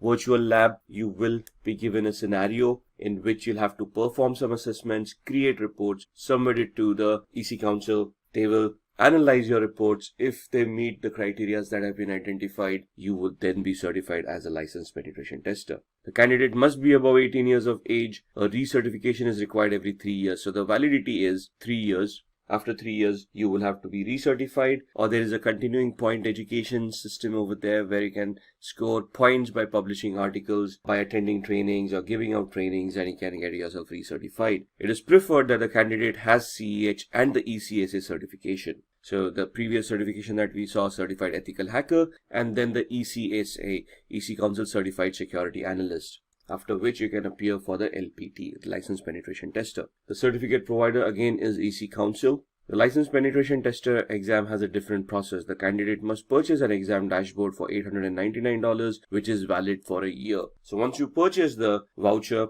the validity is 1 year. You can prepare within that 1 year and then give the exam and attain the certification. Only once you're ready, the exam can be scheduled and you can give that exam. The exam consists of 3 different levels. Each level has 3 different challenges. The candidate must pass at least 1 challenge in order to qualify for the next level. And for each level, the exam is 6 hours. So this is a grueling exam. This is hands-on. They're giving you challenges and they are going to test you on your skills as a penetration tester. So be ready to be very hands-on for this kind of a certification. Average annual salary in the US is around $100,000 and above, and in India, $825,000 and above. Next, Shruti will guide you through the career of an ethical hacker. With the increase in the number of cybercrimes across the globe, there is also an increase in the number of cybersecurity jobs, and the role of an ethical hacker tops the list. Hi guys, this is Shruti from Simplilearn, and today I will run you through this video on ethical hacking career. So let's get started and explore the world of ethical hacking. Let's begin with a few facts. Did you know that by the year 2021, there will be 3.5 million cybersecurity job openings? That is a huge number, isn't it? And also, according to the US Bureau of Labor Statistics, there will be 28% increase in the number of jobs from 2016 to 2026 for information security analysts, which includes ethical hackers. This proves that there is a great demand for ethical hackers at the moment. As I mentioned earlier, the number of cybercrimes across the world will increase as the digital era will only continue to grow. Organizations will be on the lookout to hire professionals who can fight these cybercrimes and protect the company's data. And to fight these cybercrimes, we will require individuals who can think like a hacker. And who is that? Well, to do this job, we have ethical hackers. As you might be knowing, an ethical hacker is trained to discover system vulnerabilities. An ethical hacker is also known as a white hat hacker. He or she is given authorization from the company to perform security assessments. And at the end, an ethical hacker would have to report the findings back to the company so that the vulnerabilities can be fixed. An ethical hacker performs these security assessments with the help of various hacking techniques and tools. Let's now move on to our next topic, that is the steps to become an ethical hacker. You might wonder how to start your ethical hacking career, right? Well, I will take you through that step by step. Firstly, the candidate must have a computer science or an information technology bachelor's degree. It is also possible to become an ethical hacker without these degrees, but provided you have the required skill sets and experience. The next requirement to be an ethical hacker is that the candidate must have a minimum of 2 years of experience in the information security field. You have to start your career with a software or a networking job, and only then can you move on to the ethical hacking field. You have to start your career with a software or a networking job, and only then can you move into the ethical hacking field. Coming to the certifications, it is necessary for the candidate to hold various cybersecurity certifications. Certifications play a vital role in the field of cybersecurity. Your job opportunities can solely depend on these certifications. To become an ethical hacker, you can start off with the foundational level certifications such as the CCNA and CompTIA's Security Plus certifications. Finally, the last step to become an ethical hacker is to clear the Certified Ethical Hacker examination. CH certification is provided by the EC Council. It trains the candidate to protect a company's network by using the same tools and methods that a hacker would use. The CH exam will have a duration of 4 hours with 125 number of questions.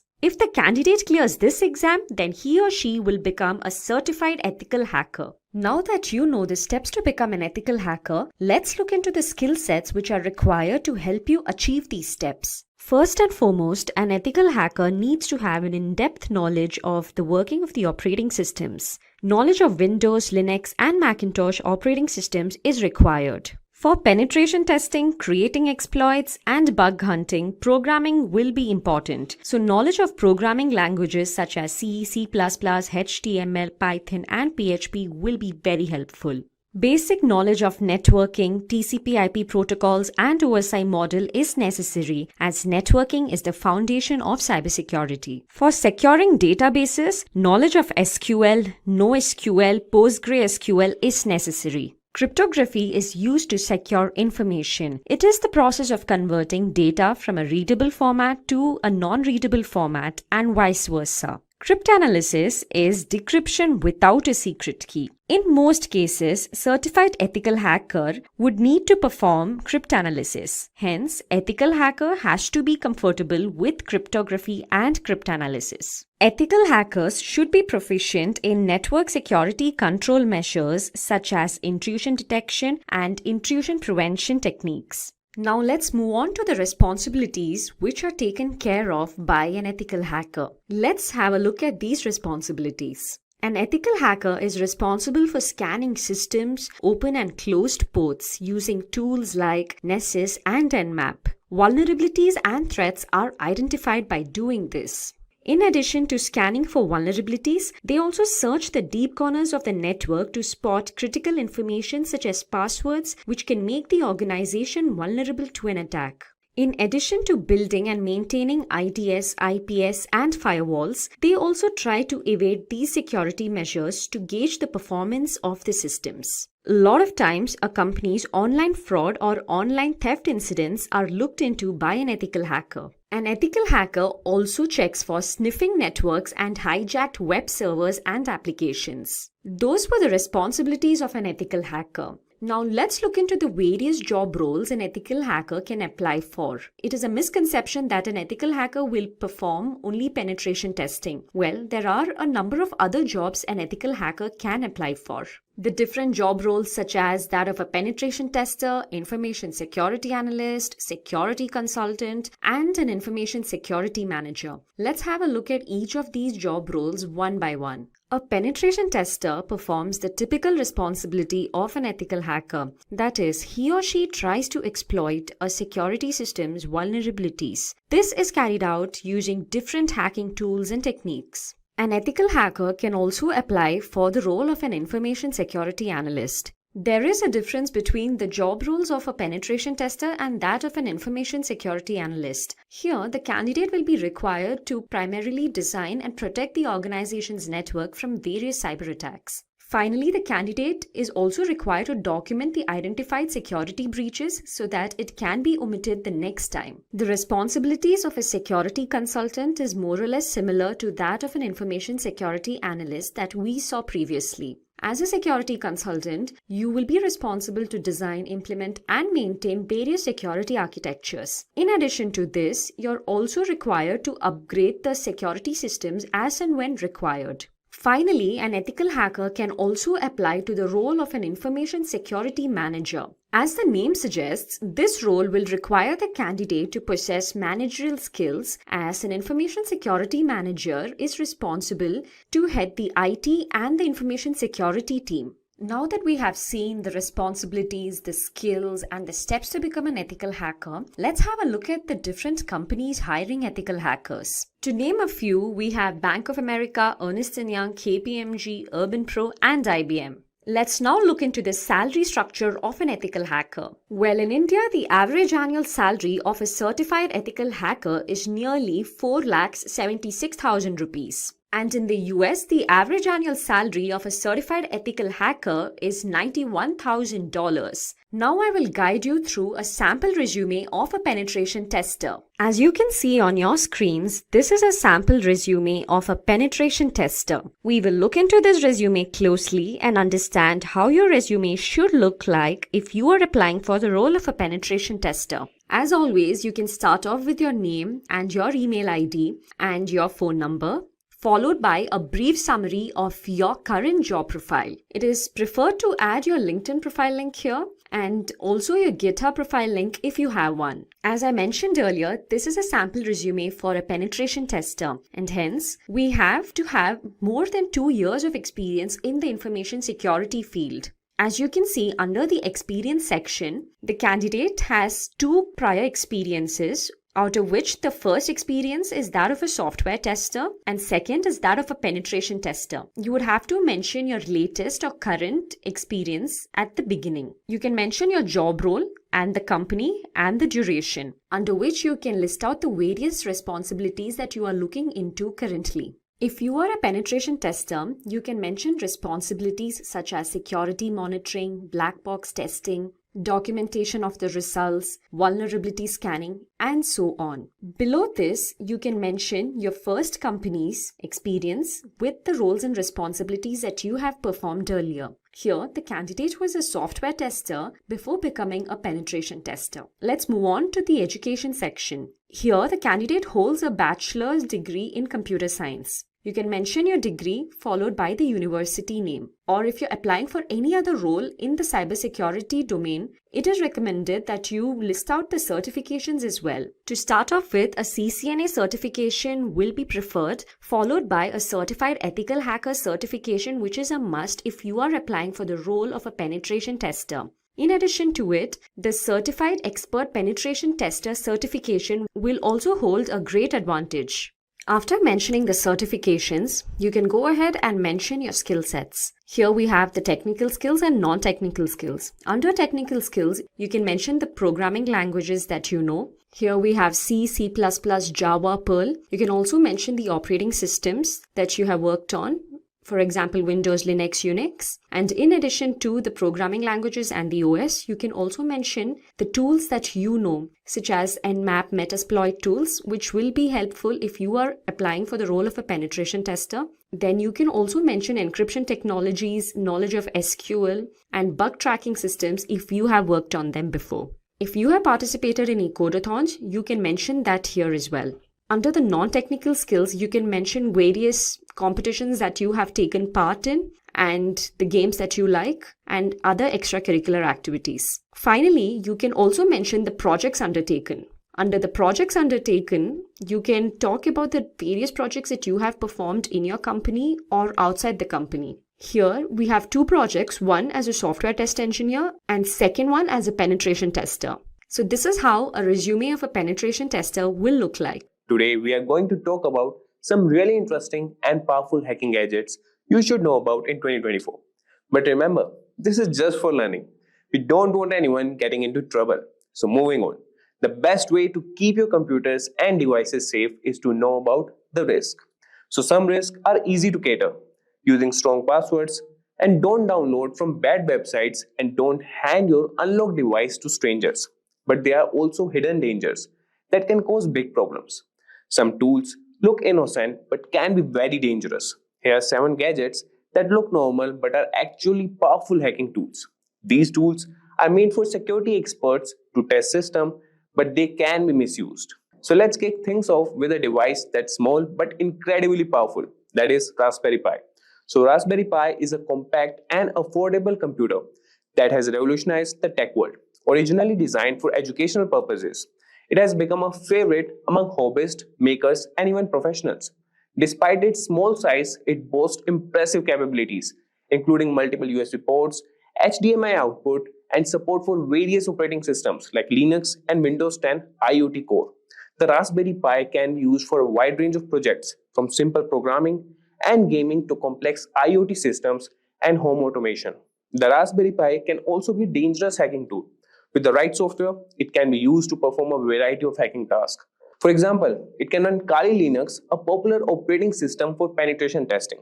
This allows it to be used for network scanning, password cracking, and even setting up rogue access points to intercept data. Its small size makes it easy to hide, and its affordability means it's accessible to many. In the wrong hands, this innocent-looking device can become a powerful tool for malicious activities. Now that we have seen the potential of the Raspberry Pi, which by the way is one of the personal favorites for tinkering, let's move on to another seemingly simple but powerful device, the Wi-Fi adapter.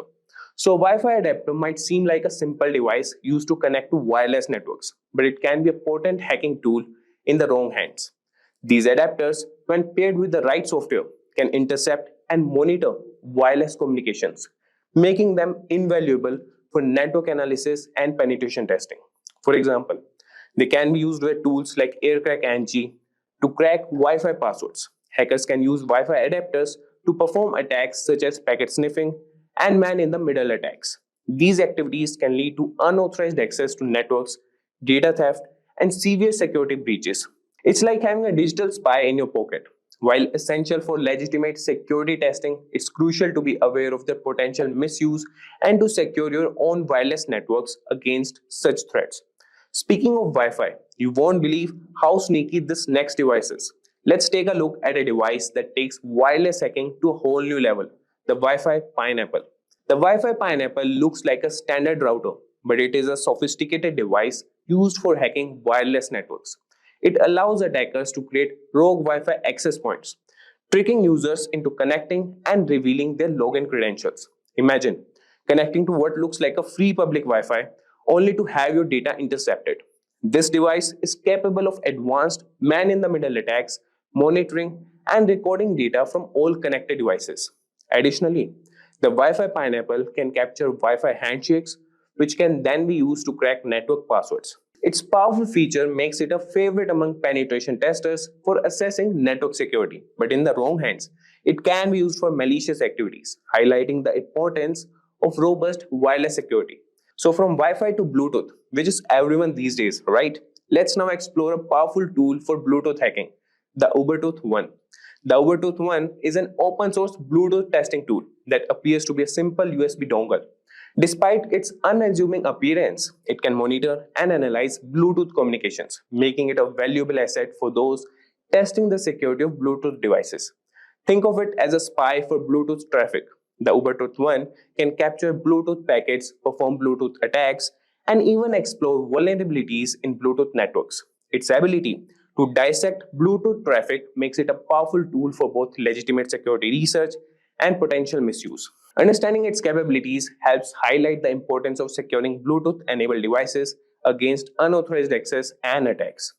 Continuing with radio frequency tools, which honestly sounds like something out of a spy movie.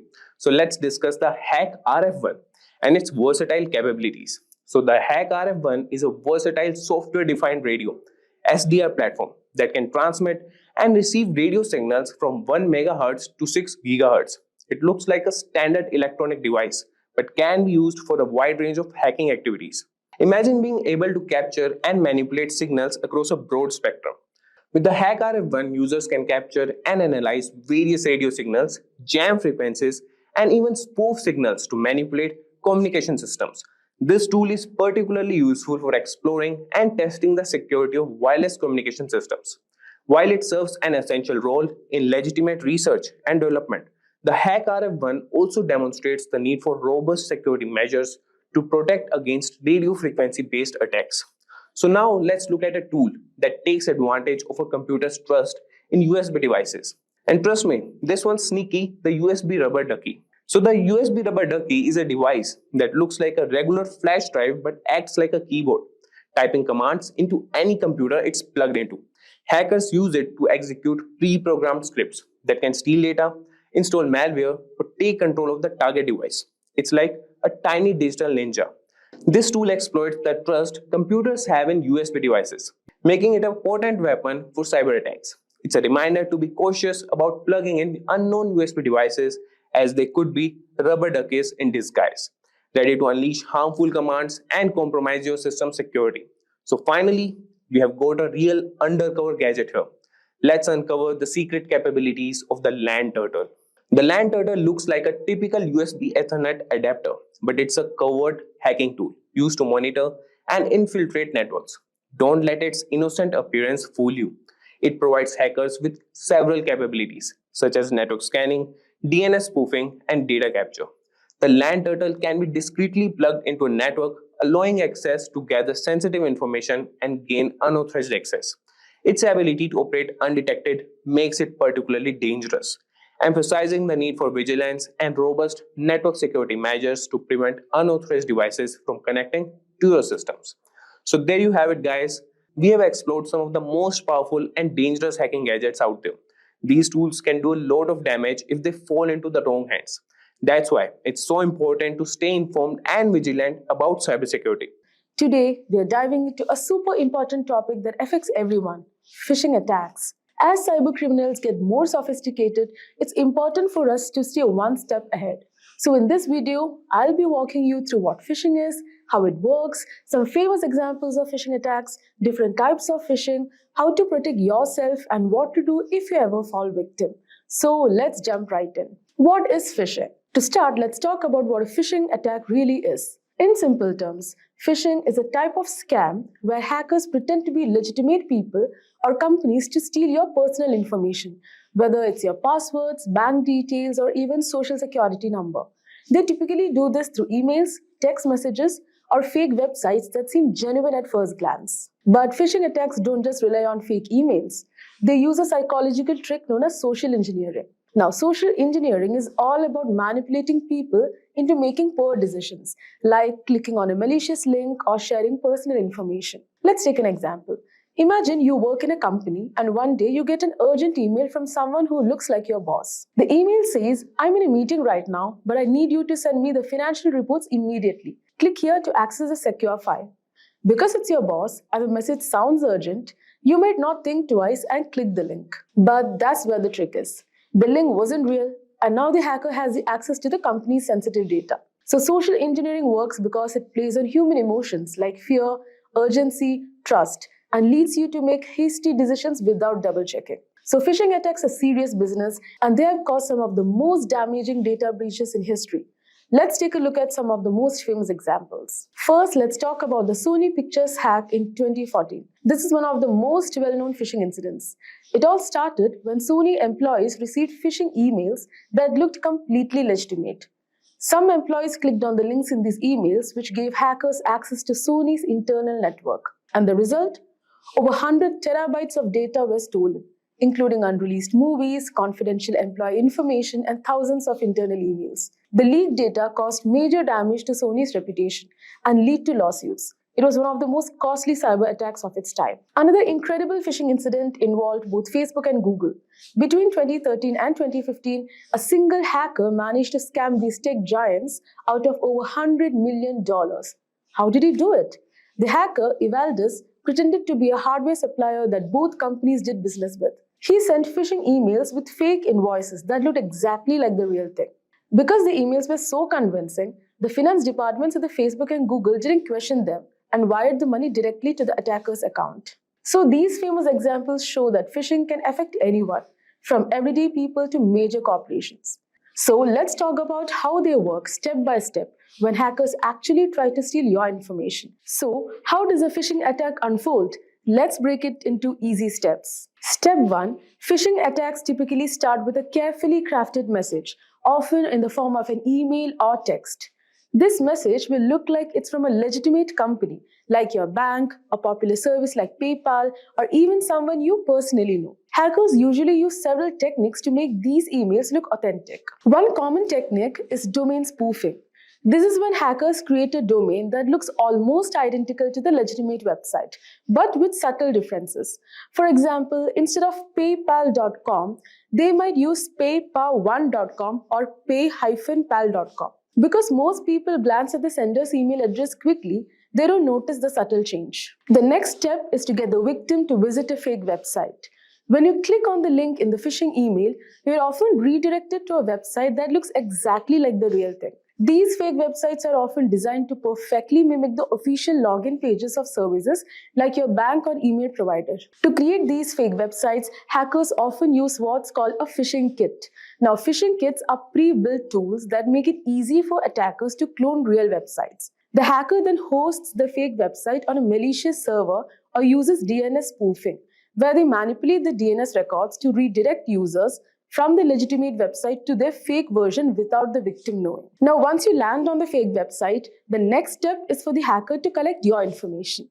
So these fake pages are designed to look identical to the real ones. So when you enter your username and password, you think you're logging in securely. But hear what's happening in the background. Phishing sites use various methods to capture the information you type in. One common technique is form jacking, where the form on the website is modified to send the data directly to the attacker's server. Alternately, hackers can use key logging malware that records every keystroke you make, capturing usernames, passwords, and even credit card information as you type. So to make the fake site even more convincing, attackers often secure it with a real SSL certificate. Now, this means the website might show up as secure with a padlock symbol in your browser, making you believe it's legitimate. So this is why it's important to check more than just the HTTPS in the URL. Now, once the hacker has your data, they can use it in various ways. The most common method is using your stolen credentials to log into your accounts. This is known as credential stuffing. But they can also use your personal information for identity theft, or they might sell your data on the dark web. But phishing isn't a one-size-fits-all approach. Hackers use several different types of phishing attacks, and each one is designed for a specific target or method. So now let's talk about the different types of phishing attacks. First, we have general phishing, which is the most common and broad type. So in this type of attack, hackers send out thousands or even millions of phishing emails to random people, hoping that a small percentage will fall for the scam. For example, let's say you receive an email that looks like it's from a popular company like Netflix. The email says something like, your payment method has failed, click here to update your information. You click the link and it takes you to a fake Netflix login. When you enter your details, they are sent straight to the hacker. These attacks are sent out to as many people as possible. Whoever falls for it, falls for it. It's all about volume with general phishing. Next is spear phishing. So unlike general phishing, spear phishing is much more targeted. So the attacker picks a specific individual or company and tailors the attack to that person or group. So spear phishing requires some research and planning. So it's more sophisticated than general phishing. For example, imagine you work in the finance department of a company and you receive an email from someone pretending to be the CEO. The email says, he's unable to transfer the money to the partner company and asks you to transfer it. So since it appears to be from your boss and it sounds urgent, you might be tempted to complete the transfer without questioning it. That's the goal of spear phishing. Because the email is personalized and often uses real names or insider information, it's much easier to fall for it. So this makes spear phishing especially dangerous for businesses. Now let's talk about whaling, which is similar to spear phishing but with a bigger target. So whaling specifically targets high-ranking individuals like CEOs, CFOs, or other executives. So these attacks are often highly sophisticated because the stakes are so high. Let's say a hacker sends an email to the CFO of a large corporation, pretending to be a lawyer representing the company. So the email contains a fake warrant, asking the CFO to click a link to download important legal documents. Because it's a legal matter and appears highly official, the CFO clicks the link, which leads to malware being installed on the company's network. So whaling attacks are dangerous because they often involve larger sums of money or more sensitive information. So when high-level executives fall for these scams, the consequences can be disastrous. Next comes SEO phishing. So SEO phishing takes a different approach. So instead of targeting individuals with emails or text messages, hackers create fake websites and manipulate search engines so that these sites show up at the top of search results. So people who are searching for services or products may unknowingly click on these malicious websites. For example, imagine you are trying to log into Bank of America and you search for Bank of America login. So a phishing site could show up at the top of the result, looking exactly like the original website. You fill out the form, entering your personal and payment information. But instead of going to the bank, all of that information goes straight to the hacker. So SEO phishing works because we trust search engines to lead us to legitimate sites. Hackers take advantage of that trust by manipulating search engine algorithms to display their malicious sites. And finally, there's smishing, which stands for SMS phishing. Smishing involves sending fraudulent messages through SMS or text. So these texts often appear to come from a trusted source, like your bank or a delivery service, and contain a link that leads to a phishing site. For example, let's say you get a text that looks like it's from a delivery company such as FedEx, telling you to set your delivery preferences. The message includes a link to do the same. When you click the link, it takes you to a fake FedEx site that asks for your name, address, and credit card information to cover delivery fees. So smishing is effective because people tend to trust text messages more than emails, especially when they're on the go and may not scrutinize the message as closely. Anyways, fortunately, there are several things you can do to protect yourself from phishing attacks. So first and foremost, always think before you click. If you get an email or text asking you to click a link, stop and think. Does this look suspicious? Hover over the link to see where it actually leads before you click. Next, don't upload personal information online. Be careful where you share your personal information online. Hackers often gather details from social media or public profiles to make their phishing attempts more convincing. So make sure to keep your software, operating system, and apps updated. Regular updates include security patches that protect against known vulnerabilities. Next is use antivirus and email security. Install a good antivirus program and use email services with phishing filters. These tools can block many phishing emails before they even reach your inbox. And lastly, use a secure DNS service. This can prevent you from even accessing malicious websites, adding an extra layer of protection. Now, even with these precautions, phishing attacks can sometimes be successful. So what happens if you're already fallen a victim? Let's talk about what to do after a phishing attack. So if you realize you have fallen for a phishing attack, don't panic. There are steps you can take to minimize the damage. First, report the attack to cybercrime authorities. In many countries, there are dedicated teams that handle online fraud, and the faster they are notified, the better. Next, change the passwords for any accounts that may have been compromised. Make sure each password is unique and avoid using the same password for multiple accounts. Next, enable multi-factor authentication on your accounts. MFA adds an extra step, like a code sent to your phone, which makes it harder for hackers to gain access. And lastly, run a full malware scan on your devices. If you clicked a link or downloaded something from the phishing attack, malware might have been installed. So it's important to remove it as quickly as possible. And there you have it. We have covered everything you need to know about phishing attacks, from how they work, the different types, to some real-life examples of phishing disasters, and most importantly, how you can protect yourself. Hey everyone, today we will explore the world of cybersecurity with Hacker GPT, a specialized version of ChatGPT designed for ethical hacking and cybersecurity. In a digital landscape where cyber attacks occur every 39 seconds, causing billions in damages annually, Hacker GPT provides the essential tools and knowledge to defend against these threats. So Hacker GPT offers guidance on a wide range of topics including security practices, ethical hacking techniques, and scripting for system security. Cybercrime damages are expected to reach $6 trillion annually, making it a major challenge for organizations. And if we talk about some of the breaches, so in 2020, over 36 billion records were exposed due to data breaches. And the infamous Equifax breach of 2017, where 147 million people's information was compromised, highlights the importance of regular security assessments and vulnerability management. These are the areas where Hacker GPT excels, and Hacker GPT strictly adheres to ethical guidelines, refusing to assist with any unethical or illegal queries. So, our commitment is to provide guidance that adheres to legal and professional standards, helping you become a responsible cybersecurity professional. So, guys, let's get started with Hacker GPT that equip you with the knowledge and skills to defend against cyber threats ethically and effectively. So, guys, this is ChatGPT, and this is the paid version of ChatGPT 4.0. And what I was telling you is this is the Explore GPT section. So here you can find all the GPTs that are created by ChatGPT, OpenAI, or the individuals, or you can find the companies who have created GPTs. So you can find these are the recently used, and this is the most used Hacker GPT. You can find other GPTs also, that is Hacker GPT, and you could see that, and they have been used by 5,000 plus users, and this have been used by 10,000 plus users. So you can just search for Ethical Hacker GPT here, and it has been rated 4.5 stars, 10,000 plus conversations, and these are the conversation starters if you need any assistance. And the capabilities you can see here, and the ratings given by users, and more by the creator who has created this. So we'll start with this. We'll start the chat here, and I want to tell you guys that ChatGPT doesn't answer non-ethical questions. So if you try to extract that information from ChatGPT, that won't be possible. But we can do a bit, like we can cross a bit line with Ethical Hacker GPT, but that should be used for ethical purposes only. So I will show you guys how you can utilize this GPT. And one more thing, guys, if you want to create your own GPT, you can also create that also. You can go to Explore GPT section, and here's the create option. Click on create, and here you can start creating your GPT. If you click on configure, you can write the name of your GPT, description, instructions, and the conversation starters as you just saw with the Hacker GPT, Ethical Hacker GPT, and the capabilities what you want to be enabled. You can do that.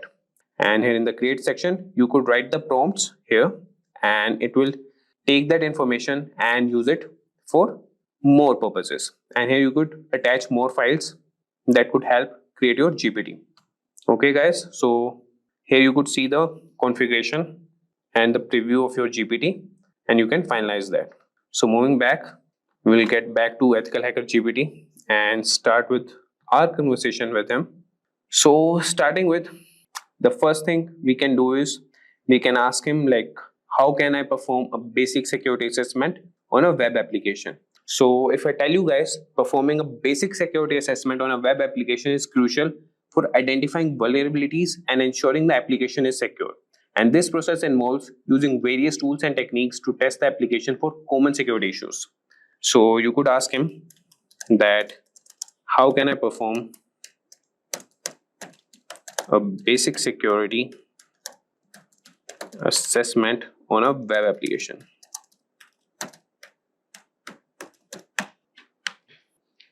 And just wait for a few seconds, and you could have the response from Ethical Hacker GPT. So you could see that performing a basic security assessment on a web application involves several key steps, and these are the key steps. Number one is preparation and information gathering. And how you can do that, these are the steps: identify the scope, gather information. Then is the second step, that is reconnaissance, and you can use the tools Burpsuit, Nikto, and others. Similarly, you could see all the steps here. So I won't be guiding, or I won't be reading what responses are generated by Ethical Hacker GPT. I have used that, and he provides very accurate, like I would say around 95 to 96% accurate results. Here I want to show you guys how you can utilize it. So I will show you prompts and what things you can ask him. So this was all about, repeat. So this was about the general security thing. Now we'll move to ethical hacking, and we can ask him how we can perform a SQL injection attack ethically on a test environment. So these are the prompts that you can write. That would be, how do I perform a SQL injection attack, and that too ethically. If you write this, that would be good on a test environment.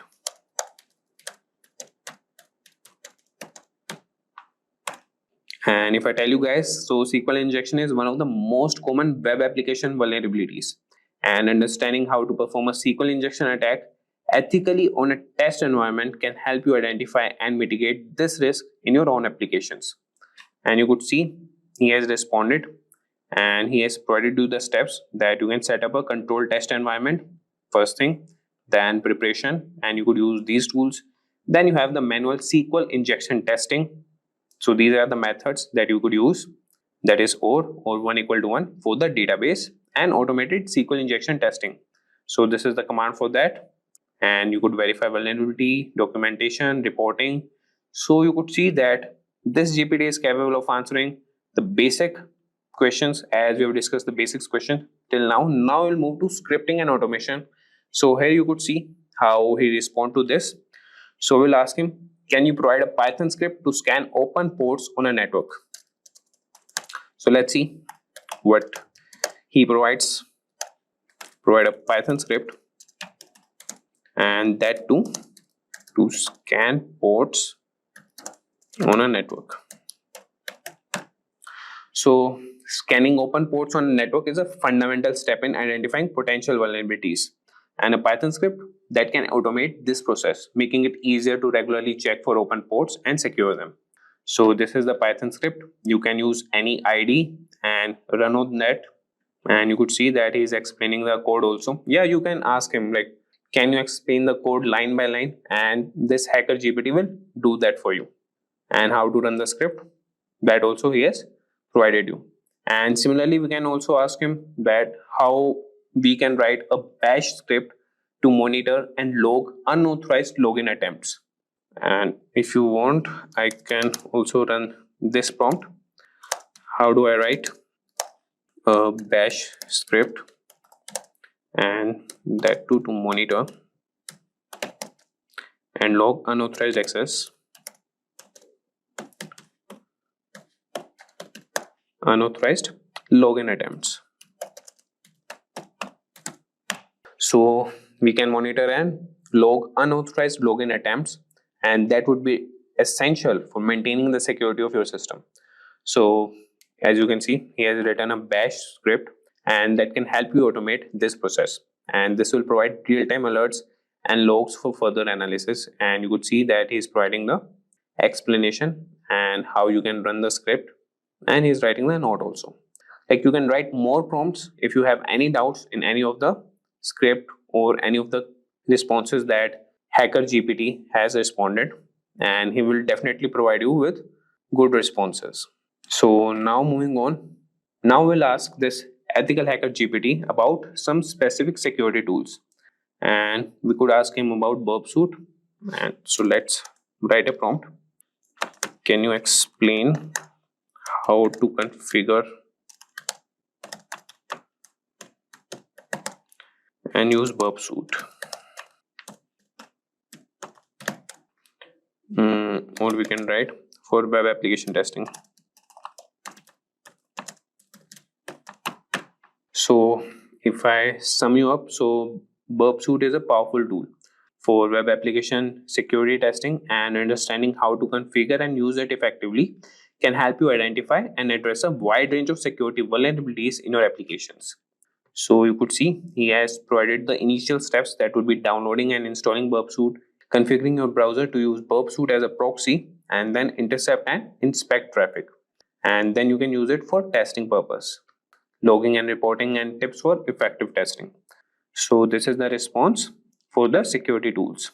And if we talk about incident response, we can ask him to write a script to collect system logs for forensic analysis. So collecting system logs is a critical part of incident response and forensic analysis.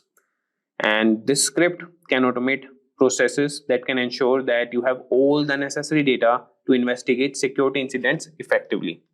So if I write here, we can ask this hacker GPT, and I'm sure he will provide the response for that and write the script. So can you provide a script to collect system logs for forensic analysis? So So as I told you, this is the critical part of incident response, and we have covered about the tools, that is burp suit. We have asked him about the automation process, general cybersecurity question, ethical hacking, that would be SQL injection attack, and the Python script to scan open ports on a network. So he can write scripts also, automation tasks, and he could respond with the general cybersecurity questions also. And if you see here, for the incident response, he has written the script to correct system logs for forensic analysis. So I won't be explaining this code, as we're just looking for the prompts that we can give to EthicalHacker GPT. If you want, you could just ask him also that explain this code line by line. And here he has mentioned also the explanation, that is directories and files to collect. And after that, he is collecting the logs, and that would be copied in the directory, that is, he has mentioned it, a variable that is output directory. Archiving logs, cleanup, and how to run the script. So this was about the incident response. Now we'll move to some advanced topics. And in advanced topics, what we can ask him is how to perform a man-in-the-middle attack in a controlled environment. And remember these, that you have to mention some of the keywords that would be in a controlled environment. And for that thing only, he will respond or provide the response to you. So I will start here, that how do I perform a man in the middle attack in a controlled environment. So if you understand man in the middle attack that works in a controlled environment, this can help you develop better defenses against such attacks. And it's important to learn and practice these techniques ethically. So you can see here that he is providing the prerequisites and the step-by-step guide how you can conduct a man in the middle attack. So first is set up the control environment, then install necessary tools, enable IP forwarding, perform ARP spoofing, and then capture and analyze traffic, clean up and restore the network, and conclusion. So you could just follow up with more prompts, that I want more information about setting up the control environment. Just write this prompt, and this EthicalHacker GPT will provide more responses to you. So he will provide you how you can set up the control environment.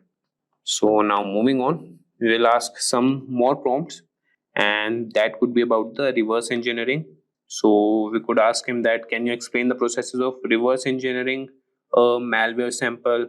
Or we can also ask about honeypot to detect malicious activity. That could be, how can I implement a honeypot to detect malicious activity? Or what are the techniques for securing a Docker container? So we'll ask him one prompt here. Let's see what he responds to that. So how can I implement a honeypot to detect malicious activity?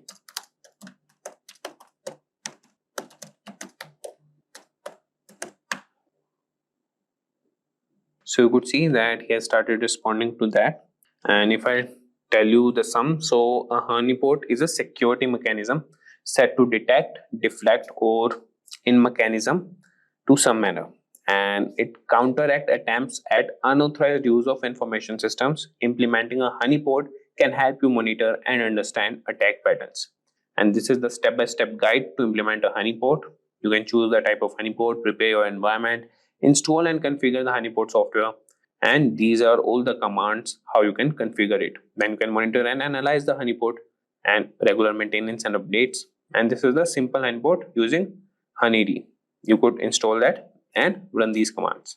So with that, guys, and in the last we will also cover cybersecurity policies and compliance. So he could also answer to those prompts also, that you can ask him that what should be included in a company's cybersecurity policy, and you could mention which type of company you are running. So I will ask him that, so you could ask him that what should be included in a edtech company's cybersecurity policy.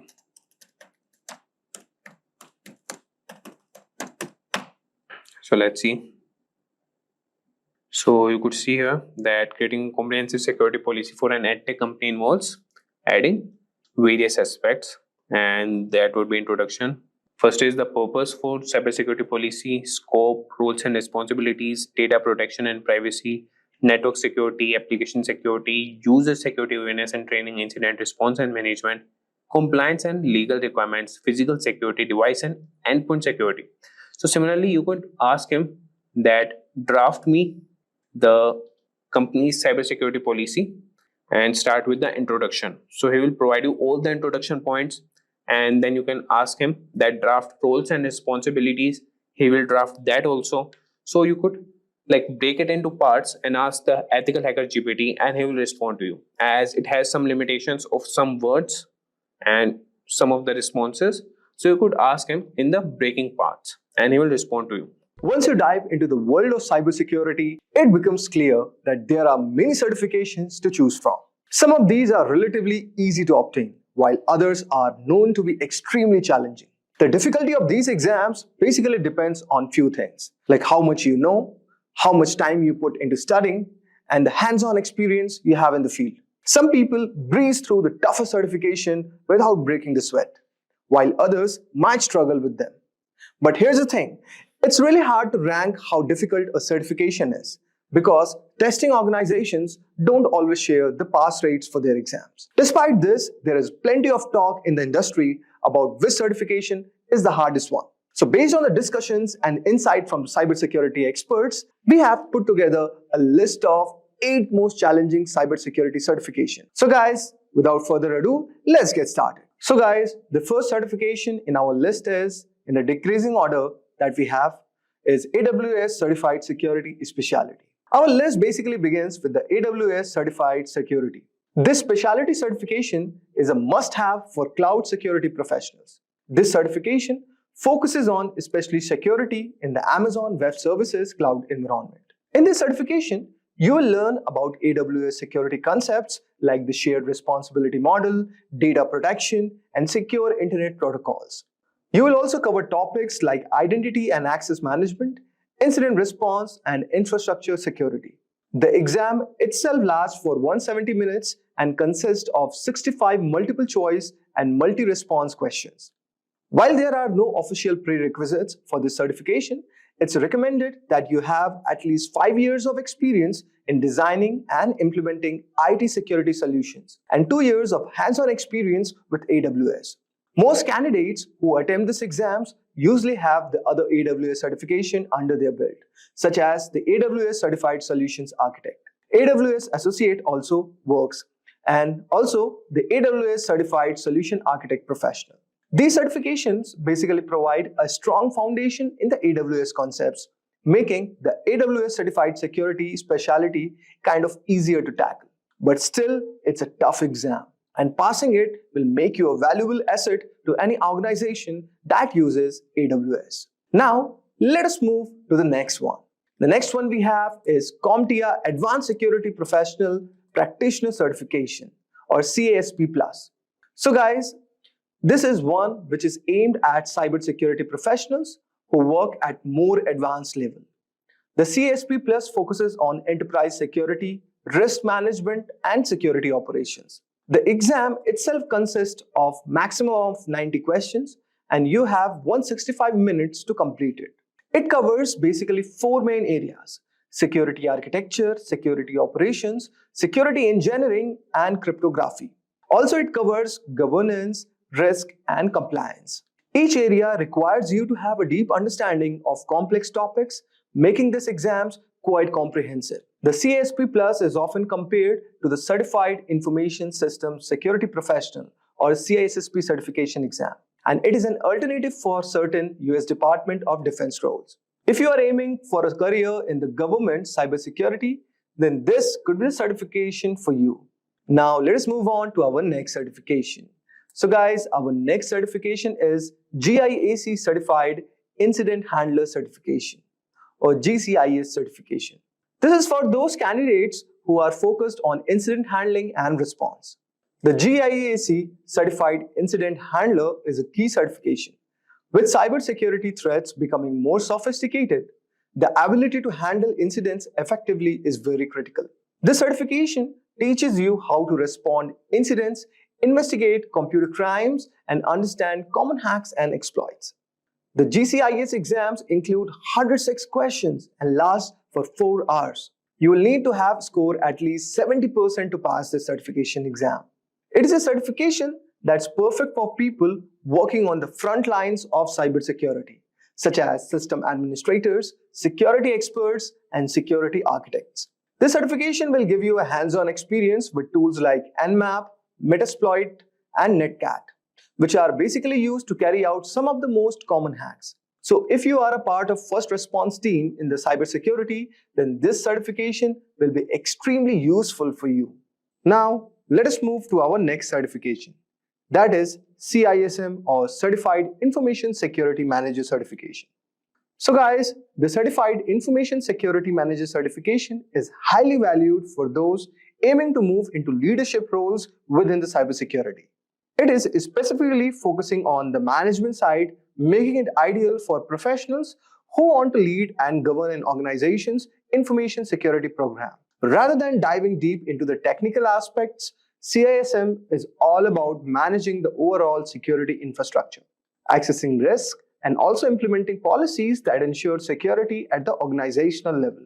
To earn the CISM certification, candidates must have at least 5 years of work experience in the field of information security, with at least 3 years of those as an information security management role. The exam is going to test your knowledge in the 4 key areas: information security governance, risk management, information security program, and incident management.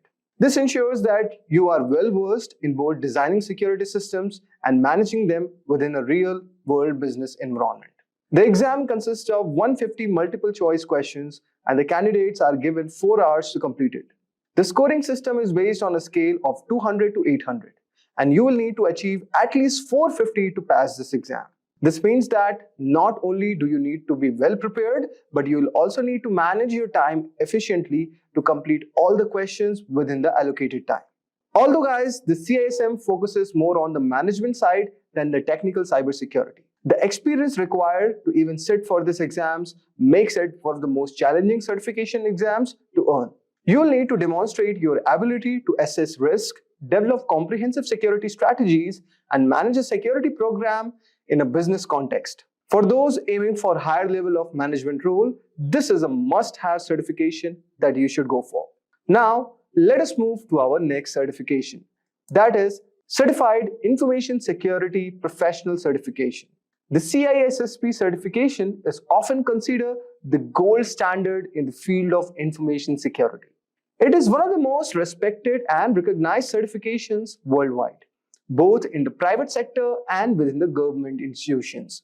If you are aiming to establish yourself as a serious cybersecurity professional, then the CISSP can be a career-defining certification.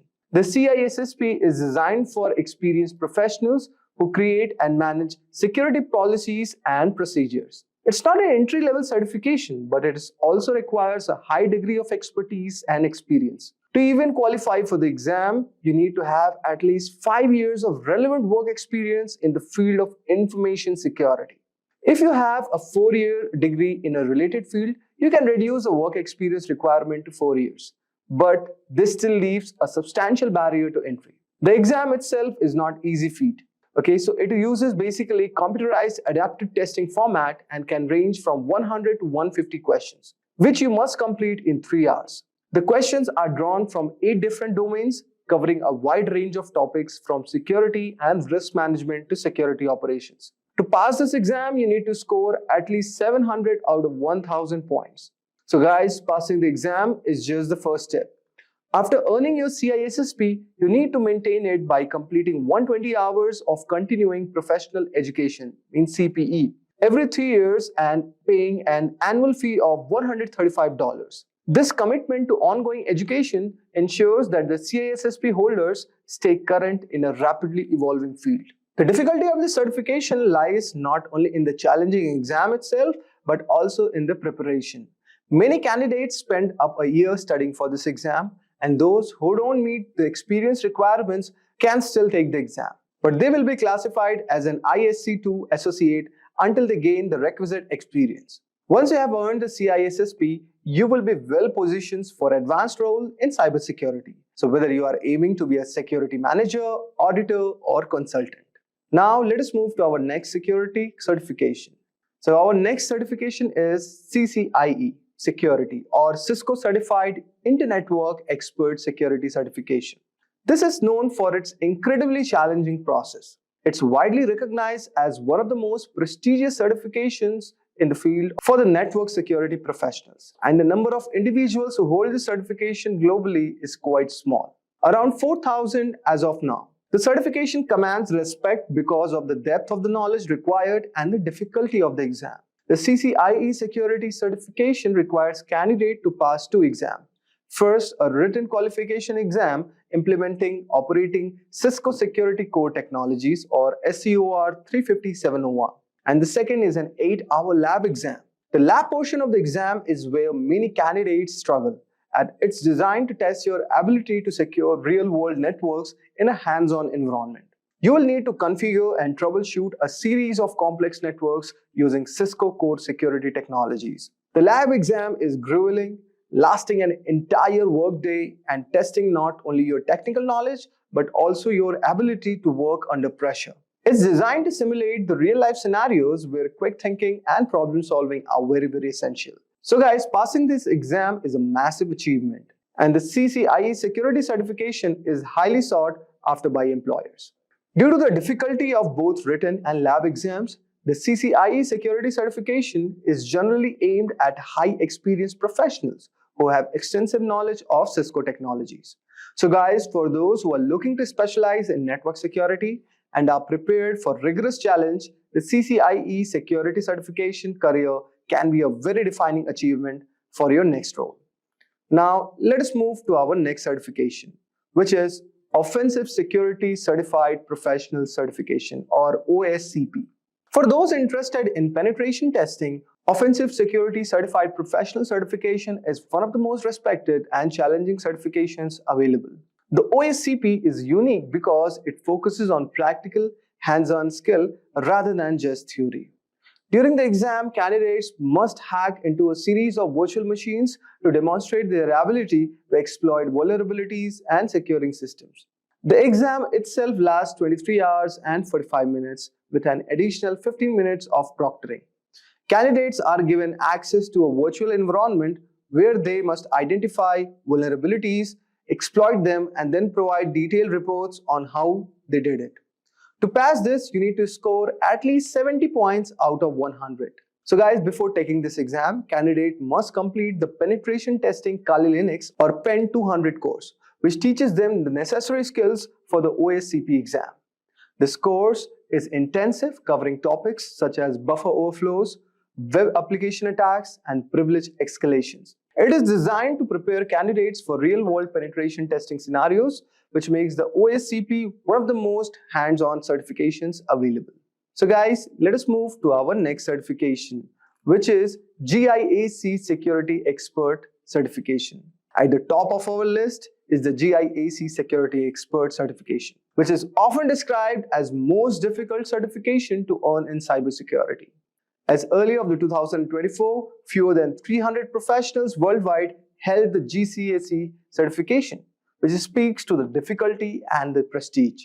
The GSC certification requires candidates to pass a challenging multiple choice exam, submit a research paper, and complete 2-day hands-on lab exam. The lab portion is where most candidates struggle, as it tests your ability to apply advanced cybersecurity concepts to secure and defend systems in real-world scenarios. Maintaining the GSC certification is no small task either. GIAC requires certified professionals to regularly update their skills and go through a rigorous renewal process. This makes the GSC not only tough to earn but also tough to keep. However, for those who do, it's a symbol of expertise and dedication to cybersecurity. So guys, these were some of the top 8 toughest cybersecurity certification which one can pursue for. And we all know that there's no doubt that the demand for cybersecurity professionals is growing, and certifications are one of the great ways to prove your skills. So, we covered 8 of the toughest cybersecurity certification which you can pursue, each with its own set of challenges. Hey there, learners, welcome to Simplilearn. Today, we will see the starting journey in cybersecurity that is super exciting but can be a bit daunting. So, to help you out, we are going to talk about some common mistakes that beginners often make and how you can avoid them. If you're just getting started or looking to improve your skills, this guide will set you on the right path. So, let's dive in and make sure your cybersecurity career gets off to a strong start. So, let's get started and we'll see the worst beginner cybersecurity mistakes everyone makes. And we'll start with the number one point, that is ignoring basics. So many beginners rush into advanced topics without mastering the basics, which can lead to confusion and frustration later on. It's essential to build a strong foundation before diving into complex subjects. If we talk about number one is understanding networking.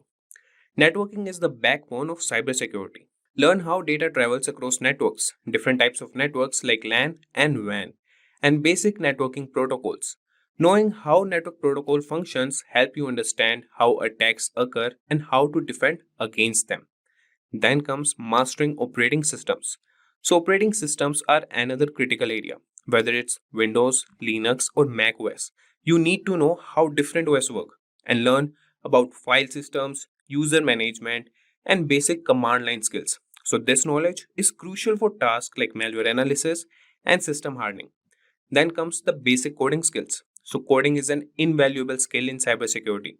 You can start with a simple language like Python and learn how to write scripts to automate tasks, analyze data, and understand the logic behind software vulnerabilities. So basic coding skills will help you comprehend how attacks are carried out and how to develop countermeasures. So taking the time to master these basics will make advanced topics much easier to understand and will set a solid foundation for your career in cybersecurity. So remember, it's a journey and starting with the basics will ensure you build strong, lasting knowledge. Now we'll come to number second point, that is skipping hands-on practice. So this is also one of the cybersecurity mistakes that beginners make. Cybersecurity isn't just about theory. Practical experience is crucial, and many beginners focus too much on reading and studying without applying what they have learned. This creates a gap between knowledge and real world skills. So, the number one point here is setting up a home lab. So, create a home lab with an old computer or virtual machine to practice what you learn. Install different operating systems, set up networks, and simulate attacks in a controlled environment.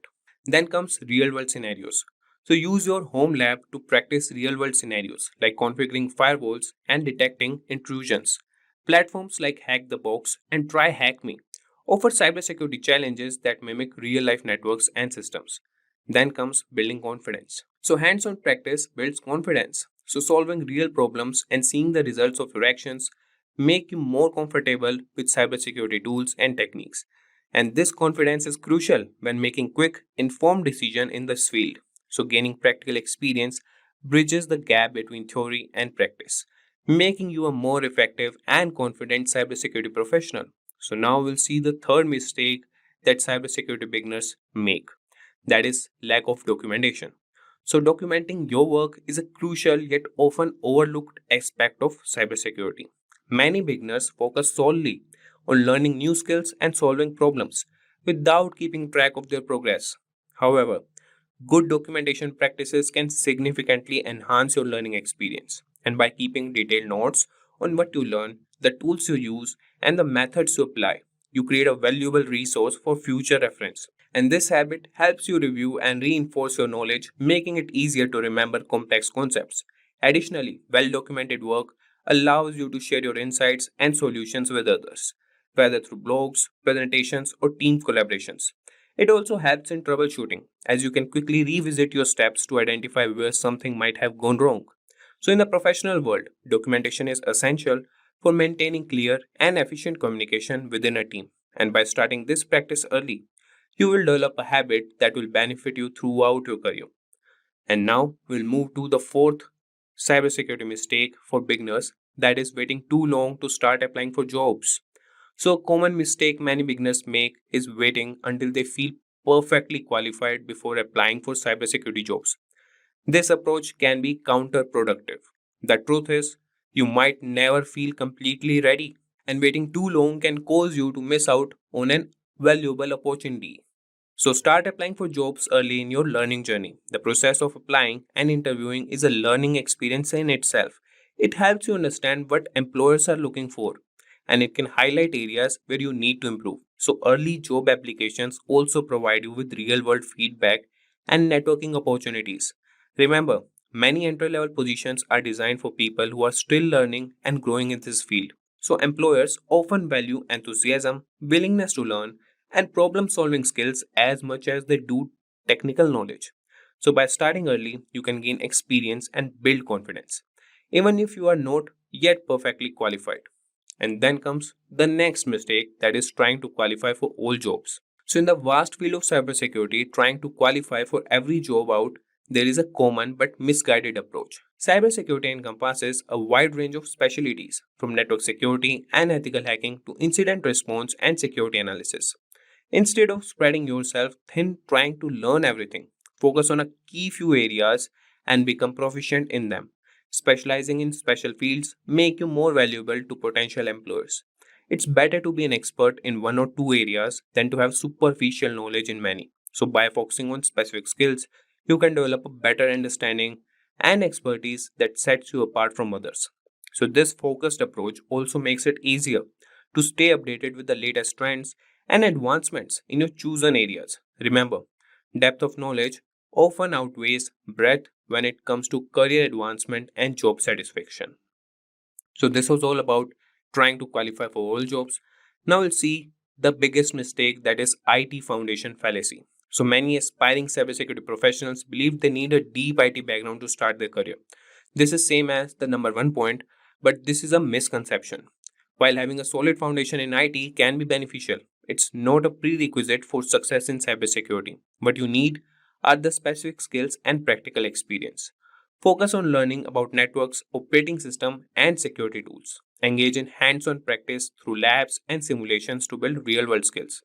Cybersecurity is a field where practical knowledge and the ability to apply concepts matter more than theoretical IT knowledge. And many successful cybersecurity professionals come from diverse backgrounds, including those with minimal IT experience. So they succeed by continuing learning and adapting to new challenges. So don't let the lack of deep IT foundation hold you back. Concentrate on gaining the skills and experience that are directly relevant to the cybersecurity roles you are interested in. Now moving to number 7, that is not attending cybersecurity events. So attending cybersecurity events is one of the best ways to stay updated and connected in the field. These events, including conferences, webinars, and meetups, offer a wealth of information on the latest trends, tools, and threats in cybersecurity. They provide a platform to learn from experts, gain insights into industry developments, and discover new technologies. Additionally, these events are excellent networking opportunities, meeting other professionals that can lead to job opportunities, collaborations, and mentorship. Building a network within the cybersecurity community can provide support and guidance throughout your career. And many events also offer hands on workshops and training sessions that can enhance your practical skills. So, by actively participating in these events, you can demonstrate your commitment to continuous learning and professional development. Make it a habit to attend cybersecurity events regularly to stay engaged and informed. So, this was all about number 7 point, that is not attending cybersecurity events. Now, moving to number 8, that is obsessing over which specialization to choose. So, when starting a career in cybersecurity, many beginners obsess over which specialization to choose. This can be overwhelming and counterproductive. Instead of stressing about making the perfect choice, allow yourself the freedom to explore different areas of cybersecurity. The field is diverse, with specializations like penetration testing, incident response, security analysis, and more. Take the time to experiment with various topics and see what interests you the most. This exploration phase is valuable for gaining a broad understanding of this field. So, over time, you will naturally gravitate toward areas that align with your strengths and interests. So, remember, your specialization can evolve as you gain more experience and insights. Early in your career, focus on building a solid foundation and gaining exposure to different aspects of cybersecurity. This approach allows you to make an informed decision about your specialization when the time comes, ensuring you choose a path that truly excites and motivates you. Do you know, friends, that Wireshark is a powerful network protocol analyzer that helps you capture and analyze network traffic in real time? It allows you to deep dive into data packets traveling through your network, giving you insights into network performance, security, and troubleshooting. In this tutorial, we'll guide you through the basics of using Wireshark, from setting up your capture environment to interpreting the data. By the end of this tutorial, you'll have a solid understanding of how to navigate Wireshark interface, set of filters, and analyze the network traffic for different use cases. So guys, let's get started. Let us start first by understanding what is Wireshark. So guys, Wireshark is a comprehensive open source network protocol analyzer that basically allows user to capture and analyze the data traveling over the network in real time. It is widely used by network administrators, security professionals, and also developers for various purposes. For example, guys, like network troubleshooting, where you have to identify and resolve network issues by examining the traffic patterns and diagnosing the connectivity problems. The next one is network analysis, which we'll also be doing in our hands-on, where you have to understand and optimize network performance by analyzing data flows and interaction between network systems. The third one is security auditing. You will also have to detect and investigate unusual or potentially malicious network activities such as unauthorized access or data breaches. And finally, you have a protocol development, where you can debug and develop network protocols by capturing and analyzing protocol messages and behaviors. The key features of Wireshark are: the first one is packet capture. Wireshark captures packets of data transmitted over the network. Each packet contains a wealth of information, including source and destination addresses. And also you get protocol, types, and payload data. So as you can see all over here, I've already downloaded Wireshark, and I'll guide you also how to download it. But as you can see, these are the lines that shows that the Wi-Fi packet graph is showing that this is how the packets are transmitting. So this is basically the real-time analysis what you can get through in Wireshark. Next one is you get a detailed inspection. Guys, Wireshark also decodes and displays data at various protocol layers. Example, you can get Ethernet, IP, TCP, HTTP, which allows for detailed examinations of network communications. You can also perform filtering and searching. Then you'll also get a chance to do data visualization, which includes features for visualizing network traffics such as flow graphs, as you can see all over here, and also statistics, which can help in understanding network behavior and performance. Wireshark is available for multi-operating systems, like for Windows, Mac OS, Linux, and many more. Now, there are certain scenarios where network security engineers use it.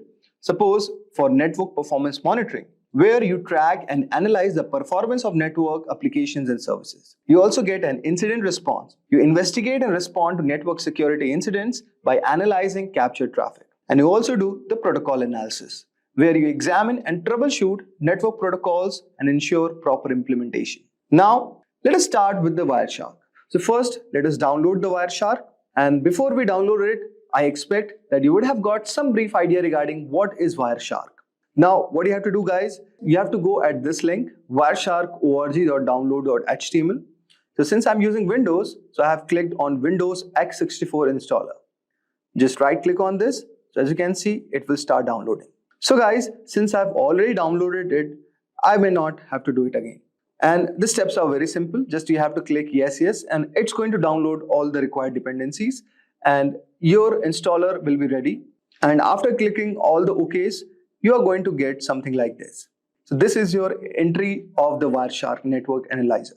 Now, so as you can see all over here, you can capture the network packets from these interfaces. So you can see local area connection 10, adapter lookup, traffic capture, Bluetooth is there, then you have the Ethernets, okay? So let us choose the Wi-Fi as a network interface, okay? And just click on this. So as you can see all over here, so many of the packets have started running up, okay? And this is a shark icon. So basically, it is doing the real-time packet capturing where you have all these things. So now, let us try to understand what is there in Wireshark. So you can see you have file. Basically, for managing files, you have open, save, export. Okay, so these kind of options are there. You can also export the TLS session keys. Okay, you can export the objects, and you can do print, quit.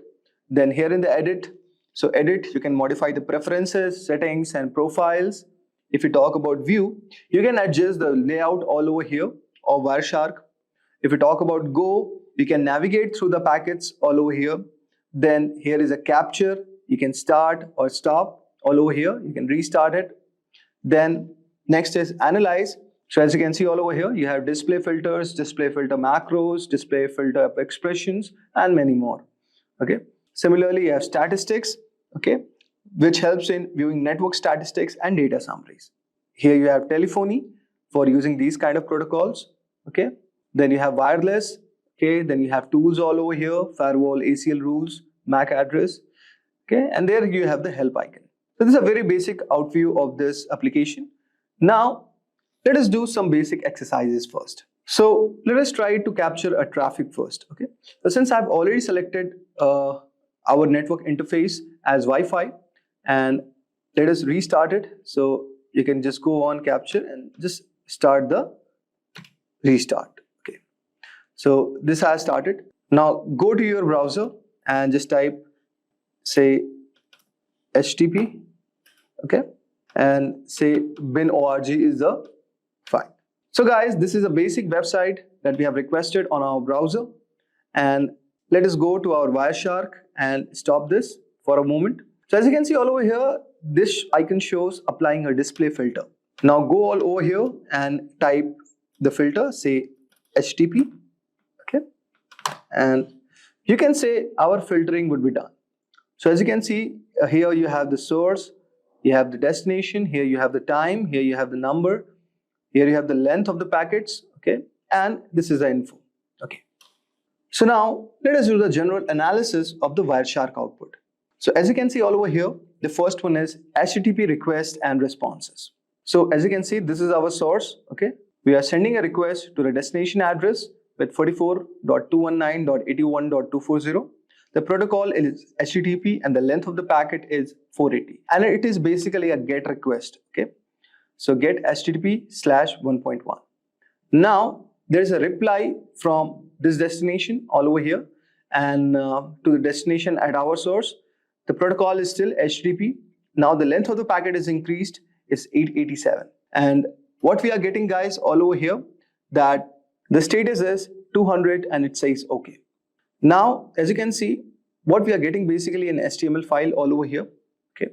Now, similarly, we are again requesting and we are getting a JSON file all over here. Now, getting a specific JSON HTTP 1.1, and similarly, reply is coming. So as you can see, it's a to and fro motion where we are requesting to a destination, which is the browser with the protocol HTTP. And similarly, we are getting a reply from our destination. So guys, this is our device and this is the given resource we are trying to access on our browser. So basically, now we can see these are the content types, which is text HTML for the HTML structure. Okay. And also you can see all over here, this is a JSON type. Okay. And these are the type of the content we are trying to access it. Okay. And this is the request what we have done to our destination, which is the browser. Okay. With the bin.org, and it is returning a text.html file.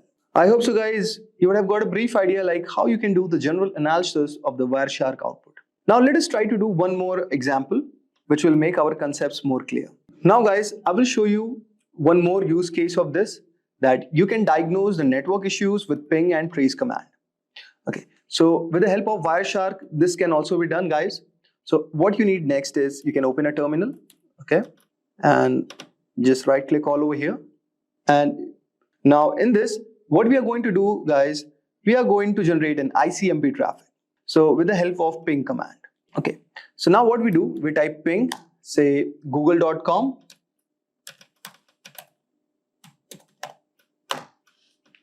And you can see all over here, the request and reply have started. And now what we will do, guys, we will use the tracer command for tracing our packet flow.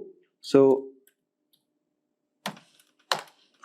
you can see something we have got all over here. We will discuss about this bit later. Now let us open our Wireshark. Okay. And what we'll do, guys, we will type ICMP. Okay. And just click all over here. Okay.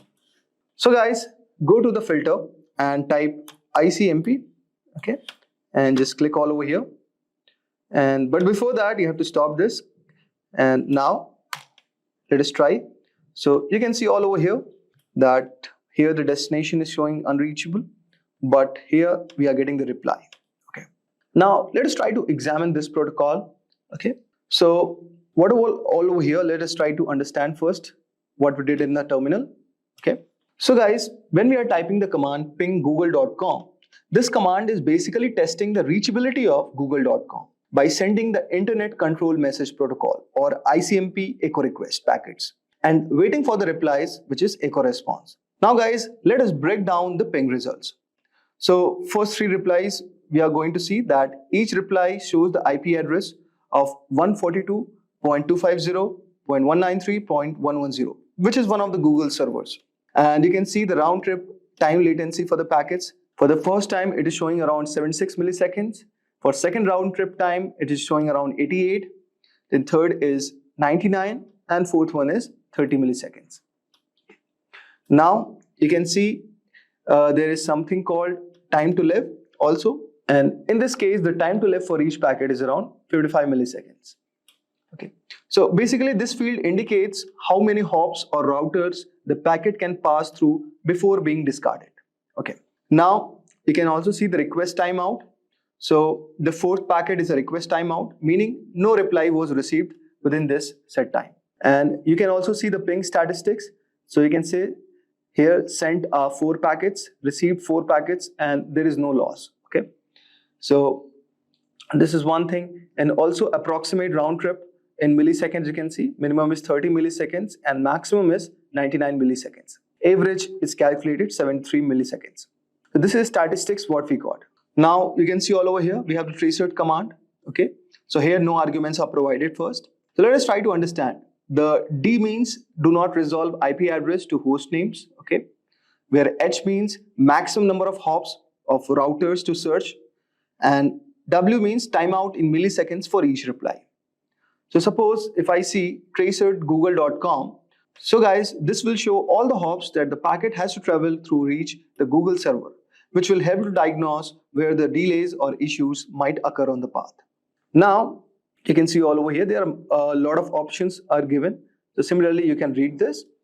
Now let us try to do the Wireshark analysis. So you can see all over here with our source 10.101.5.118, and we are sending the request to the Google server. And this is Internet Control Message Protocol. So you can see all over here, this is echo. This is a ping request with ID 0x001, and we can see the sequence is also given, the time to live, and we are replying in 7641 milliseconds. So this packet is basically what we are doing, guys. We are 7630 is our packet number, and this is what we are sending as a request. Then 7641 is a reply from the Google server with the given ID, okay, the sequence number of this and the time to live, and it is also giving the request one. Now what you can do, guys, you can also apply one filter all over here. We can, okay, now with the help of this you can just see there are a lot of options as a filtering. Okay, so you can read the documentation for this, and whenever it is turning red, guys, it is showing something as error. Okay, and now let us do this and let us type our IP address, say 101, okay, 1.5.118. Okay, so this is also one of the way you can apply the filter. Okay, so it's going to filter out the IP address. Okay, say let's do this. So it is going to filter out our IP address, which is basically the same which is sending, because we have not given any other ping request. So guys, here what we can see, so this is kind of the analysis what we are doing basically. Okay, so guys, this was a Wireshark analysis for diagnosing the network issues with the help of ping and trace commands. And you can do a lot more other things with the help of Wireshark. Basically, these tools are used by network administrators, hackers, and also network engineers to understand the network performance, diagnose the network issues. Okay, So this was a short exercise which I have shown you about the basics of Wireshark. I hope so you would have enjoyed our today's video. Welcome to our video on top cybersecurity interview questions. Are you having a hard time landing that coveted interview, or even worse, bombing interviews left and right? It might be time to start prepping for those tough interview questions. Preparing for interview questions is an important part of the job search process and can greatly increase your chances of getting the job you want. The cybersecurity field is constantly evolving, which means that you need to have a strong understanding of the latest technologies and techniques in the industry. This makes cybersecurity interviews challenging, as interviewers may ask many complex questions about various cyber threats, security controls, and vulnerabilities.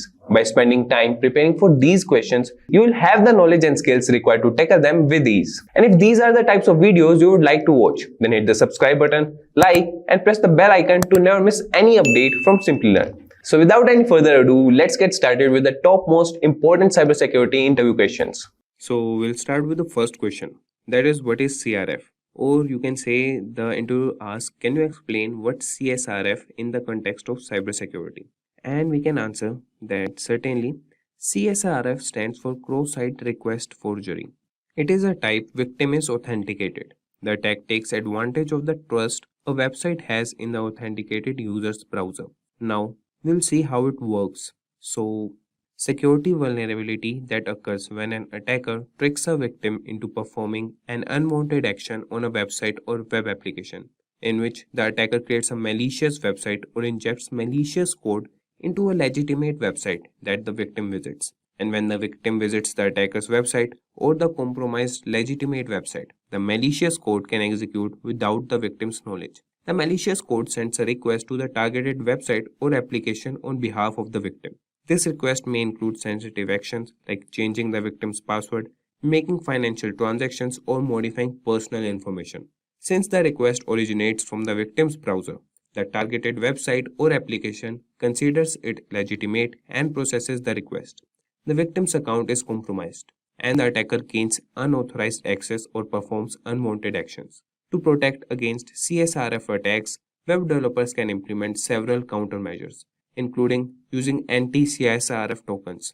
Using anti-CSRF tokens, web applications can generate and include unique tokens in each form or request. These tokens are verified by the server before processing the action, ensuring that the request originated from the same website. The next is same-site cookies attribute. Web developers can set the same-site attribute on cookies, which prevents them from being sent with cross-site requests, thus reducing the risk of CSRF attacks. Verifying the origin header. Servers can check the origin header to ensure the request originates from the same domain. The next is implementing strict access control. Web applications should enforce strict access controls and authorization mechanisms to ensure that only authorized actions can be performed. And the next measure can be by implementing these countermeasures, organizations can significantly reduce the risk of CSRF attacks and protect their users' sensitive information and accounts. And the next question is, that is the most important question, which interviewer asks, that is difference between XSS and CSRF. So XS, that is XSS, cross-site scripting, and CSRF, cross-site request forgery, are both common web application vulnerabilities, but they differ in their nature and the risk they pose. So XS is a vulnerability that occurs when an attacker injects malicious scripts into a trusted website, which is then executed by the user's browser.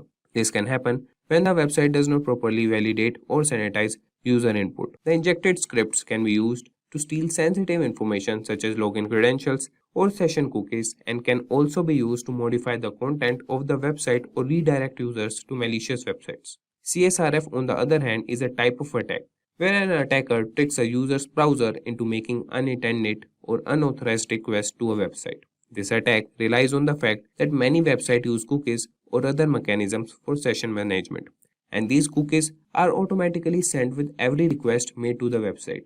By tricking a user into visiting a specially crafted website or clicking on a malicious link, the attacker can perform actions on behalf of the user without their knowledge or consent, potentially leading to unauthorized actions, data manipulation, or account compromise. In summary, XSS is concerned with injecting and executing malicious scripts within a website, while CSRF involves tricking users into performing unintended actions on a trusted website.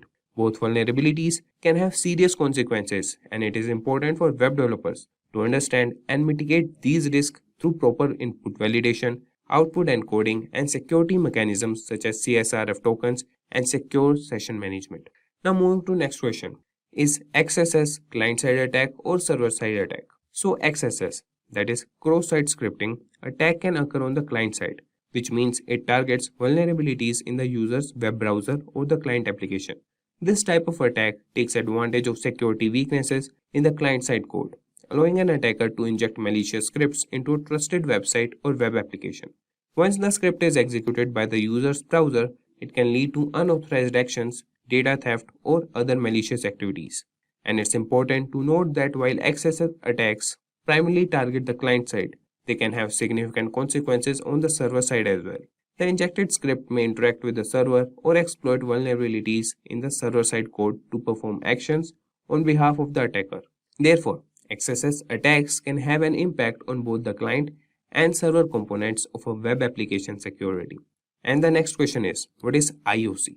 In cybersecurity, IOC stands for Indicators of Compromise. These are pieces of evidence or artifacts that suggest the presence of malicious activity or a security breach within a system or network. IOCs are used to identify, detect, and respond to potential security incidents. There are several types of IOCs that security professionals look for. The most common types include file-based IOCs. These include malicious files such as malware, executables, scripts, or documents that have been identified as part of a cyber attack. File-based IOCs can be identified through file hashes, file names, or specific file content. The next is network-based IOCs. These indicators relate to network traffic associated with malicious activities. They can include suspicious IP addresses, domain names, URLs, or patterns of network communications that indicate a potential security threat. The next we have is behavioral IOCs. These indicators are based on abnormal behavior exhibited by users, systems, or applications. For example, a sudden increase in failed login attempts, unusual file access patterns, or unauthorized system modifications can serve as behavioral IOCs. The next is registry or system configuration IOCs. These indicators involve changes or additions to the Windows registry, system configuration files, or other system settings. Attackers may alter these configurations to gain persistence on a compromised system. The next is threat intelligence IOCs. These IOCs are derived from external sources, such as cybersecurity vendors, government agencies, or threat intelligence platforms. They provide information about known malicious actors, their tactics, techniques, and procedures, and specific indicators associated with their activities. When organizations collect and analyze IOCs, they can proactively detect and respond to security incidents. By monitoring for these indicators, security teams can identify potential threats, investigate the scope of an attack, and take appropriate measures to mitigate the risk. It's worth noting that IOCs are not static and continuously evolve as attackers develop new techniques. Therefore, staying up to date with the latest threat intelligence and sharing information within the cybersecurity community is crucial for effective defense against cyber threats. And now moving to another question, that is fifth question. And it is that can you explain the difference between antivirus and EDR in cybersecurity? So antivirus and endpoint detection and response, that is EDR, are both important components in cybersecurity, but they serve different purposes. We'll see them. That is, first, antivirus, that is also known as anti-malware software. It is designed to detect, prevent, and remove known types of malicious software such as viruses, bombs, trojans, and ransomware. It relies on signature-based detection, where it compares the code patterns or files or programs against a database of known malware signatures. When a match is found, the antivirus software takes appropriate action to quarantine or delete the infected file. On the other hand, the EDR goes beyond traditional antivirus solutions by providing real-time monitoring, detection, and response capabilities at the endpoint level. EDR solutions are designed to detect and respond to sophisticated and advanced threats that may evade traditional antivirus software. They use a combination of techniques including behavioral analysis, machine learning, and threat intelligence to identify malicious activities and potential threats. EDR solutions continuously monitor endpoints such as workstations, servers, and mobile devices for any suspicious activities or anomalous behavior. They collect and analyze vast amounts of endpoint data including process executions, network connections, file changes, and system configurations to identify potential security incidents. If a threat is detected, EDR solutions provide detailed visibility into the incident, allowing security teams to investigate, contain, and respond to the threat in real time. While antivirus focuses on known threats and relies on signature-based detection, EDR solutions are more proactive and capable of identifying previously unseen or zero-day threats. They offer enhanced threat hunting capabilities, allowing security analysts to search for indicators of compromise, that is IOCs, and identify potential vulnerabilities or security gaps in the environment. In summary, antivirus is an essential component in protecting against known malware, while EDR provides advanced threat detection, real-time monitoring, and incident response capabilities to defend against sophisticated and emerging threats. Combining both antivirus and EDR solutions can significantly enhance an organization's overall cybersecurity posture. Now, moving to another question, that is IPS versus firewall. That is, can you explain the difference between IPS and a firewall in cybersecurity? So, an IPS, that is intrusion prevention system, and a firewall are two distinct but complementary security mechanisms. Let's see the differences between them. So, a firewall acts as a barrier between an internal network and external network, typically the internet. It examines incoming and outgoing network traffic based on predefined rules or policies. Its primary function is to enforce access controls and permit or deny network traffic based on factors such as IP addresses, ports, protocols, and application types. Firewalls work at the network layer, layer 3, or the transport layer, layer 4 of the network stack. On the other hand, an IPS is designed to detect and prevent network-based attacks. It goes beyond the basic access control functions of a firewall. An IPS monitors network traffic in real time, searching for signs of known attack patterns or suspicious behavior. It can detect and block unauthorized access attempts, malware, network intrusions, and other malicious activities. IPS systems are typically placed in line with network traffic and can operate at the network layer, that is layer 3, transport layer, layer 4, or even the application layer, that is layer 7. To summarize, a firewall acts as a gatekeeper, controlling the flow of traffic into and out of a network based on predefined rules. It focuses on access control. On the other hand, an IPS is a more advanced security mechanism that actively inspects network traffic, identifies potential threats or attacks, and takes action to prevent them. It focuses on detecting and preventing intrusions. In practice, organizations often use both firewalls and IPS systems together to provide layered security. Firewalls protect against unauthorized access and filter out unwanted traffic, while IPS systems add an additional layer of protection by actively monitoring and blocking malicious activities. So this was all for firewall and IPS. Now moving to what is security misconfiguration. So security misconfiguration refers to the improper or insecure configuration of systems, software, applications, or network components that can lead to potential security vulnerabilities. It occurs when security settings, permissions, or configurations are not appropriately defined or implemented, leaving systems and data exposed to potential attacks or unauthorized access.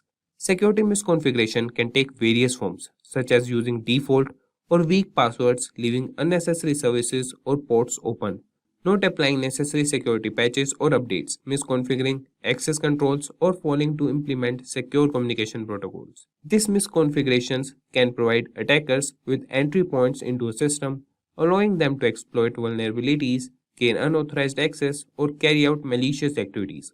Organizations often face security misconfigurations due to human error, lack of awareness, or inadequate security practices. It's crucial to regularly review and audit system configurations, employ secure defaults, disable unnecessary features, follow security best practices, and stay updated with the latest patches and updates. By addressing security misconfigurations, organizations can significantly reduce their attack surface and enhance the overall security posture of their systems and networks. So moving on to next question, that is what is WAF and its types. So WAF stands for Web Application Firewall. It is a security measure used to protect web applications from various types of cyber attacks. A WAF acts as a filter between the web application and the external network, monitoring and analyzing incoming and outgoing web traffic. There are primarily two types of WAFs commonly used in cybersecurity, that are network-based WAF This type of WAF is implemented at the network parameter, typically as a dedicated hardware appliance or a virtual appliance. It intercepts web traffic before it reaches the web application server. And network-based WAFs examine packets at the network layer, inspecting IP addresses, ports, and protocols to detect and prevent malicious activities. They are effective in protecting multiple web applications hosted on the same network infrastructure. And the next is host-based WAF. This type of WAF is installed directly on the web application server or within the application itself. It operates at the application layer and has a deep understanding of the application structure and logic. Host-based WAFs monitor and analyze HTTPS traffic, inspecting the content of requests and responses. They are often integrated as a module or a plugin within the web server or the application framework. Host-based WAFs provide granular control and can protect specific applications or modules within a server. Both network-based and host-based WAFs have their strength and can complement each other for enhanced security. Network-based WAFs are suitable for large-scale protection across multiple applications and servers, while host-based WAFs offer more precise control and visibility into application-specific vulnerabilities and attacks.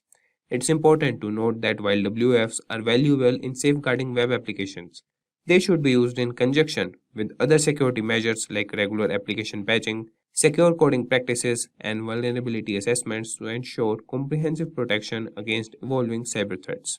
Now we'll see another question, that is, could you please explain the difference between blue teaming and red teaming? So blue teaming and red teaming are two distinct approaches used in cybersecurity to enhance the overall security posture of an organization. And blue teaming primarily focuses on defense and proactive measures.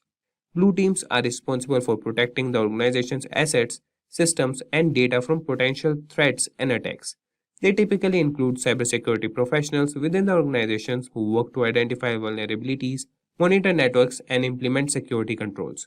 Blue teams conduct risk assessments, perform security audits, and develop incident response plans.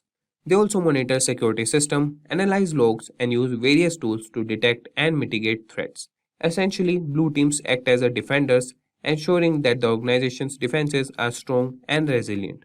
On the other hand, red teaming takes an offensive approach. Red teams are independent groups or individuals who stimulate real-world cyber attacks to evaluate the effectiveness of the organization's security controls and practices. Their goal is to identify weaknesses, gaps, and vulnerabilities in the system. Red teams use tactics similar to those of real attackers, such as social engineering, penetration testing, and vulnerability assessments to uncover potential security flaws. By adopting the perspective of an attacker, red teams provide valuable insights into the organization's security vulnerabilities, allowing the blue team to improve their defenses. In summary, blue teaming is focused on defense, while red teaming is focused on offense. Blue teams work to prevent and mitigate cyber threats, while red teams act as adversaries to identify weaknesses and improve the organization's security. The collaboration between blue and red team is crucial in maintaining a strong security posture and effectively protecting sensitive information. So this was all. That is the difference between blue teaming and red teaming. Now moving on to the 10th question, that is, what is false positive and false negative in case of IDS? So in the context of intrusion detection system, that is IDS, false positive and false negative are two important terms used to describe the accuracy of the system in identifying and classifying security events. A false positive occurs when an IDS incorrectly identifies a benign activity or event as malicious. On the other hand, a false negative happens when an IDS fails to detect an actual malicious activity or event. It occurs when an intrusion or attack goes unnoticed and is not flagged by the system. This can be quite dangerous as it allows malicious activities to go undetected, potentially causing harm to the system or network. Ideally, an IDS should strive to minimize both false positives and false negatives. However, there is often a trade-off between the two. Increasing the sensitivity of an IDS to reduce false negatives may result in more false positives, and vice versa. Balancing the detection accuracy is crucial to ensure that genuine threats are identified while minimizing the number of false alarms. So, to improve the effectiveness of an IDS, continuously monitoring, fine-tuning of detection rules, and incorporating machine learning algorithms can be employed. Additionally, it's important for security teams to carefully analyze and validate alerts to distinguish between false positive and true threats. ensuring efficient incident response and mitigation. Now moving to another question, that is, what is TLD? So TLD stands for top level domain in the field of cybersecurity. In the context of the internet, a top level domain refers to the last segment of a domain name located after the final dot. It is also commonly known as domain extension. Examples of TLDs include .com, .org, .net, .gov, .edu, and country-specific TLDs like .uk, .fr, or .au. TLDs play a significant role in cybersecurity as they help identify the purpose or category of a website. Cybersecurity professionals often analyze TLDs to assess potential security risk or determine the legitimacy of a domain.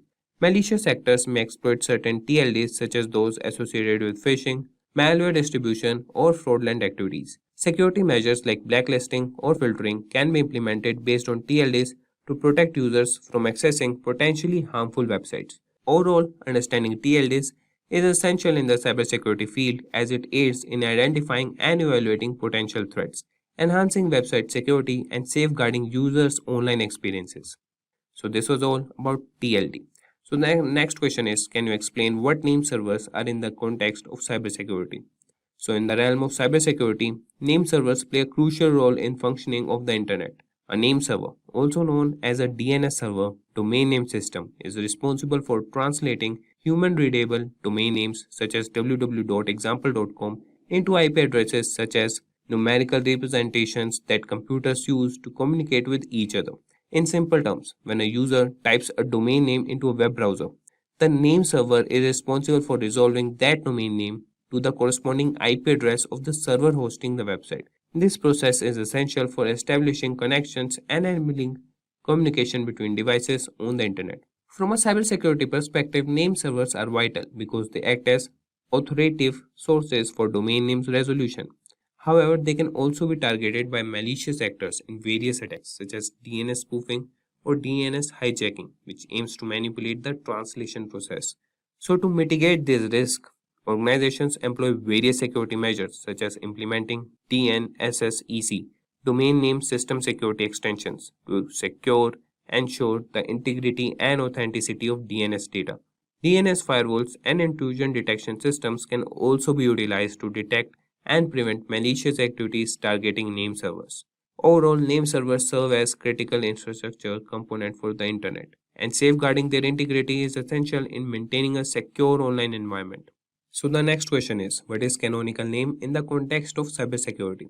So canonical name refers to a standardized and authoritative name assigned to a network resource, such as a domain, host, or IP address. It is used to establish a consistent and unambiguous naming convention across different systems and networks. The canonical name serves as a unique identifier for the resource, ensuring that it can be accurately located and accessed within a network or across the internet. The canonical name is commonly represented as a fully qualified domain name, FQDN, for a website, which includes the domain name and all its subdomains. For example, www.example.com is the canonical name for the website example.com. By using the canonical name, organizations can maintain a centralized and reliable reference point for accessing resources, making it easier to manage and secure their network infrastructure. In cybersecurity, the concept of canonical name is particularly relevant when dealing with activities such as network monitoring, access control, and threat detection. It allows security administrators to establish policies and rules based on the canonical names of resources, ensuring consistent enforcement and effective security measures. By leveraging canonical names, organizations can enhance their cybersecurity posture by effectively managing and protecting their network resources, facilitating accurate identification and control of assets, and enabling efficient incident response and mitigation strategies. So, this was all about canonical name in cybersecurity. Now, moving on to another popular question, that is, what details you find when you search IP or domain for DNS lookup. So, when performing a DNS lookup for an IP domain in the field of cybersecurity, there are several key details that can be obtained. These details provide valuable information for assessing the cybersecurity posture and potential risk associated with the IP or domain in question. Here are some important details that can be found. That is, IP or domain ownership. So the DNS lookup reveals the registered owner of the IP address or domain. This information helps identify the entity responsible for the IP or domain and can be useful in determining its legitimacy. The next is IP or domain reputation. The DNS lookup may provide information about the reputation of the IP or domain. This reputation score indicates whether the IP or domain has been involved in malicious activities in the past. High reputation scores indicate a secure or lower risk level, while low scores may suggest a higher risk of involvement in cyber threats. The next we have is IP or domain geolocation. The geolocation information obtained from the DNS lookup reveals the physical location associated with the IP or domain. This can be useful in identifying potential jurisdictional issues and determining the origin of suspicious activities. The next we have is IP or domain history. The DNS lookup can uncover historical data related to the IP or domain. This includes information such as previous ownership, changes in IP addresses, or change in domain registration details. Examining the history can help identify any patterns or suspicious behavior or previous involvement in cyber incidents.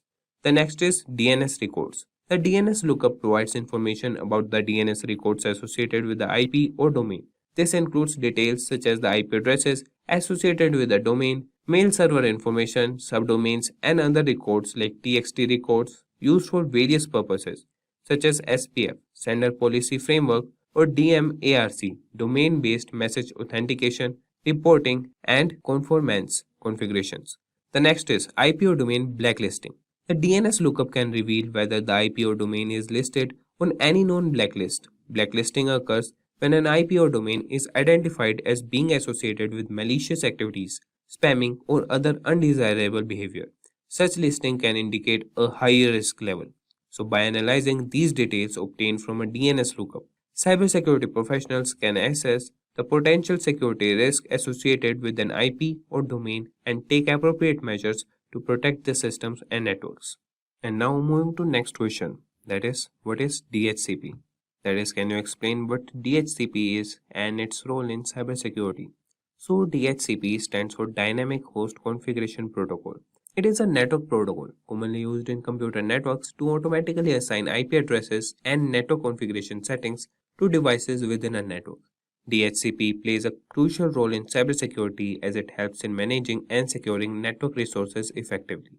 One of the primary functions of DHCP is to introduce or provide IP addresses dynamically to devices when they join the network.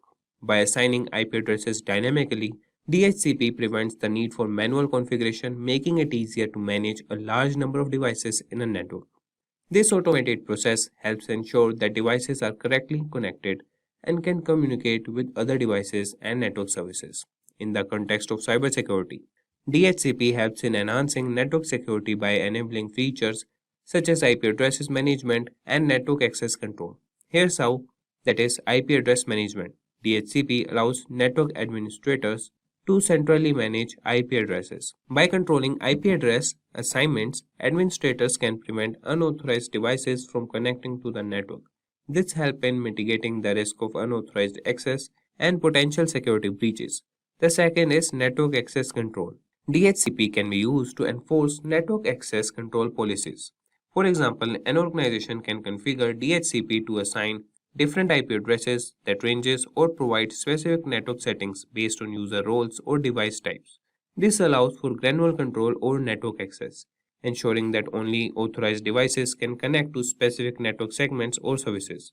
Additionally, DHCP servers can be configured to provide additional information to connected devices such as DNS server addresses, default gateway settings, and other configuration options. By centrally managing these settings, DHCP reduces the likelihood of misconfigurations that could introduce security vulnerabilities.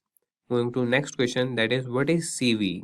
Which authority generate CVE? And we'll answer, CVE stands for Common Vulnerabilities and Exposures. It is a system used in the field of cybersecurity to identify and track known vulnerabilities in software and hardware.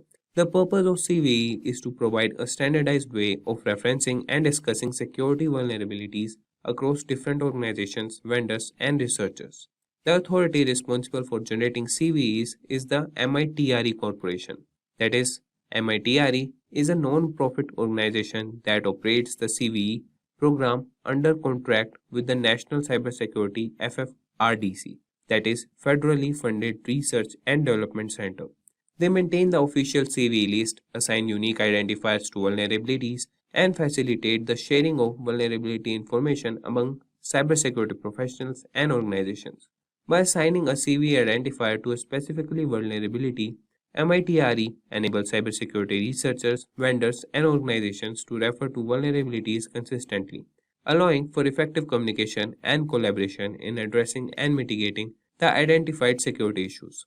So, this was the explanation. So, we can also think of providing an example of a CVE identifier. So, let's take an example of CVE 2021 34567. In this case, CVE 2021 represents the year the vulnerability was assigned or discovered, and 34567 is a unique numerical identifier.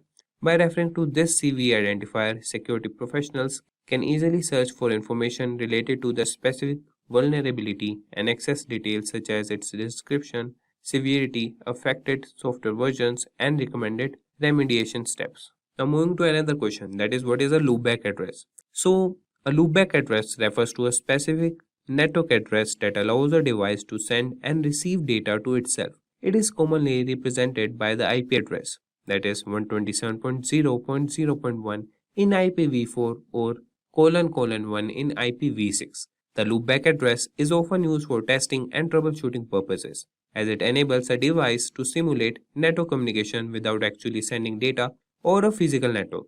When a device communicates with the loopback addresses, the data packets are routed internally within the device's network stack, bypassing the physical network interface. This allows the device to test its own network services or applications without relying on external network connectivity. By sending data to the loopback address, a device can verify the functionality and integrity of its networking protocols, software, or security configurations. From a cybersecurity perspective, the loopback address can be valuable during the development and testing of security measures, such as firewalls, intrusion detection system, or antivirus software. It allows security professionals to assess the effectiveness of these measures by emulating attacks or monitoring the device's response or stimulate malicious activities, all within the controlled environment of the loopback interface. Additionally, the loopback address is sometimes used by software developers to create a local development environment. By running services on the loopback address, developers can test and debug their applications without exposing them to potential external threats or interfering with other network resources. In summary, the loopback addresses provide some means for a device to communicate with itself internally, offering a convenient and secure method for testing, troubleshooting, and software development in the field of cybersecurity. And moving to the next question, that is 18th question. Here we will explain the concepts of threats and processes. So in the context of cybersecurity, threats and processes are important concepts that relate to the execution and management of software and how they can impact the security of a system. So a process can be understood as an instance of a computer program that is being executed. It represents a set of resources such as memory, files, and system state allocated by the operating system to execute the program. Each process runs independently with its own memory space and resources and can perform various tasks. Processes can communicate with each other through their inter-process communication mechanism provided by the operating system. On the other hand, a thread is a unit of execution within a process. A process can have multiple threads, and each thread represents an independent flow of control within the process. Threads within a process share the same memory space, allowing for efficient communication and data sharing.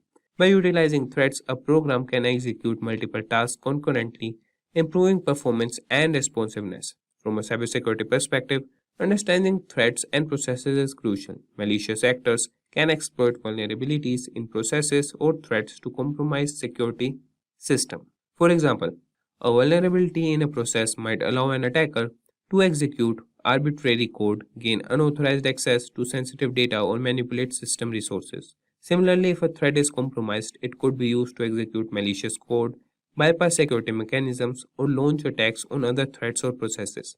To enhance cybersecurity, it is important to secure processes and threads by implementing various protective measures. This includes regularly updating software to patch known vulnerabilities, employing secure coding practices to prevent common programming errors, implementing access controls and permissions to limit process privileges, and utilizing robust monitoring and intrusion detection system to detect and respond to potential threats. In summary, processes and threats are fundamental concepts in cybersecurity, as they determine how software is executed and how resources are allocated. Understanding their implications and securing them effectively is essential in maintaining a secure computing environment. So moving to next question, that is 19th question, and it is what is Kerberos. So Kerberos is a widely used network authentication protocol that plays a crucial role in ensuring secure communication in computer network. It was developed by Massachusetts Institute of Technology, that is MIT, and has become a fundamental component of many security infrastructures. At its core, Kerberos provides a framework for mutual authentication between a client and a server, allowing them to establish trust and securely communicate over an untrusted network. It relies on a centralized authentication server known as the Key Distribution Center, which acts as a trusted third party. When a client requests access to a network's resource, the Kerberos protocol enables the client to authenticate itself to the KDC using its credentials, typically a username and password. The KDC then verifies the client's identity and issues a time-limited ticket, also known as ticket granting ticket, which serves as proof of authentication. Once the client possesses a valid TGT, it can present it to the desired server to request a service ticket for a specific resource. The server in turn contacts the KDC to verify the TGT's authenticity and grants the client access to the requested resource if the validation succeeds. One of the significant advantages of Kerberos is that it uses symmetric key cryptography, which ensures confidentiality and integrity of the communication between the client and the server. The KDC shares a secret key with each client, and this key is used to encrypt the communication tickets, making it difficult for adversaries to forge and tamper with them. Moreover, Kerberos incorporates the concept of single sign-on, allowing users to authenticate once and obtain multiple tickets for different services without needing to re-enter their credentials. This enhances usability and reduces the burden of remembering and managing numerous passwords. Overall, Kerberos is a robust authentication protocol that addresses many security challenges in network environments. Its widespread adoption in various systems and its proven track record make it a valuable asset in safeguarding sensitive information and preventing unauthorized access.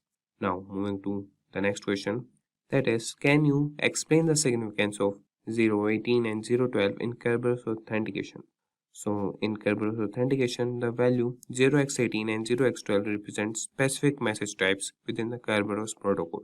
The Kerberos protocol is a widely used authentication protocol designed to provide secure authentication for network services.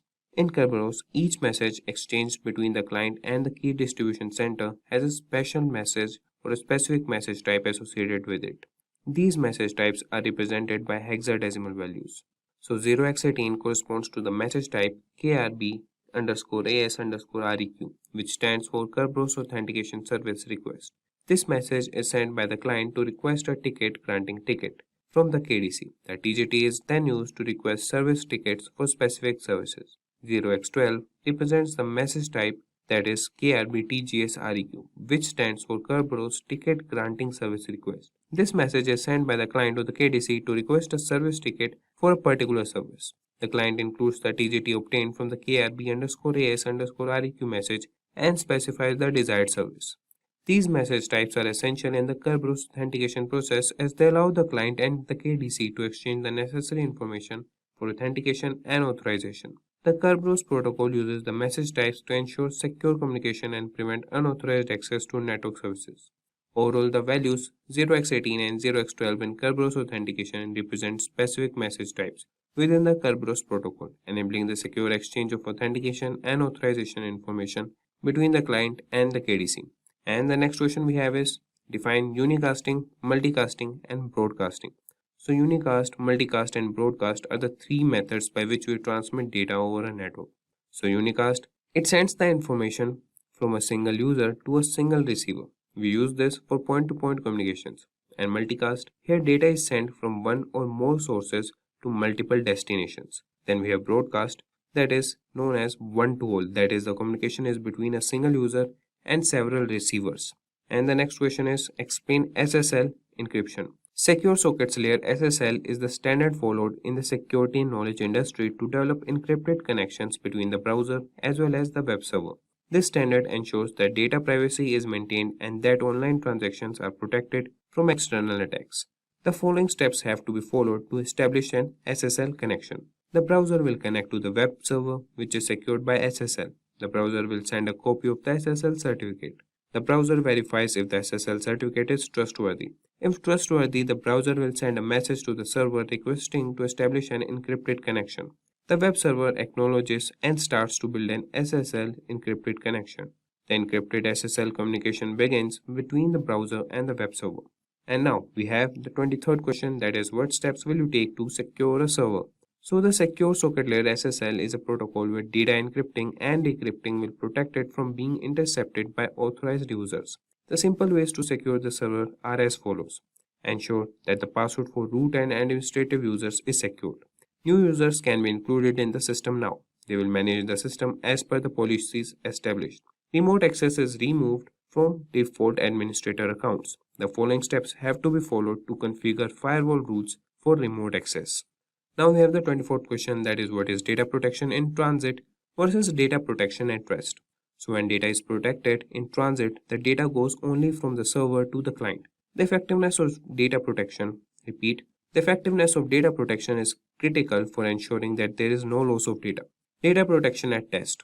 It is when the database is on the hard drive.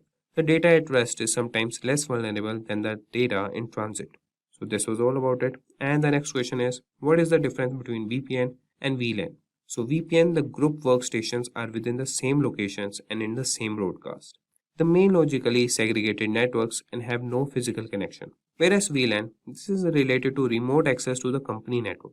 The connection of 2 points within a secured and encrypted tunnel. There is no encryption technique involved and it slices the logical network into different sections to manage and secure different aspects.